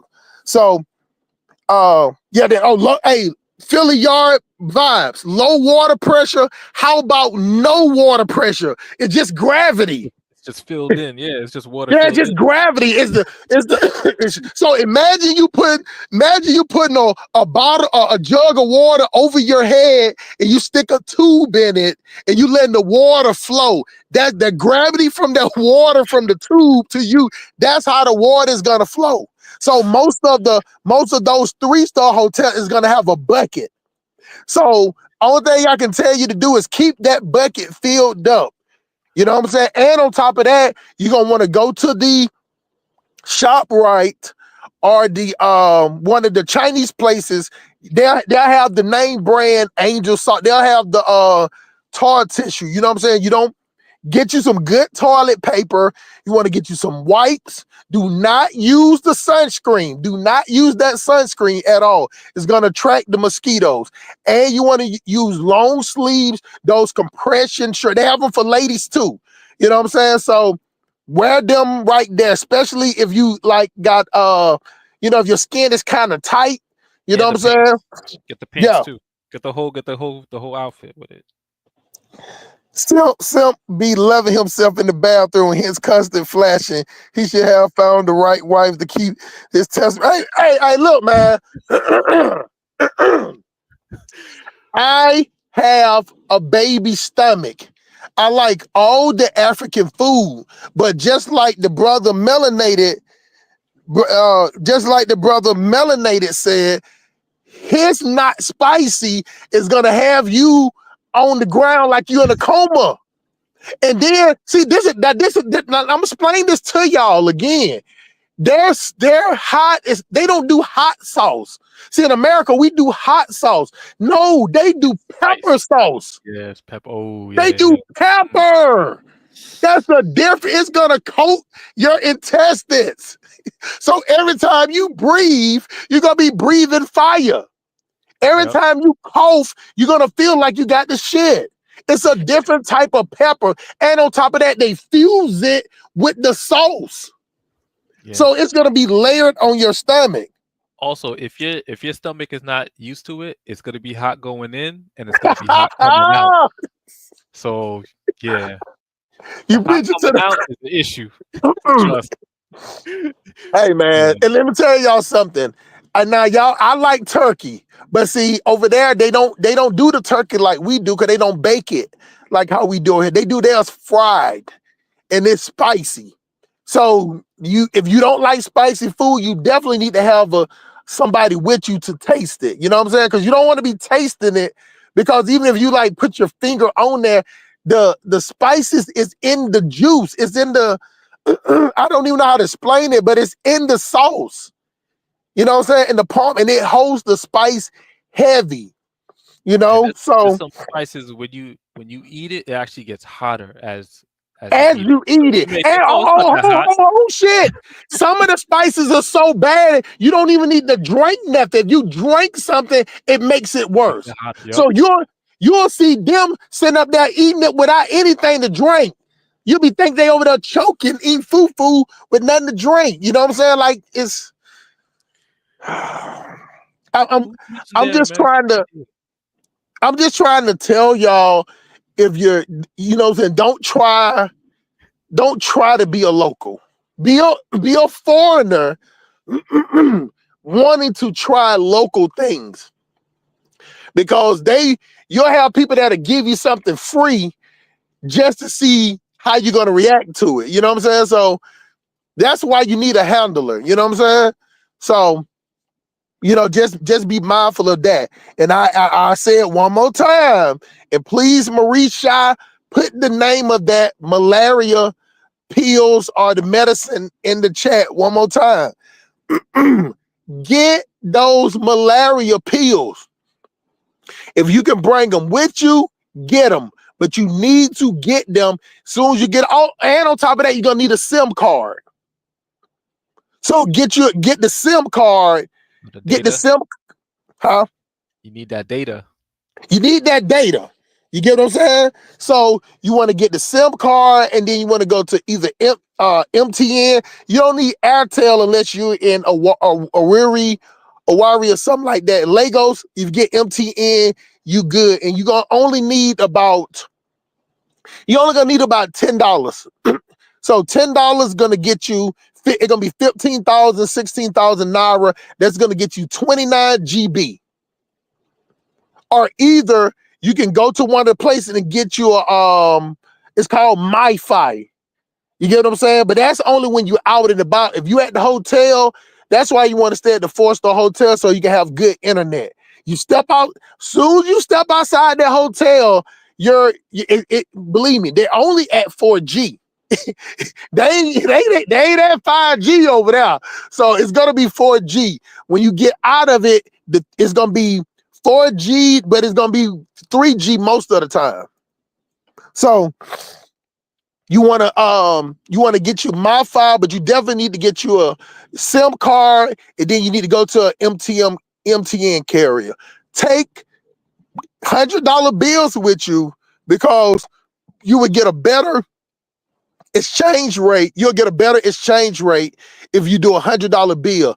The only problem is that the money's gonna be stinking and the money's gonna be raggedy. I mean, it's gonna be raggedy. It's gonna be like flopping. It's gonna Come be on, flopping in man. the. It's gonna be flopping. It's gonna be stinking. It ain't gonna smell good. You know what I'm saying? You'll get you some old money, but you'll get you a better rate. But if you want to get like the newer money, you want to go to the POS, and they're not pieces of shit. They're called point of sale. So around the airport, they have these fine gals. They have on dresses with no drawers on, and they're point of sale. So you can go to them, get, 10,000, or usually somebody around there, you can exchange your money. Do not exchange your money at the airport. Do Never, not do it. never. Do not do it. You're going to immediately get molested financially. So the malaria pill she got up here, we can't put it up there. Diners don't fell off. He probably went to sleep or something. But it's called Doxy, Saline, and Queek. Well, y'all know my reading. Quinine and malaria medication. I know that quinine. I heard of that.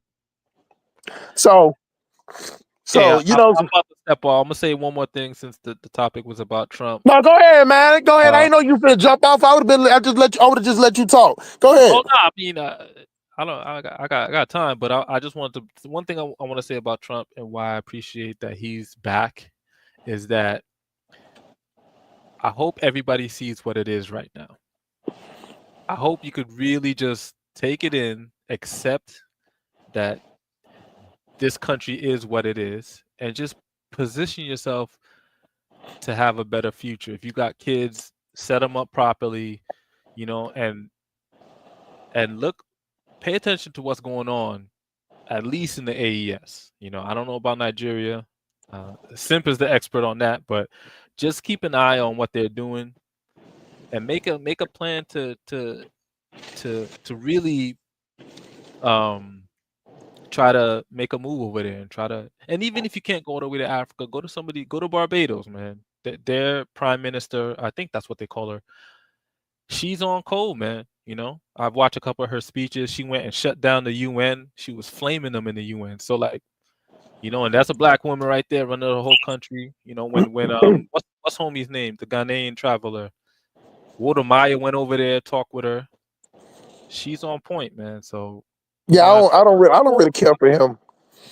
I mean, hey, I like that he's just exposing these countries and places. You know, I don't know him personally, so. What I don't like is when they always do that. This the African they don't show you, and they think like if I just don't like. I don't like when they talk like that, because what I'm saying is all them have phones and whatever. You can show it. You get what I'm saying? Like if you want to show a different side, you show it. Like you don't expect that's not clickbait title. I understand why they do that, you know. Yeah. It's to get people to click on it. You know, I seen there's an Indian dude who's traveling all through Africa now. He's doing the same thing. They put the little graphic behind looking like it's the hood, but then when you watch the video, it's not really that. You know, it's like so I get it, you know, I get it. But I agree with you, Lex. Let me say it. Hustle Smart is definitely not a medical profession. A disclaimer. You get what I'm saying? But I'm telling you, even though I'm not a medical profession, I ain't took the RN, I ain't never put on a smock. You know what I'm saying? You better get the malaria pills. You know what I'm saying? You know what? Unless you're young, just like the younger you are, you can buck it a little bit, just like Corona. But you know what I'm saying? If you older, you over 40, you better have them pills on deck, bro. You're not in shape, also. You ain't in shape. And we ain't talking about American shape, because African shape is different. Because them motherfuckers can walk 7 miles without even breathing. And flip-flops. And hey, bro, and I ain't even talking about my Adidas slides got cushion on it. We talking about the goddamn the strap between your toe, half an inch, goddamn beauty supply, the flip-flops they give you free at the beauty the nail shop. They're walking 6-7 miles in them. Not even breathing hard. I see. Let me tell you, flip-flops riding the motorcycles. I'm like, bro, where? Yeah. I'm talking about these dudes are doing work, pushing barrels, pushing wheelbarrows with 10 or 12 5-gallon jerry cans with flip-flops on. Yeah, that's crazy. I don't know how they getting that grip. You know what I'm saying? That's what I'm saying. Where's Kanye at? He got the sneaker line. He's dropping all these slippers. Give us some Yeezys. Drop somebody some Yeezys, man. Come on, man. Like, what is he doing? Hey, let me tell y'all, man, I gotta be honest with you. So before I went, I was like, okay, you know, so I'm going to fruit cleanse. You know what I'm saying? I was doing the little fruit smoothies, and I was going to the smoothie place. I'm getting on the treadmill. I'm doing about 30 minutes on the treadmill, 30 minutes on the elliptical. No working out.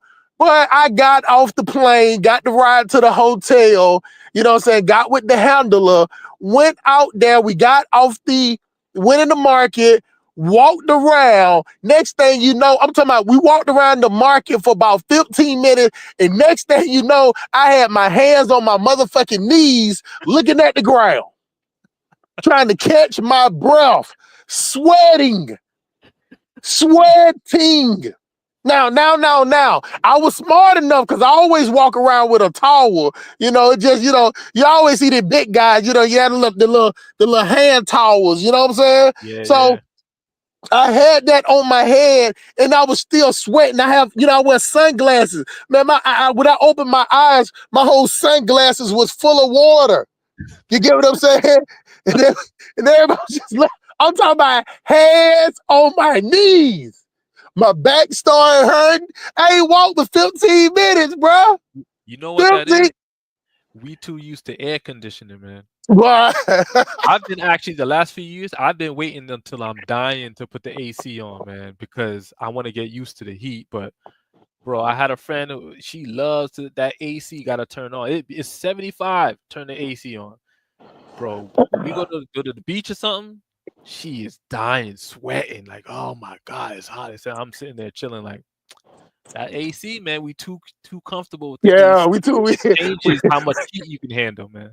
That's what We happens. upping it, Hydrated. bro.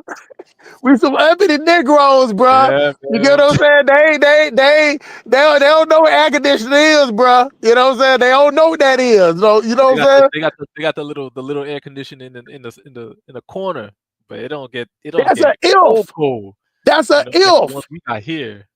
That's Yeah. an if. You get what I'm Yeah. saying? Now they have these solar fans that have the water to kick out the water, you know, like humidifier like that now. That's what they got now. Those cost about $100 and they run off of solar. You know what I'm saying?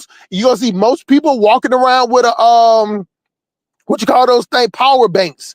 Power banks are big over there. But you'll see mostly everybody have a phone and a power bank. You know what I'm saying? Because it just, they ain't, you know, the electricity.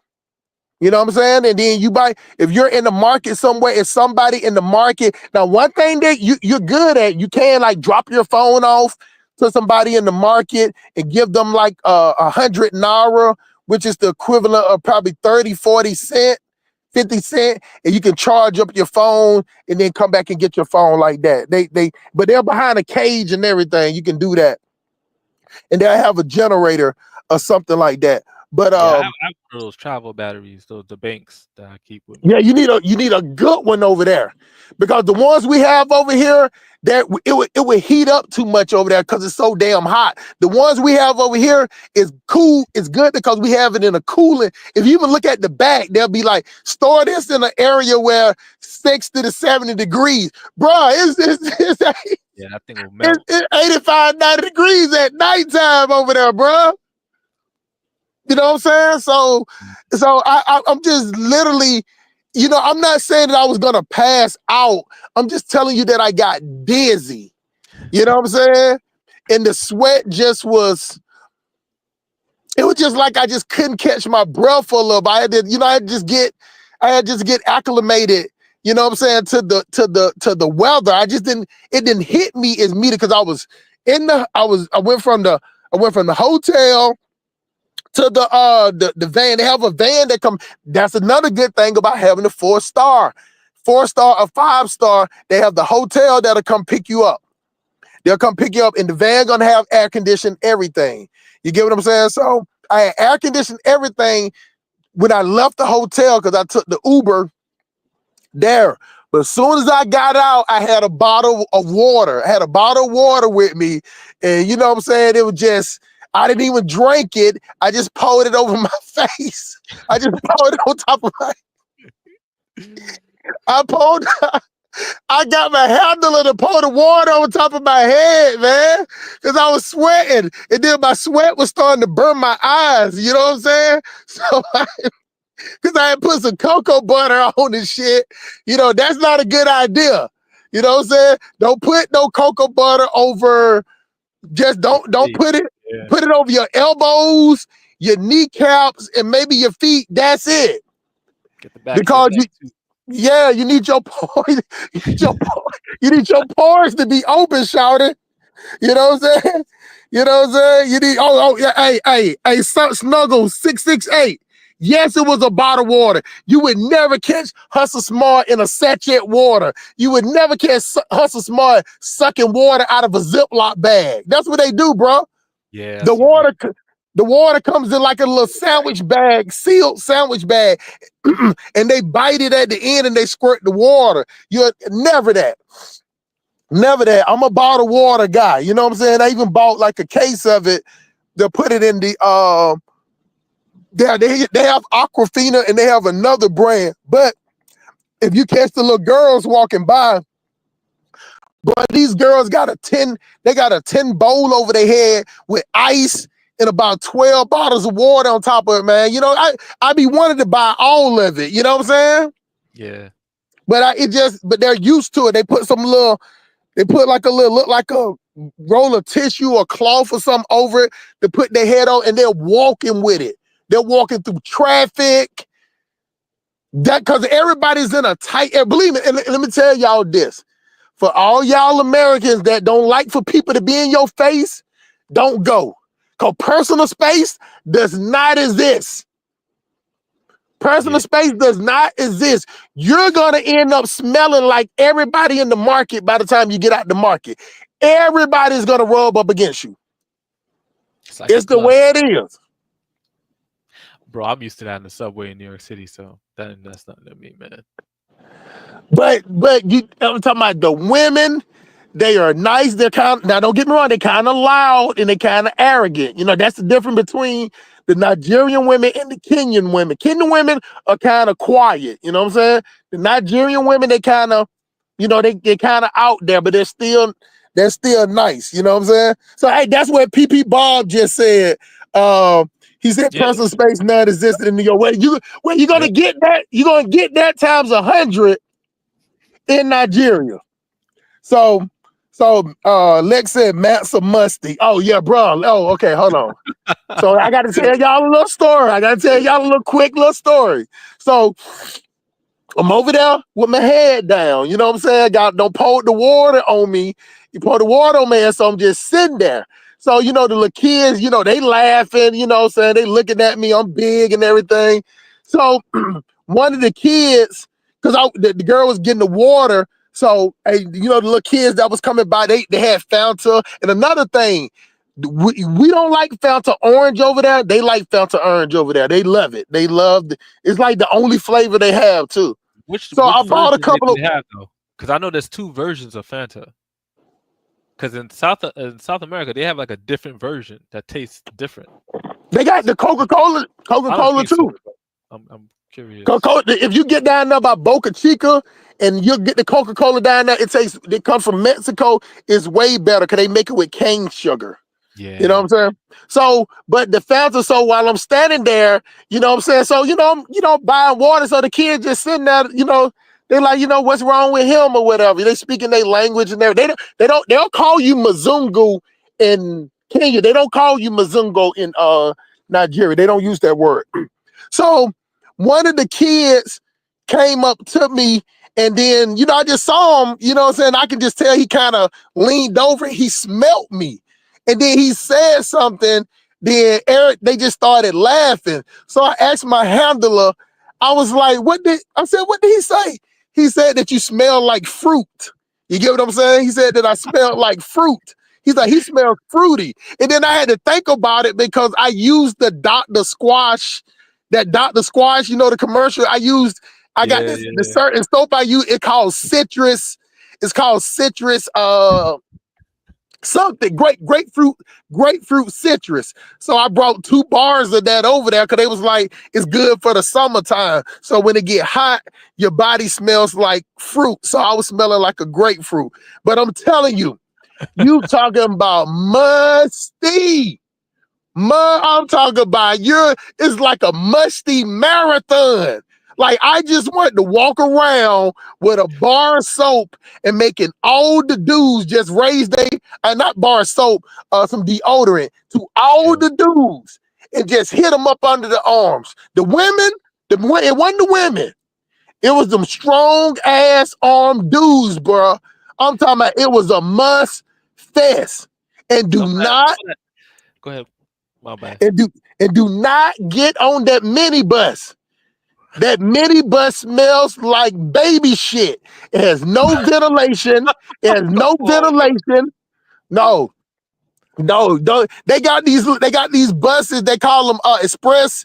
I forget the name of them, but they're gonna be like Sprinter vans. You know what I'm saying? If you want to ride something, ride that. You get on that minibus. The seats ain't all seats. Some of the seats just got like a little bucket right there. They put a little cushion on the bucket. Like the cushion of the seat is not there. They put buckets down there. They put some cushion on there. We got that. No ventilation. No ventilation. York, the same thing. Sometimes you come to New York and Queens, they got they call them top. It's just a van. You pay the guy the fee. You can just hop on a whole bunch of people. But this is the thing though. I seen the ones in New York. But this is the thing though. The ones in Nigeria, they don't move until it's completely filled up. Oh, So nah. you got to just sit there. You got to just sit there. I'm like, hell no. And I'm talking about people be on there with live motherfucking chickens. Live motherfucking chickens on there. You get what I'm saying? So, but now I'm gonna tell y'all this: the chicken is better over there because when you go there to buy the chicken, they will cut it, pluck it, everything right then and there for you. You know what I'm saying? That's another. So That's one thing I like about a lot of African countries, man. That they don't put a whole bunch of chemicals in their meat and their food, and because I just saw a video. The United States now is trying to kiss up to Burkina Faso. They sent some people out there, and they were trying to talk that GMO crops, and the guy was like, "Nah, we don't do GMO over here. Like, don't bring your GMO seeds over here." right. Eat that, man. Everything So organic. they're a little smaller, and you'll know the difference. You know what I'm saying? That they farm raised theirs. You know what I'm saying? You might, if you go into a market where they sell them for, you'll see where they have all of them just roaming around. And you know what I'm saying? But PB Ball said, "Damn, simp, smell like fruit." That's what Atlanta does to you. Hey man, this is Dr. Squash, bro. They Oh have man, different. They have different smell. They have the bourbon. Like they have the ones that have a lot of grit. A lot of grit means it just like, you know how you get that oatmeal soap and it's like grimy. I get the yeah, one that's zero grit. I use the aloe, the bourbon, and I use the citrus and the grapefruit. You know what I'm saying? So it's just, you know, it's like heat activated. You know what I'm saying? So that's what it is. But, you know, but after that, I needed to go somewhere to sit down, you know what I'm saying? So, and I had to use the restroom. And when that you have to pay to use these little things, man. When they open that bitch up, I'm talking about as soon as it opened up, you can smell it before you get to it. You get what I'm saying? It ain't nothing, you know, like that. What they call that steel, that some of those houses in the hood in Jamaica, what they call that steel, corrugated steel? What, you know what I'm talking about? yeah. The outhouses. Is that's what it called, corrugated? Yeah, That little thin shit is like real thin. that's like with the ripples, like a waves in it. Yeah. Yep, yeah. Okay, that's the same thing that these bitches. The one in Nigeria is made of that and wood. And when you open it up, it's just a hole at the bottom, and there's some residue all around the circle of it. It ain't no paper towels. It ain't no goddamn handy wipes. It ain't no hand sanitizer. It ain't no soap. It's get it how you live. And you got Yep. to be slim. You got to be slim like Marie Shah to get her. If you big guy like me, and you know what I'm saying, you ain't got no turn radius in there. You You know what gotta I'm saying? hover over the bowl. You got to be like a 30. You got to be at least a 30. At the max, you got to be a 34, 36 slim to be able to really do your thing up in there, bro. So I went to a restaurant, you know, and that was it. It was no, you know what I'm saying? I got on the KK and the KK was good. You know what I'm saying? So if you get on the KK, sometimes they'll put somebody in the front and two people on the back. I just paid for the spot for my handler and I paid for the front seat. So it would be nobody else on the KK. So you know what I'm saying? I put the handler on the left side and I was on the right side because I'm damn near bigger than both of them put together. You know what I'm saying? So I put both of them on the right side. Cause that KK, bro, you talking about shocks? It has zero shocks, bro. You feel Zero.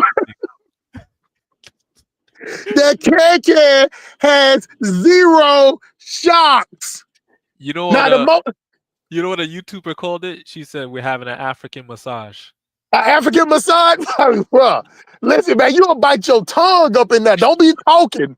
Cause when you'll bite your tongue on that cake, and listen, the bite does have a little cushion, but you're gonna be sitting behind a dude. And with all that bouncing, you might move a little forward now. You know what I'm saying? And they don't mind.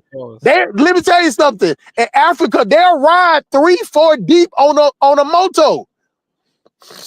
Hey, you We gotta talking get it. about dick the butt, dick the butt, dick the Come on, butt. I'm just telling you what I come saw. on, man. The seat ain't that big, and they have two people. You know what I'm saying? So now, You know, if a female in front of me, that's different. But that, I seen it where it's 3 dudes on the back of a moto. You get what I'm saying? So, we ain't popping like that, bro.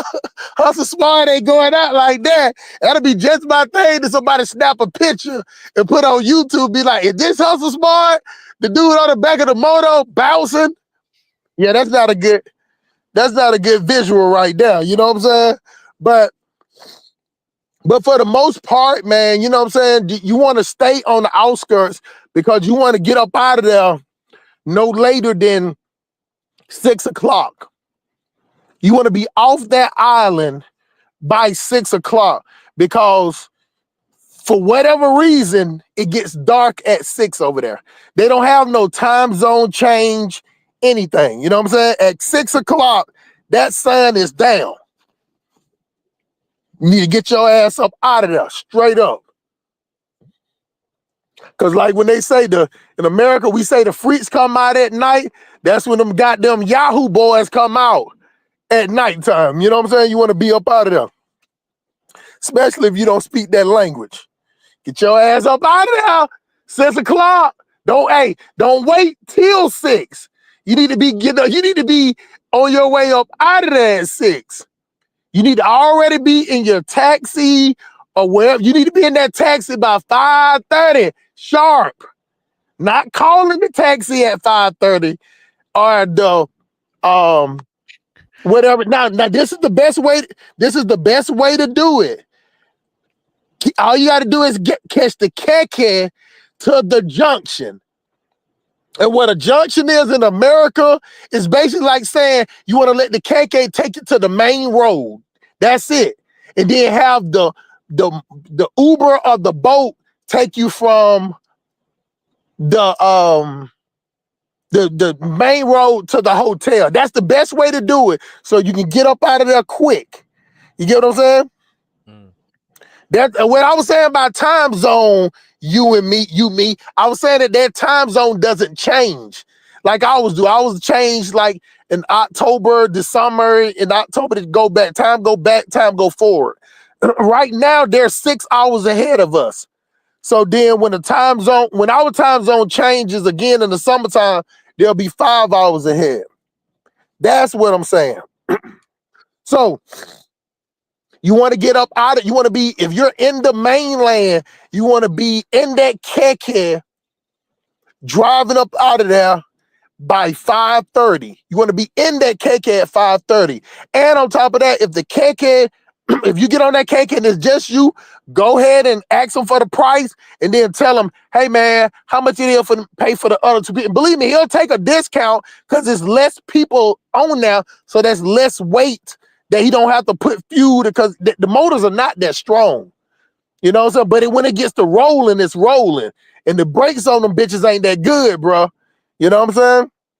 So, yeah, sundown Niger. Yeah, sundown Niger. Hey, unless you speak the language. Unless you speak the language, you good. But if you don't speak that language, you better get your ass up out of there. You know what I'm saying? So you always have a local with you, man, if you can. Always. Have that local with you. Have that local with you to talk. And I'm gonna tell you something. It's let the local talk for you and everything. Because soon as you open your mouth, the price triples. Yep. The price triples, and don't be offended by that. Do not be offended by that. You know what I'm saying? So that's just the way it is. So you want to get out the hotel, you want to leave the hotel early in the morning, because one thing about Nigerians, they get up early, like 6 or 7 o'clock, they're out because they have to get everything done before the sun go down anyway. One thing about America, you can leave the house at 8 or 9 o'clock if you want to and go to the grocery store. You can still rent it to the mall at 8 or 9 o'clock. You can't do that shit there. You know what I'm saying? So if you want to go to the market, I just advise you, don't buy any meat from the market. Get your meat from ShopRite. Got to go to that butcher in the proper spots. Yeah, you got to go to the butcher at the ShopRite. Don't go to the butcher in the market, because it's gonna be all the flies in the world gonna be chilling up around there. You know what I'm saying? It's no sanit. It ain't no what you call those white sheets of paper. You know what I'm saying? They ain't changing gloves. It ain't like Subway. They ain't changing gloves out there. Every year gonna be one glove. If you have on gloves, it's gonna be one knife for for all the meats. And they're gonna be hanging up just chilling right there. And believe me, you're gonna know you're in the right place because it's gonna smell just like that bathroom over there. You get what I'm saying? So because there's gonna be a lot of just spoiled meat back there, and the fish that don't get sold, it just have it back there, just goes to waste. So that that's what it is. But you know, if you want to get your fruits and you want to get your fruits and everything there. Now they have the places at some of the markets where you can buy the meat, you can buy the fish there and have them cook it. But 9 out of 10, if you buy some meat, they're either gonna grill it or fry it. And if you're gonna buy it from the market, get it fried. Do not get it grilled because they don't have the proper things to clean the meat. It's not gonna be clean. The best way you can kill the germs is to burn it, is to fry it. That's the best way to get it if you're gonna get it down.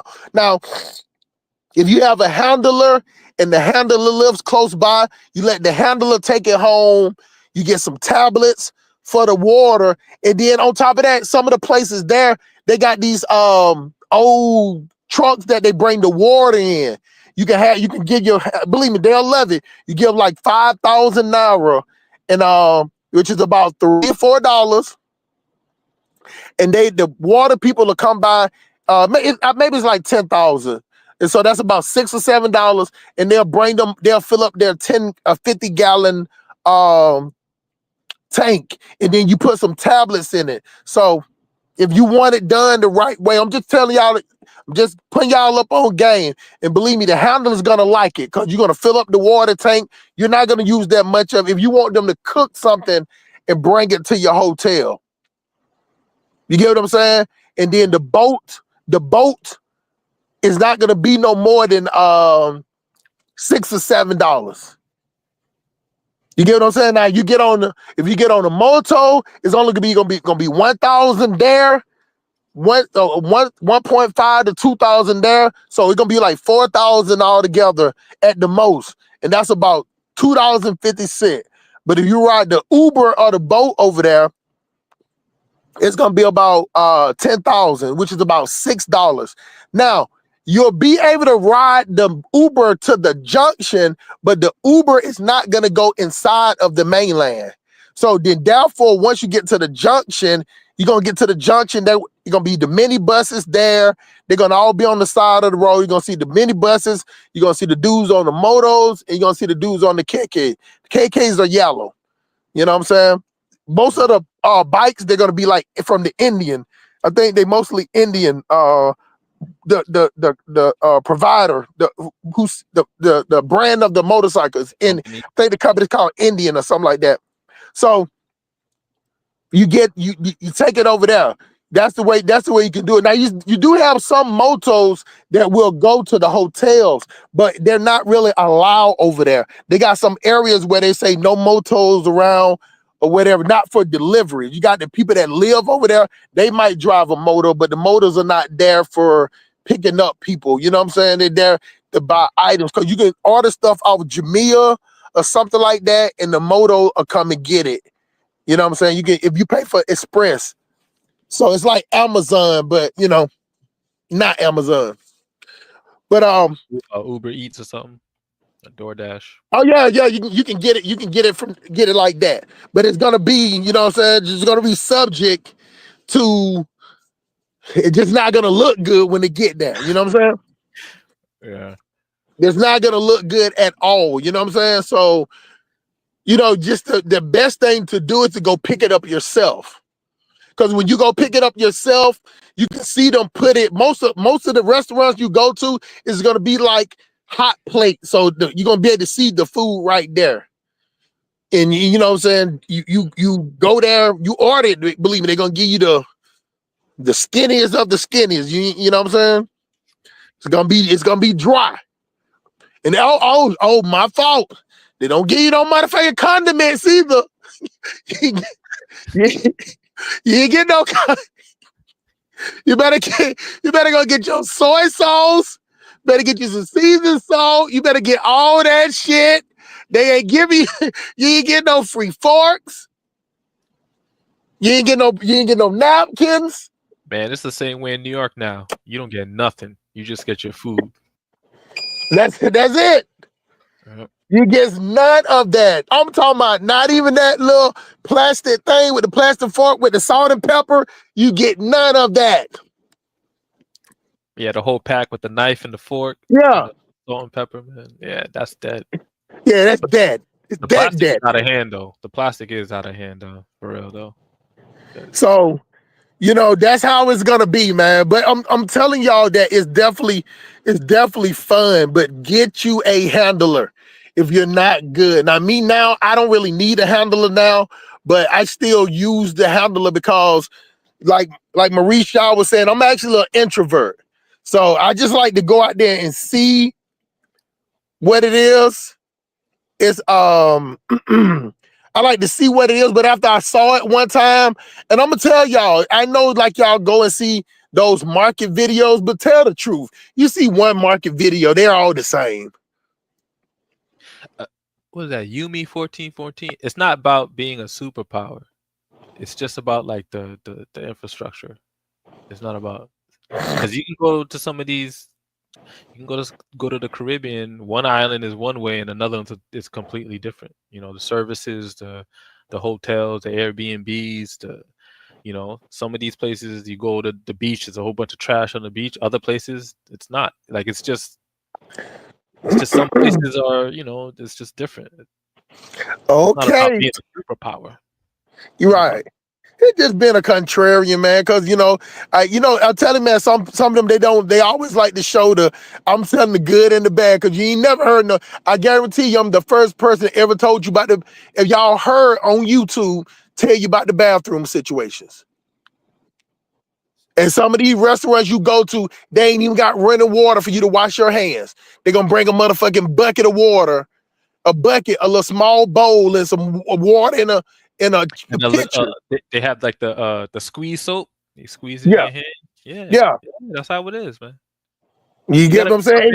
Every kind of condition. That's what he's preparing people for, because people have a certain idea in their mind. They have a certain idea. They think they're gonna walk in there and where the bathroom, man. Yeah, then they get on the internet and complain. Oh, it's not like this. It's like, bro, you one area might be one way, and this is one country. One neighborhood might be one way. You go to another spot, and it's different. It's just the way it is. I got your snuggle sixes. I'm gonna get to the club part, because when you get to the club part, that's just gonna. Oh no. It's gonna be a lot of hoeing going on. It get real freaky up in the club scene. I'm gonna tell you. So, but I want to keep the people.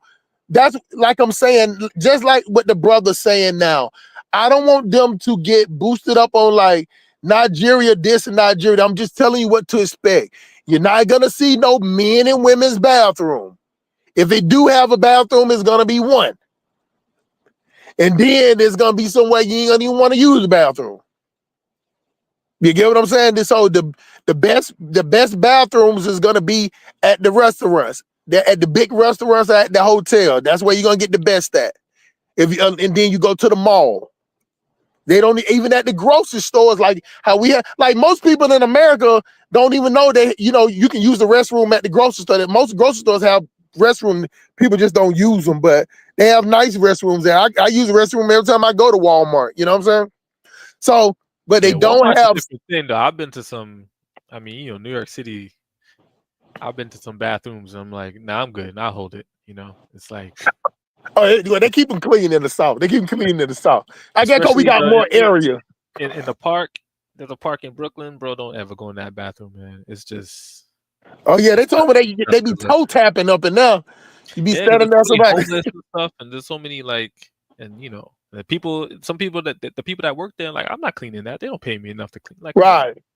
They just lock the door, and then the next day, it's just the same shit, man. It's kind of crazy, but. All right, now y'all. So I'm just telling y'all, don't, just make sure you use the bathroom before you go. If you take blood pressure pills or water pills, just don't be drinking out of water, man. They do not.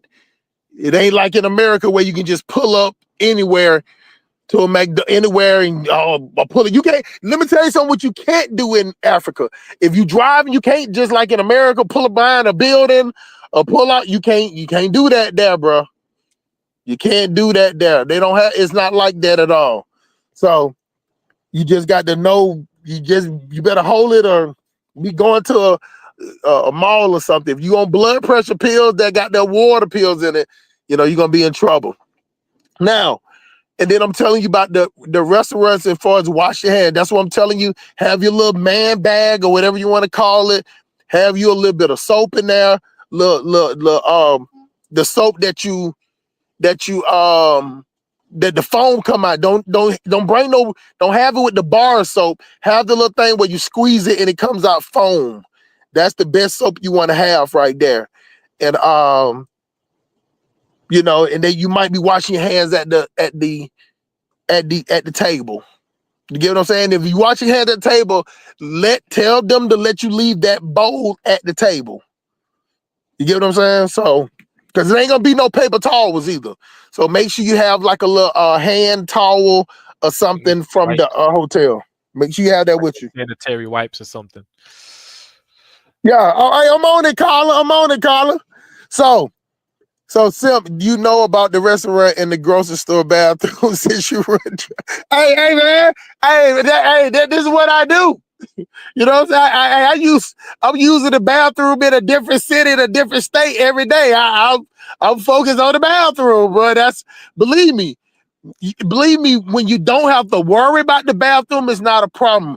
I'm telling you, in Nigeria, the bathrooms are going to be a problem. They're not going to be as. Does Kala have a twin? Who's this Kala Nation too? Kala, he got a show. He doing an ad on top of that. Oh, y'all, make sure y'all go to the Kala Nation. You know what I'm saying? Make sure y'all go in his live stream. He probably streaming tonight. I'm going to check my brother out. And he's doing a Liberian trip. You get what I'm saying? Next year, man. You know what I'm saying? So y'all go over there to his channel, man. Make sure y'all leave. Oh, this ain't Kala. That's what I'm saying. He said. Oh, this is Chantel. Oh shit, I get it now. That's Chantel. That's Kala. That's Kala Arch. That's Kala Arch enemy. That's like Superman and Lex Luthor. Oh, Lex Luthor, yeah. What is that? Batman and Lex Luthor. No, Superman. Lex Luthor. Superman. Yeah. That's Chantel, man. Yeah, we got super villains in the chat. It's super. She got they got beef. They got beef, bro. So she got that shit. Shout out to Chantel, man. I promote her too, man. Shout out to Chantel. She got her own channel. And also Kala, the real Kala, had his own channel also, man. Make sure y'all check both of them out, man. You know what I'm saying? We need to always hear opposition views. Superman and Kryptonite, you know what I'm saying? Right. But this Kryptonite bites back. So Chantel is on a mission.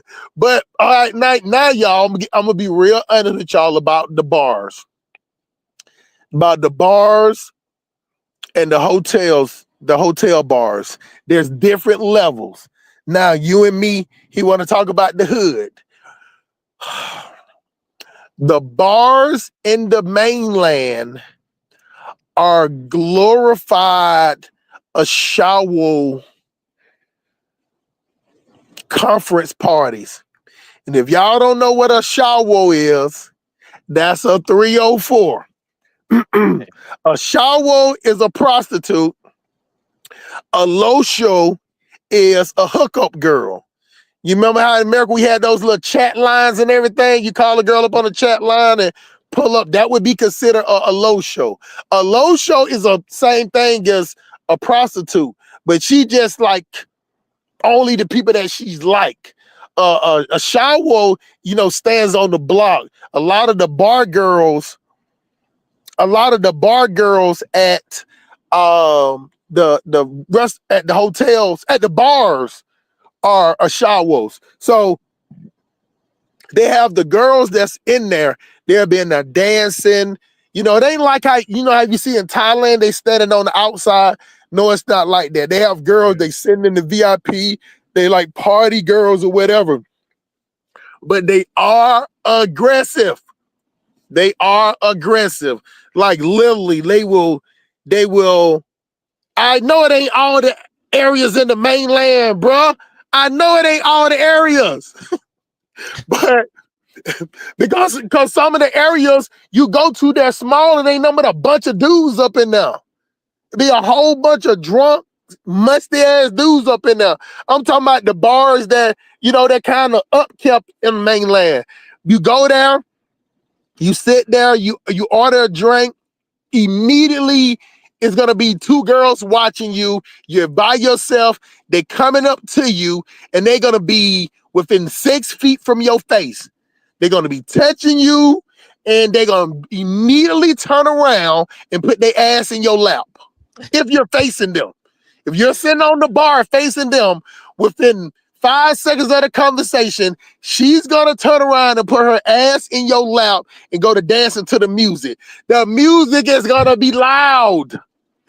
You're gonna think you're at a concert. It ain't gonna be just regular bar line in America. It's gonna be blasting. It's gonna be blasting. You know what I'm saying? And the girl, she's gonna want something to drink, and she's gonna, but it's cheap over there. Even the good beers, the Guinness, the Heineken, is only like $1.50, $2 at the most. You know what I'm saying? So most of them have little rooms, you know what I'm saying, there where you can take her, you know what I'm saying, you can go have sex with her, you know what I'm saying, or you can take her back to your hotel. You get what I'm saying? So I just got to be honest with you, man. You know what I'm saying? So, now I got to admit, I'll put this on my mama's dad's grave, because I know somebody tried to say that I have not had sex in Africa. I didn't have sex over there. You know what I'm saying? I did not. You know what I'm saying? I just didn't do it because it just didn't happen. But I was offered, and there was the going rate was about 10,000 or 15,000 naira, and that's about $10 to $12. You know what I'm saying? Plus the drinks and the food. You get what I'm saying? That's just all it was. And let me tell y'all something. These ain't no regular, no shit that we see on the streets in America. These girls there, they go to college, they go to university, but this is how they make their money. You get what I'm saying? They that's the real diamond from the Players Club. They try to pay tuition. They trying to get data. You know what I'm saying? Yeah, a lot of places are like that. Brazil's like that too. DR's like that. So they will take you. Yep. These girls They will take you in the room and fuck the shit out you for $10 to $12. You get what I'm saying? And they ain't gonna rush you either. It ain't gonna be no rush. There ain't no 15. You know what I'm saying? Like, and then on top of that, they're gonna try to get you. They really want to go with you. You know what I'm saying? And to take them out of there for the hotel. They don't have to pay no like in Thailand, they don't have to pay no DJ fee or anything. I'm telling you, 40,000 naira, and you can have her for the whole night. And that's about $25, $30. You got her for the whole night, plus the drinks and the food. You get what I'm saying? No passport bros over here, man. Nah. Yeah. I'm just telling y'all. Well, if y'all want to do that, you know what it is. So I'm just telling y'all. You get what I'm saying? And I'm gonna tell you the difference between them. Like the girls in the other country, they'll try to drug you and shit. Like the girls in Nigeria, they ain't trying to bring no friend. It's cutthroat. They ain't bringing no friends. It's them. So these girls, they work at the bar. You know what I'm saying? So So you can get them for the whole night, and I'm telling you, she's gonna, you know what I'm saying? Of course I don't know them, just talking to other people. You know what I'm saying? They try to make it like it's prostitution, but it's not prostitution.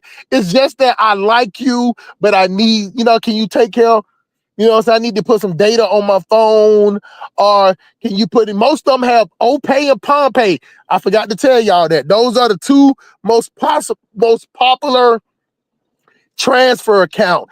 And if you need to download Remitly, and you need to download World Remit. If you ain't got the cash with you, you get what I'm saying? And you can transfer, they get the money. Now, if you're in Nigeria and you get the SIM card, you can just put some money on your SIM card. You can have your handler put money on your MTN, and you can make the transfer like that. So, but my handler, you know what I'm saying, he took one. You know what I'm saying? We was at the bar. He took one behind the bar. He took one by. He's like, hey man, because I was paying him $10,000 a day.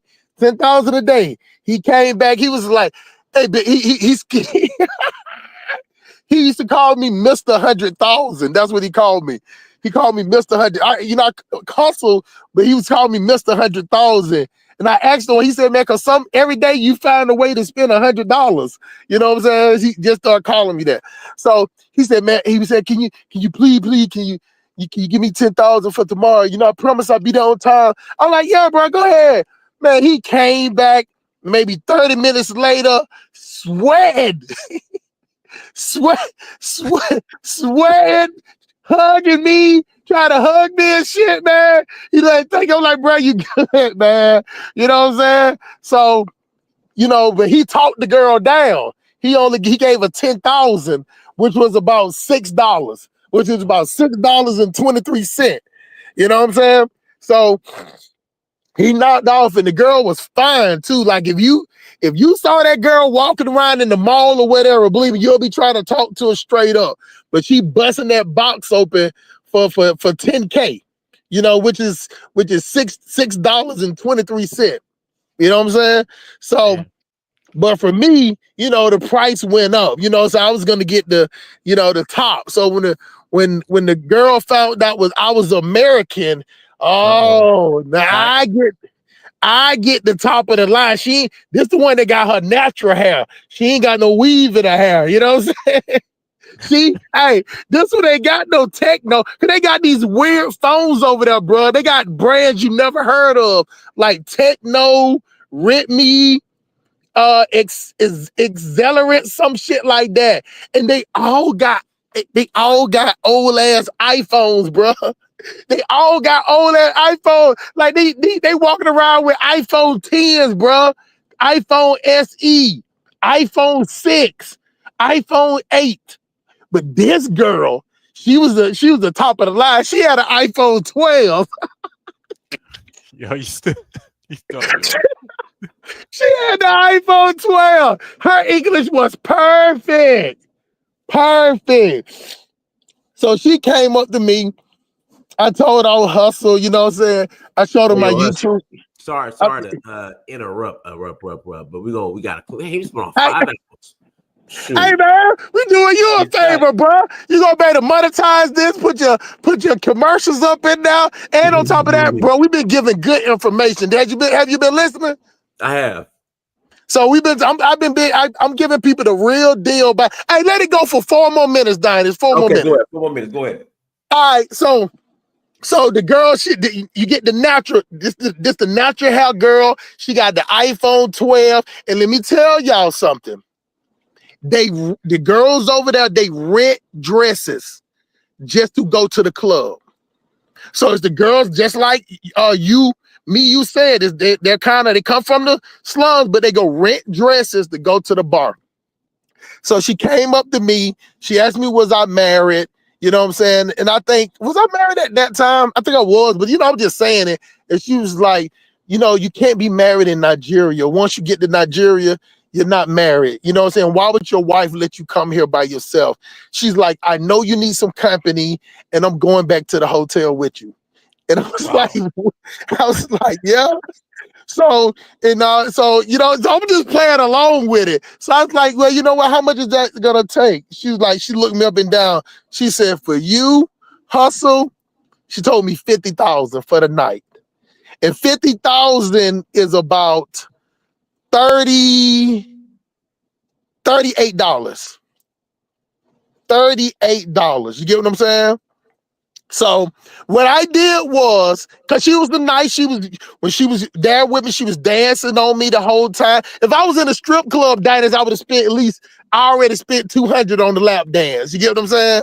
So, after that, I got ready to go. You know what I'm saying? I said, well, look, it go 50,000. This covers the food, and I give you for the tip for the whatever. She tried to give me her number. I took her number. She tried to get my phone for me to call her and so she can get my number. I just didn't want to do it. You know what I'm saying? Because they're young, bro. They're young. They're like 18, 19. You don't even know their age, but you can tell they're young because they ain't got on no bras and they boobs sitting up. You get what I'm saying? So, but when you go, that was my experience at the bar. But if you go to the hotel, if you go to the bar at the hotel, it's more upscale, and usually the bar at the hotel is gonna have a pool to it. So you want the best bars is gonna be at the three-star hotels that has the bar. So you it has the pool and the bar. You have to pay to get in. You know what I'm saying? Usually it's like $1,000 to get to where the front part is, and it is another $1,000 to get where the pool at. You get what I'm saying? And if you get that, you can stay at those late night and you can get a boat back to your hotel. And that's it, Diners. That's the whole kit and caboodle. I laid it out for everybody. My name is Hustle Smart. My channel is the Simp Police Academy. I go by the Toto Kissa, even though I ain't kissed no Toto in Nigeria. But I have in America, you know what I'm saying? I have in America. And then I signed off with that. I appreciate Diners chilling. He probably went out there and scraped the ice off the Porsche or whatever the hell he was doing, combing his beard. I appreciate Melanate coming on here. And I like brothers that I can talk to. We have different views, but see, just like you said earlier, bro, we on the same team. You know what I'm saying? Iron sharpens iron, steel sharpens steel. And we have to be practical in our addresses, our approaches, and our assessment. And I pass the mic and I end it with that.